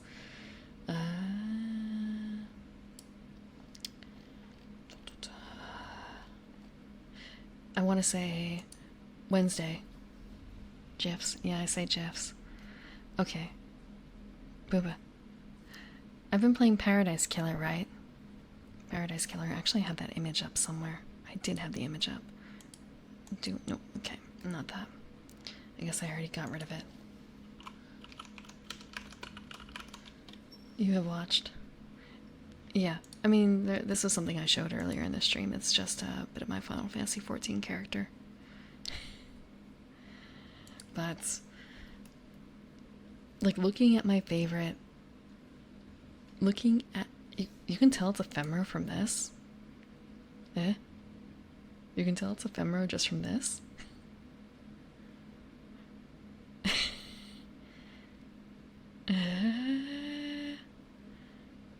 I guess just because she looks bigger on the chair. And also, I guess, like, thicker all around. Look, that's the booty, yeah. Femro is a female Rogadin. Arm thickness. Okay, I guess that's fair, too. Muscular. Look, she's got, like, somewhere between, like, a 3 and 11 for musculature, okay? Ephemeral. I can get a better picture of my character in general. Yeah. They are 3. Yeah, but it's, I don't remember exactly what number I picked, but it's pretty low for the musculature. It's very little, like you're not getting, she looks relatively soft for Ephemeral.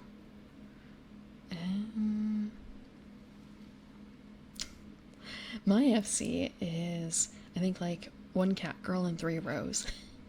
I'm the only Femro, though. I'm the only Femro.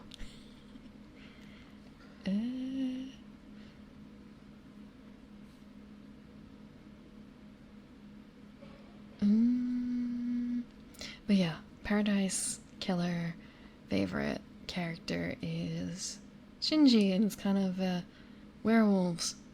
Are you surprised by this combination, this particular pick? I am consistent in my pickings, I think. And let's see. Where is it? Did I put it in here? It's an old outfit, like old hairstyle. I don't think I have anything, like, really new. I don't know if I have any, like, really new pictures. They're all fairly old. And it's kind of an, oh, this is embarrassing. This shot, that shot. This one's kind of cute. This one works, I think. Okay. Or this one. There's actually a few.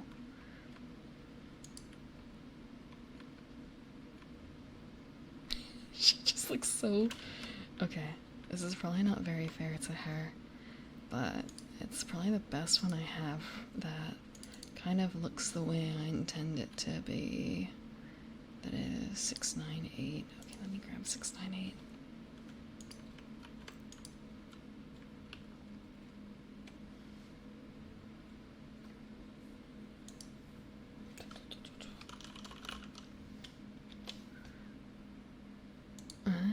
Do I have to delete it? Frick. Where's the other one? I just want to see these by name. I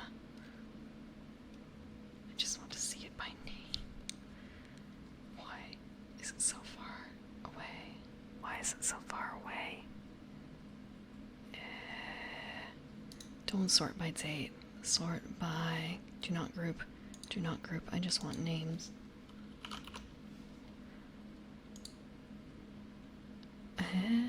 Okay.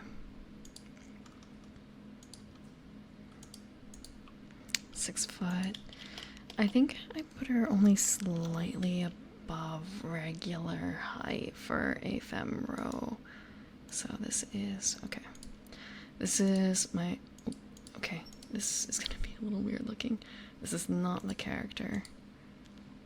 This is not the character. Mostly because I cropped, so it looks a little funny. Can I like uncrop? Okay, almost.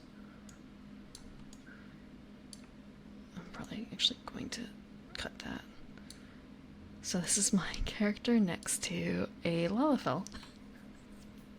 A Lalafell is like super short. Want that look? No, she's fine. That's not. The Lalafell is fine. Her name is Juby. She's the one I streamed. We both played healers together on stream for when the second Alliance raid hit. Plant species? No. Ro are just like big humans. I just went with the plant theme sort of a little bit to like make her look like my character. To make her look more like me. But she's always had green skin and green hair, and usually have a white flower instead of yellow, honestly. And also white freckles. I don't know if I have another picture. Orion's. I don't know what that is. They're supposed to be kind of, I guess, like orcish nearly, but not quite. They're not quite. But it's the closest you can get. They naturally come in green. They naturally come in green. So, let's see. This is probably a better example of what my default character looks like.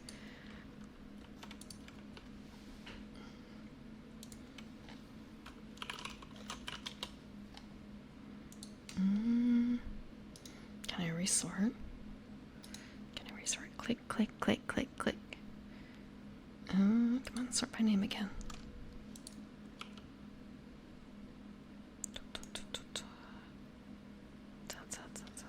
So if I change this to this, click, click, click. Gosatsu feels like an asterisk. He's kind of human, you know? He looks fairly human. But yeah, I chose a somewhat unusual face for her, so she doesn't, like, most people wouldn't look in this and think. She very clearly looks like a Ro, but she doesn't have the default Ro face, if that makes sense. Let me see if I can find a picture of a default Ro face. Because there's like only basically 4 faces. No, fuck. We're gonna do we're gonna do it. We're gonna do it. Man, it's kind of hard to find like femro, and making sure that they're not like, what's the phrase? They're not modded, I guess. It's hard to find unmodded stuff. Yeah, the Admiral is femro, but she doesn't have a default femro face or anything like that. So it's kind of hard to tell.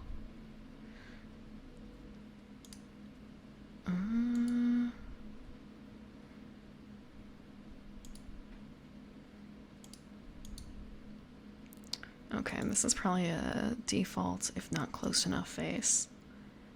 Shh. It's fine. Look, you got me on Final Fantasy XIV, okay? You got me on Final Fantasy XIV.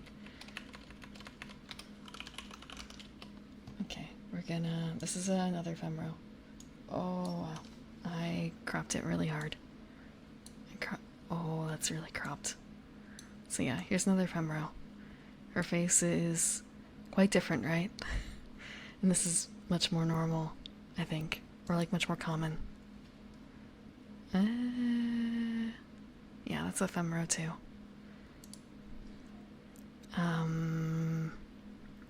Here's a couple more ephemeros. I'll grab this one too. If I can, if I'm able to save it as a...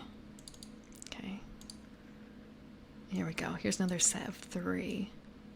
I didn't mean to do that. I meant to do this. Here's another set of 3 ephemeros. Yeah. Big ladies. Big ladies. Please be... He gave you some hats. Be happy you have hats. You have some hats.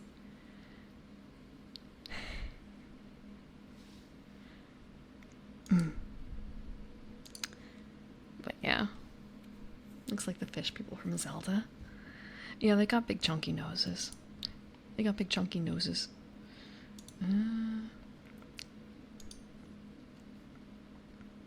Mikote get things that no one else really gets. Mikote are just blessed. They're hashtag blessed. Things are just thinking about all the things that like really cute on like smaller races, and then I put it on and it's kind of like, you know, if you've ever seen Beauty and the Beast, where the Disney version, the animated one, and the Beast is getting all dressed up, and they put him in the suit, and they like put bows in his hair and everything, and just kind of it feels like that at the end when my Femro puts on a dress. Certain types of dresses, especially like the one-piece dresses, it doesn't feel right. Like, these things are not built for my character's body type, which is really unfortunate. Really unfortunate. And that happens with a lot of the more feminine outfits, unfortunately. But I guess there's some outfits that we do really well. Like solid. Look, yeah, the maid dress is also a little rough sometimes, I think. The maid dress can be rough.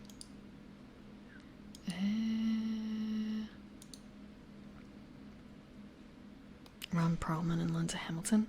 I don't know what that is.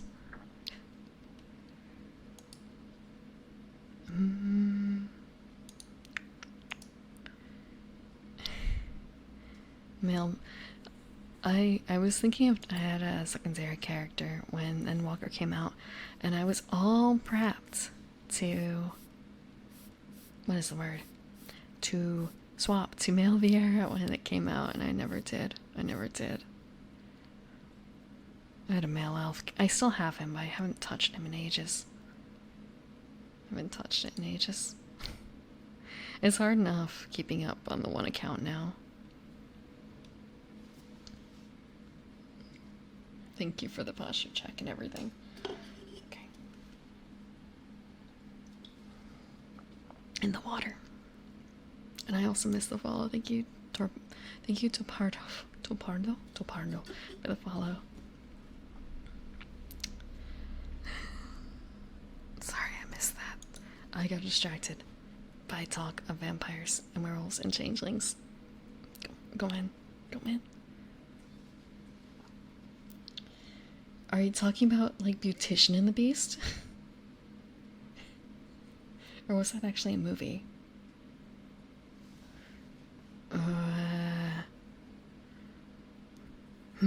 I don't remember a live action series. Okay.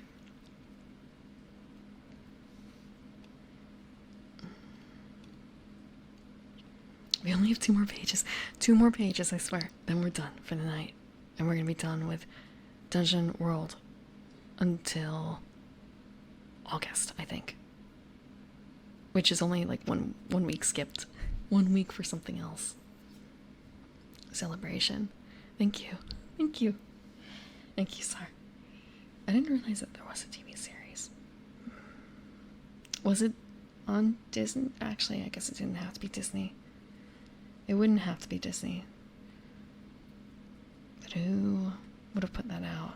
Was it like a Warner Brothers thing? Was it Warner Brothers? Seems like something they might do.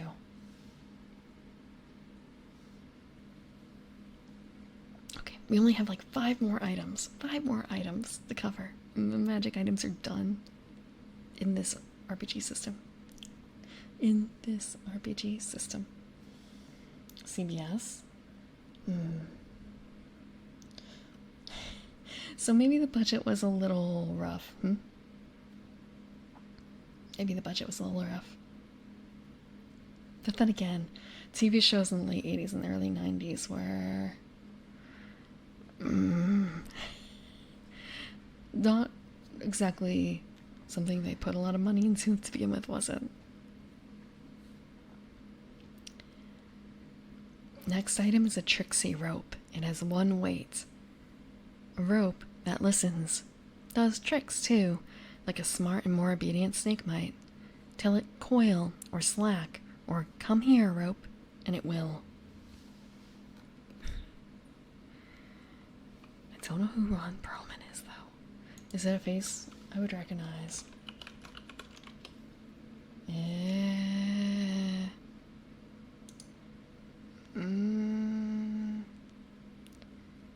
Oh, he's Hellboy. That's how I would recognize him. Wow, okay. Vincent. Was Vincent? Who is Vincent? Oh, Vincent.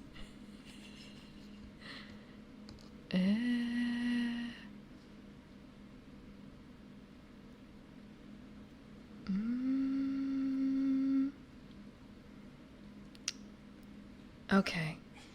Okay, Vincent plays the Mandy's.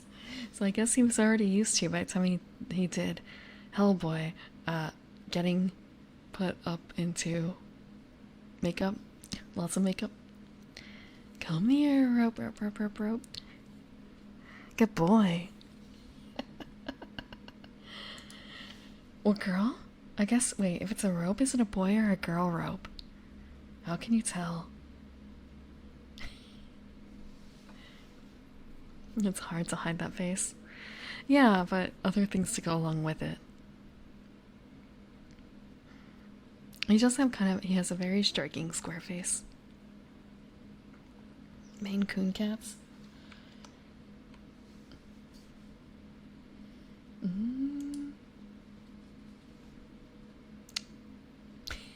Like, looking at this picture of him in 2002, it's very square altogether.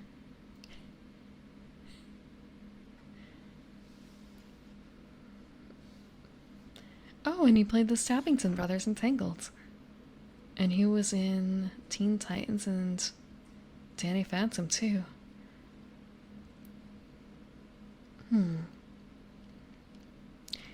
So, roles where there's a lot of makeup to be put on, and then roles where it's all voice.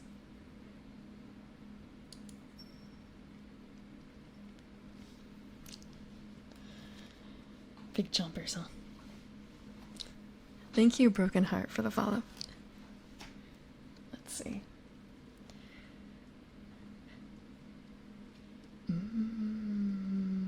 Will it tie people up if I told it it's a tie?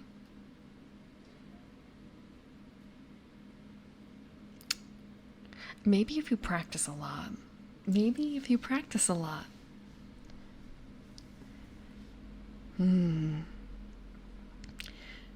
I think that you might be able to probably tell it to start something, but you might want to check it yourself, honestly.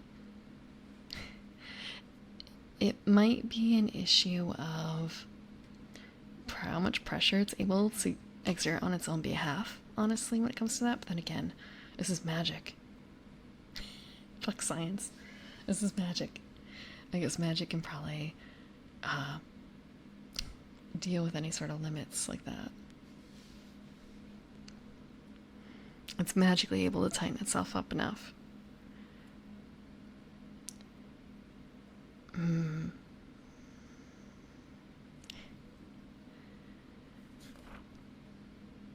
again, here it's kind of a, what if you pull this out in the middle of battle, let's say, and try and give it a command and tell it to tie someone up, that's not gonna automatically happen, right?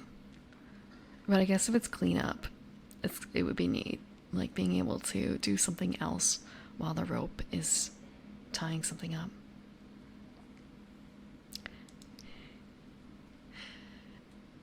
Actually, imagine using it as a bit of a distraction, actually. I was initially thinking of cats, but for cats, you won't have a guard cat, but you might have a guard dog. Using it as a lure for a guard or a guard dog. Like a particularly dumb guard.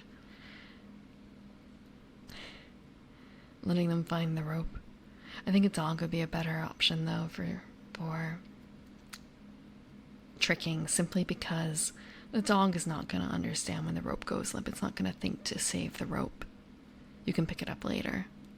The human might figure it out, honestly. The human might save the rope. The next item is the sterling hand. 0 weight. Crafted by dwarven whitesmiths, this mirrored metal hand is deeply scored with runes of power and rejuvenation. Meant to replace wounded or destroyed limbs from mining accidents, the sterling hand bonds to the wound, old or new, and is strong and stout. It can be used as a weapon, near range, and is made of pure enough silver to harm creatures affected by such. So it's Nuada's hands, essentially. I know it's more common than that, like this whole concept of the replacement hands, but that was my very first thought. It's Nuada's. I do have to wonder, actually, how many other gods have that going on, like the replacement silver hand, specifically. Silver, not gold.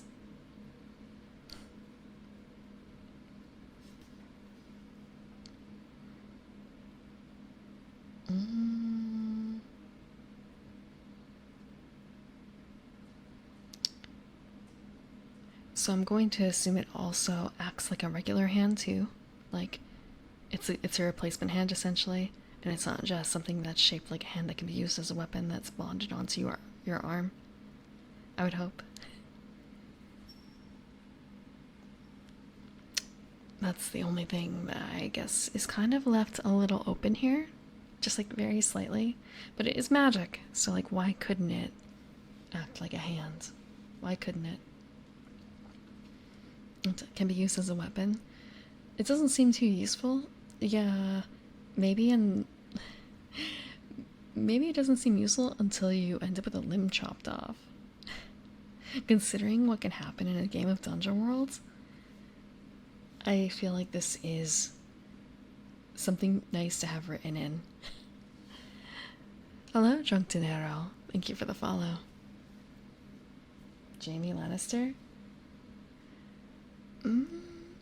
Again, I haven't read Game of Thrones, and this concept goes back way farther than that. Oh, a metal hand that can do anything? Yeah, that can't do anything.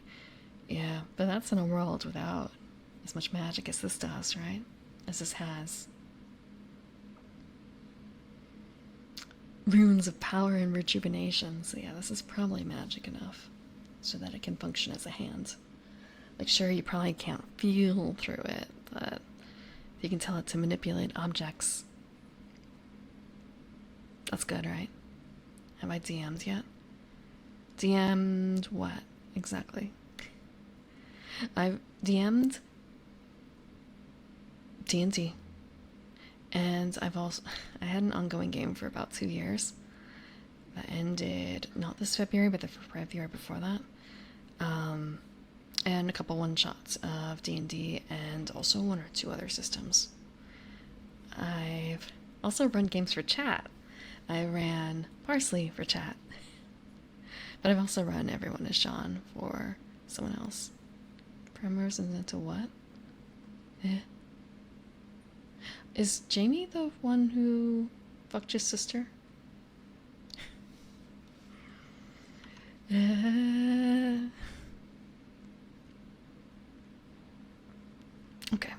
Okay.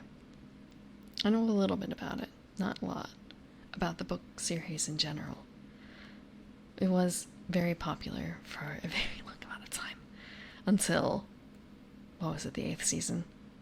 Yeah. Now it's gone. Doesn't exist. I'm sorry, I was talking about I was talking about an ending to a CB series that never happened. What good is a hand if it can't? You can pet the dog, you might just not be able to feel the fur. But the dog can still feel the joy of getting pet.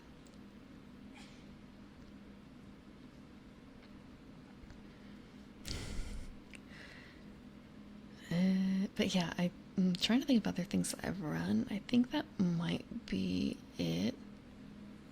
I think that might be it. VR needs tactile feedback for us to feel the fur of the doggo.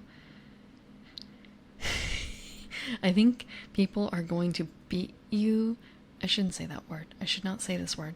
Or rather, I shouldn't say that phrase. I'm sorry. That wasn't what I meant. It was more so. I think in terms of VR tactile feedback, people have other interests in mind first before hands, to be perfectly frank.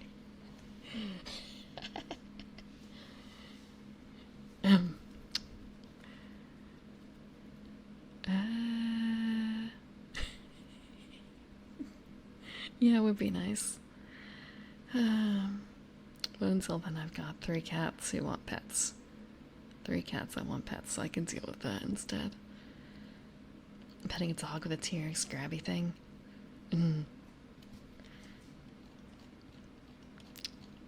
But at least someone's getting some pleasure out of it. Even if it's not you.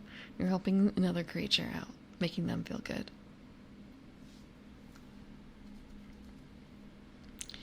Yeah, but, well, what is that? There's a saying, there's a joke a bit about a man, I think in a bar, talking to a local about like all these things that this newcomer has seen around the town. Like this bridge, I built this bridge.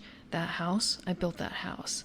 This like castle, I built that castle. But they don't call me a castle builder. They don't call me a bridge builder. They don't call me a homemaker, home builder. But you fuck one goat. One goat. That's what's going on with Jamie.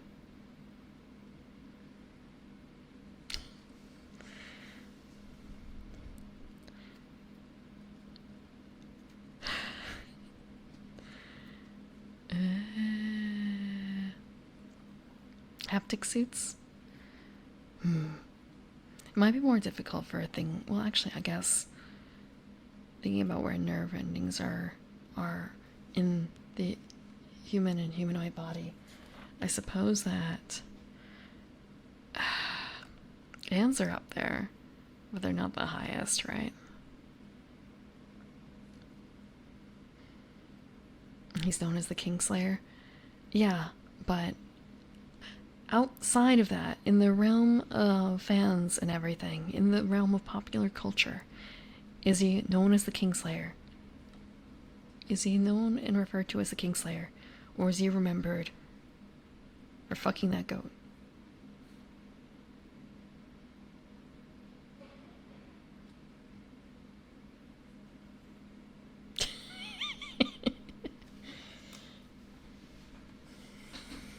Yes, I know it's not a goat that he's fucking. He's fucking his sister. Just more in general, like... People don't remember the Kingslayer part necessarily. Or rather, in pop culture. Yeah.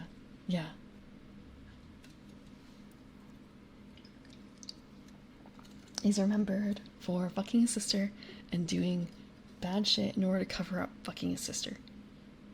And also his incest kid getting to sit on the throne.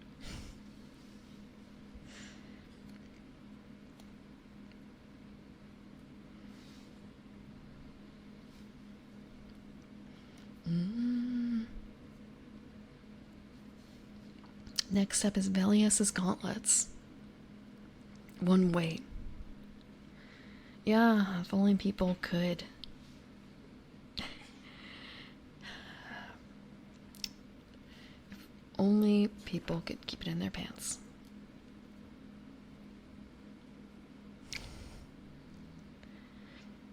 Velius the butt. Oh, oh, it's cut. It's cut. Hold on. Yeah. Because this is a PDF that was meant for print, sometimes it does, like when I swap pages, it will change the margins on each side. So like every other page, left side is bigger than the right. Yeah, butter. Historically, that happened a lot. What, like having an incest kid? Having a surreptitious child with your sister? And the husband not knowing? Mm.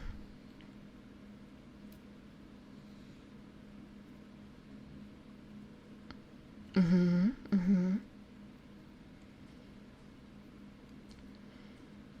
Yep. Yep.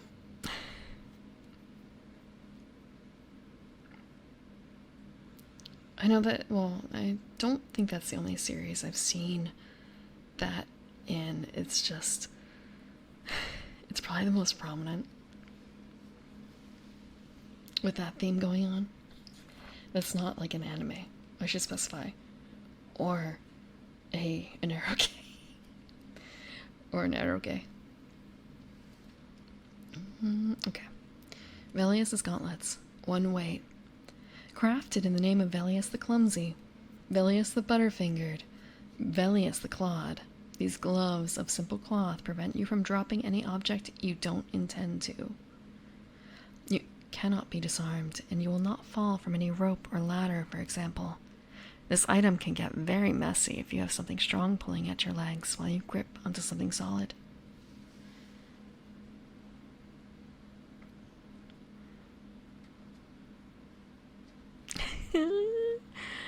Yeah, that's basically a way to get yourself split in two, huh?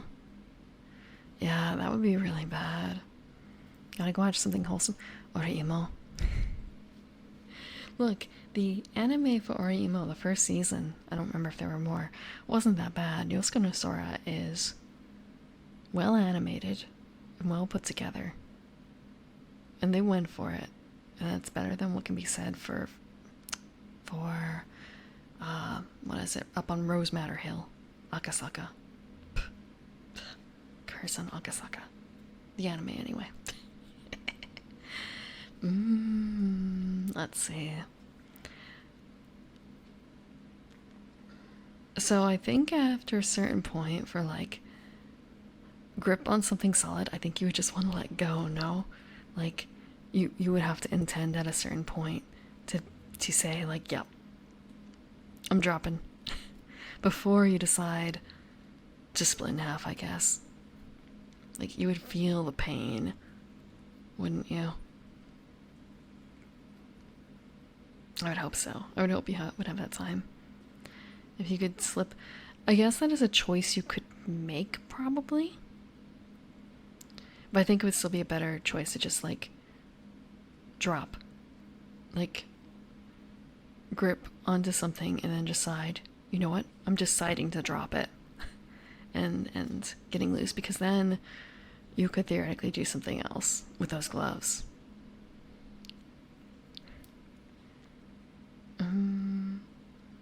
Think of it, I guess, more like gloves where you can turn the stick on and off, rather than the stick is always on. By stickiness.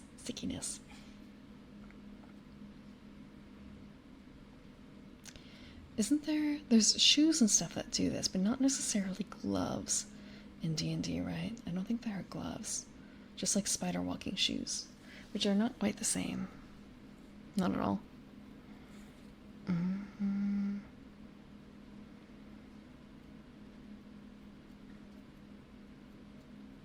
You just touch these things with stuff and let them dangle, and you never need to actually hold on to it.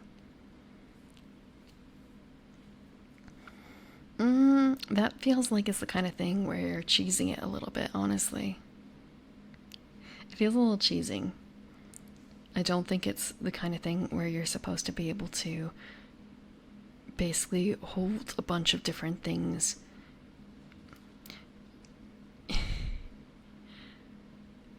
You can't just hold lemons at your fingertips. Like, if you're holding a huge bundle of lemons, sure, that's fine. But if you're trying to, like, say that you're holding a bunch of lemons in your fingertips as well as doing some other stuff with it, then that's probably pushing it too far, you know? You can't hold your lemons and also hold your sword. Probably. Probably. An oiled Teflon? Probably. I mean, it's magic, right? It's magic. Thank you, Theriel Cat. I'm sorry. Theriel Katie? Is that how you pronounce it? Thank you for the follow.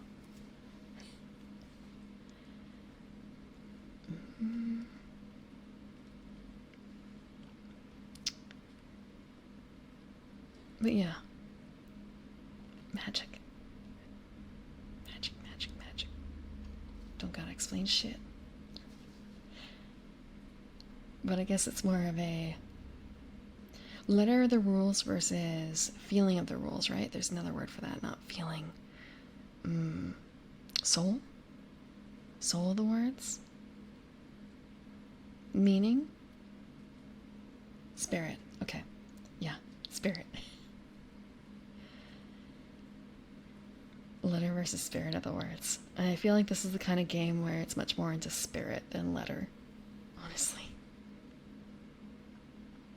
Okay, next up is Violation Glaive, which is reach and 2-weight. Now that I think about it, I feel like the only thing that we've seen that has been slow has been that teleportation box. I don't know if that tag has been used anywhere else. It's kind of weird. It's kind of weird. Okay, Violation Glaive. A legendary blade, said to have been thrust backwards in time from some grim future. The Violation Glaive is crafted of strange green iron. The blade strikes at the mind of those it wounds, as well as the body. When you hack and slash on a 10+, you have an additional option. You can deal your normal damage, let them counterattack you, and instill the emotion of your choice. Maybe fear, reverence, or trust. Is that a Terminator thing? I don't know what a T-1000 sword is. Is that Terminator? or is this 40k? I want to say there are a lot of things in here that are there are a lot of things in here that are references. We did come across the burning wheel as an item after all. So it's entirely possible this is a Terminator thing. I have never seen Terminator, so I wouldn't be able to tell you. I don't get the reference. I have not seen a single Terminator. Does it actually read as a Terminator thing?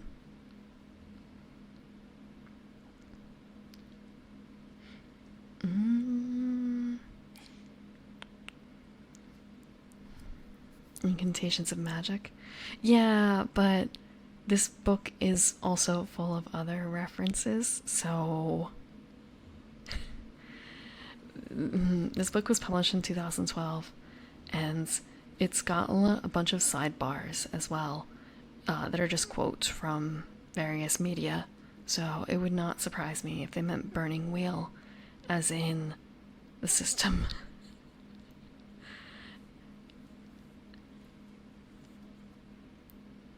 Okay.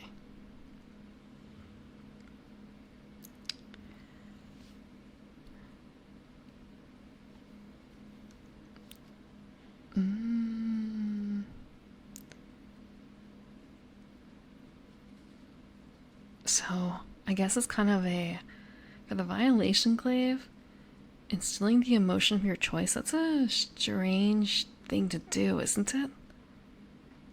Although it's really cool being able to do that, like pulling you attack them, they attack you back successfully, and you're basically, the sword is still in you, let's say, in your stomach, and you can use a Violation Glaive if that's what you attacked with in the first place, to pull grab the sword that's still in your stomach and lean over them and instill fear, like that kind of move. Like that's cool, right? theoretically, that could also be reverence. Trust feels like a stranger emotion to try and induce through this.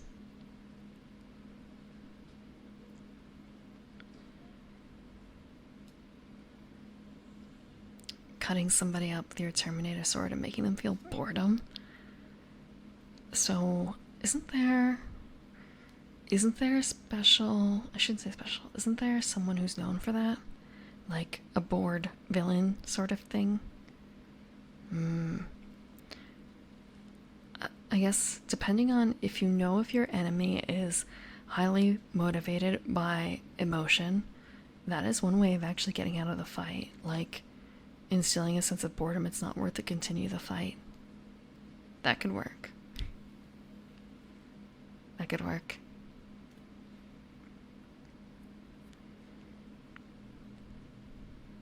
It really depends on how well you know your enemy.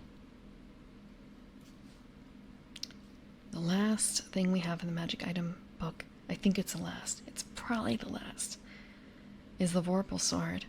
It's close, 3 piercing, 2 weight, snicker snack and all that. Sharp as anything, this simple seeming sword means to separate one thing from another, the limb from the body or folk from their lives. When you deal damage with the Vorpal Sword, your enemy must choose something, an item, an advantage, a limb, and lose it permanently. So trust. Yeah. This could be really good for a bonding item. Yeah, it can turn your enemy into your friend. Thinking about so if you're part of the Slayers Watch Along in Discord last week, or what, no, week before, I think it was last week, when we watched Book of Spells, there was an enemy that they fought against, and it was a case of like kind of not exactly bonding, but just beating the enemy into reverence of you, like, oh, you're such an amazing fighter, I'll train under you, that sort of thing, sort of concept. So okay, maybe not trust necessarily, maybe not trust, but I feel like trust is not exactly an emotion, is it? I'm not really certain. Like reverence, surely, yes. Trust as an emotion.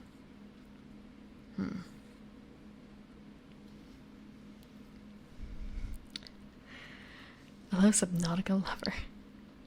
I'm not going to actually be on for too much longer because we have just finished magical items section of Dungeon World. I think we will see. We will see. I'm going to scroll a little further down.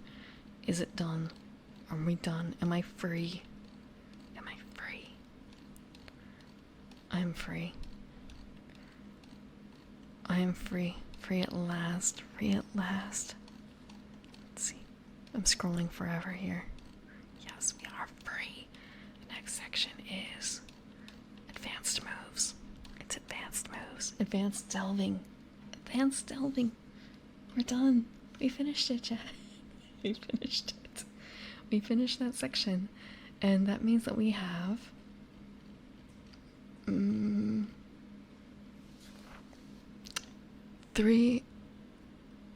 55 pages left. 55 pages left. Thank you. Thank you. Pocket sands. Stretch. Thank you. What?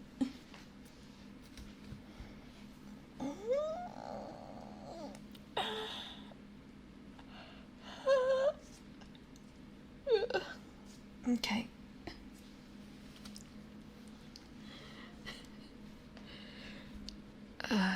I know though, it's probably a case of, well, it's Arizona time, just past midnight.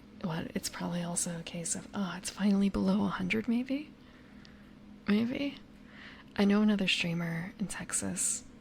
Have a good night, sir. There's a streamer in Texas, Cali, and she often tries to wait until it's below 100 degrees to stream. And it's kind of a, eh, eh. It's 100 degrees that often. Eh, how do you live? How do you live? How do you live? I don't know if I could do that. But we finished it. So let me take a look. What do I have going on? Click, click, click. Click, click, click. Okay. So we finished that section. I want to say, yeah, that's why I like summer nights, honestly, a lot, because it's warm, but it's cooling down over the course of the night. Winter, it's just getting colder. It's just getting colder. And the nights are getting longer. And the nights are so long. Well, I mean, my favorite season is whatever season is coming up next. So right now, autumn is my favorite. But autumn's good too. I'm looking forward to temperatures being more manageable. I'm looking forward to like comfy sweater season. Getting into that. Let's see. And also that's when I get to seed my garden again. I have some plans. How about for this week? Let me see. Let me move over a little bit. Can I? Okay. So this upcoming week, the schedule. I moved it over there. Schedule this week. So Monday, I'm going to be watching in the Discord the next Slayers movie. Look, it's Slayers season, I guess. Fun, goofy, warm times. It's another movie. It has a runtime of 64 minutes, so it's not very big. And if you want a idea of how it plays out, what it looks like, Slayers, I can pop up a thing. This is Lena from Slayers, Naga from Slayers, and that's how it tends to run. Yeah, so two idiots playing, I shouldn't say idiots, your two players showed up for your D&D night, and normally you have more. These are the only two. You're running a one shot for them. They're being murder hobos. And it's wacky hijinks. It's old wacky hijinks. Exile Saga. Exile Saga is a parody of a lot of things at the time. A lot of things. A poor voice actress for Exile, though. The first one. That is Slayers. Next Wednesday is going to be Paradise Killer. I don't know if we're going to get to the trial, but I'm going to try and clean up so we can do the trial the week after.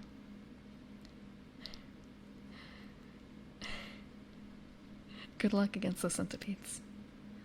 Thursday, I had to do a bit of a schedule move, so instead of Friday for board games, it's going to be Thursday for board games.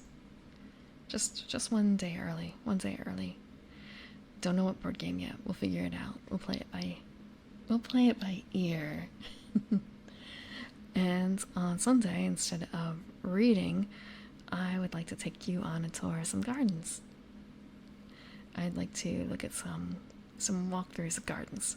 It's going to probably be ASMR-ish. Like, I'm going to try and find ones that are just like natural nature / like garden visitor center noises in the backgrounds. And we'll see where it goes from there. I'm looking forward to seeing all the different plants that are available to be seen. There are gardens all across the world. And I know people have come in asking about plants from this area and that area. I haven't been able to answer that because I'm only familiar with my own area. So this is going to be fun to check out. See what's available. And that is the planned schedule for the upcoming week. There may, looking at the schedule, it's kind of a, I don't think that there will be anything on Friday. I don't think so. So I think this is actually going to be it. But otherwise, let's see. Let's see. Who is up and awake and streaming right now?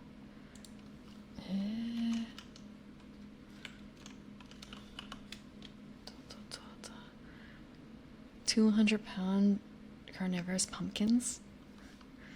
Oh, 2,000 pounds.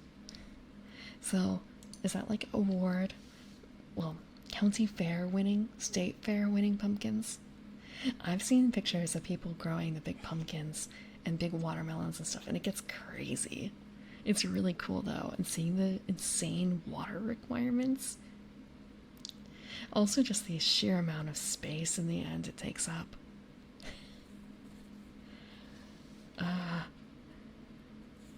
And also, I guess if you're growing one pumpkin, make it the biggest you can, right? 21 hours of sunlight a day. Don't they need a rest period though? But I guess 3 hours is enough, huh? Let's see.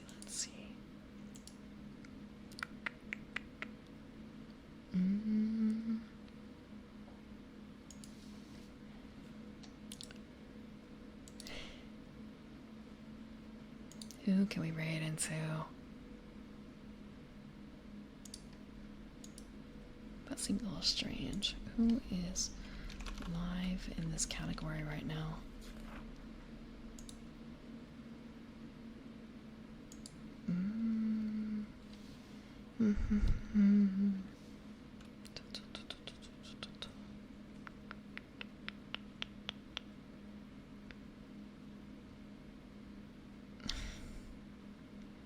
Who is this?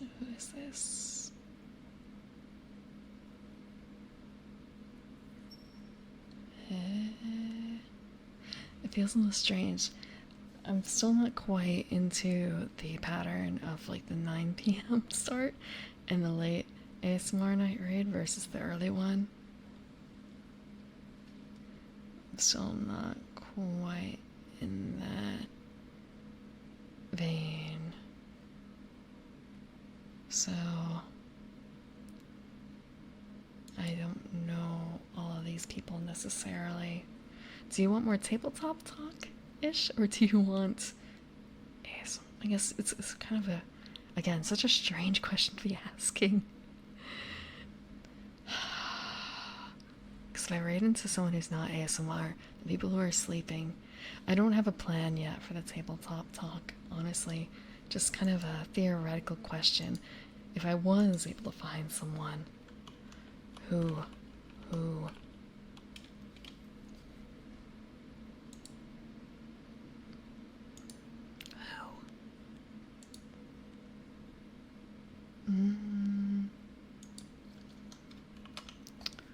It also doesn't help that, like, wait, that's a thing? That's separate. That's separate from what I was looking at. Yeah, I don't think there's any VTubers on in this category. Okay. Not really. So no, it's not really an option, unfortunately. I thought it might be. You might be able to hear this.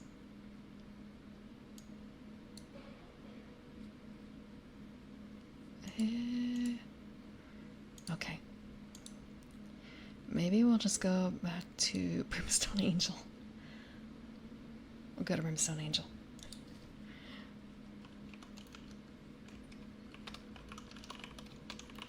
Shoot, I think I rated her last week too after ASMR. So, I know she plays tabletop games, and Her design is based on a tabletop character that she's played in the past. But she's doing ASMR. And she's a Pathfinder inspired ASMR Hell Knight. So we'll raid into her. So I'm sure if you ask her tabletop stuff, I'm sure she'd be willing to respond. She'd be willing to talk. Probably. She's also currently green.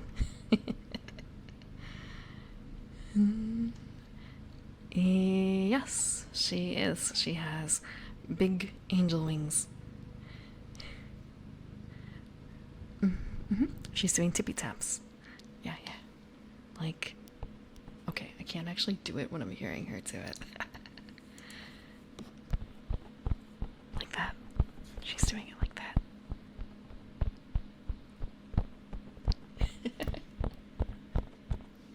Something like that. But thank you very much for coming tonight. Thank you for joining me. If you are interested in watching Slayers tomorrow, it will be available on Discord at 9 p.m. tomorrow night. And ASMR, ASMR, yeah, okay. I just got it. Sorry, a little slow. A little slow. Yeah, bring up that pun to her. Bring up that pun. But thank you again for coming and listening. I will see you potentially Monday night, maybe Wednesday night. You're welcome Thursday night, or you can come back next Sunday for more ASMR, but a garden walk to celebrate being done. Have a good night.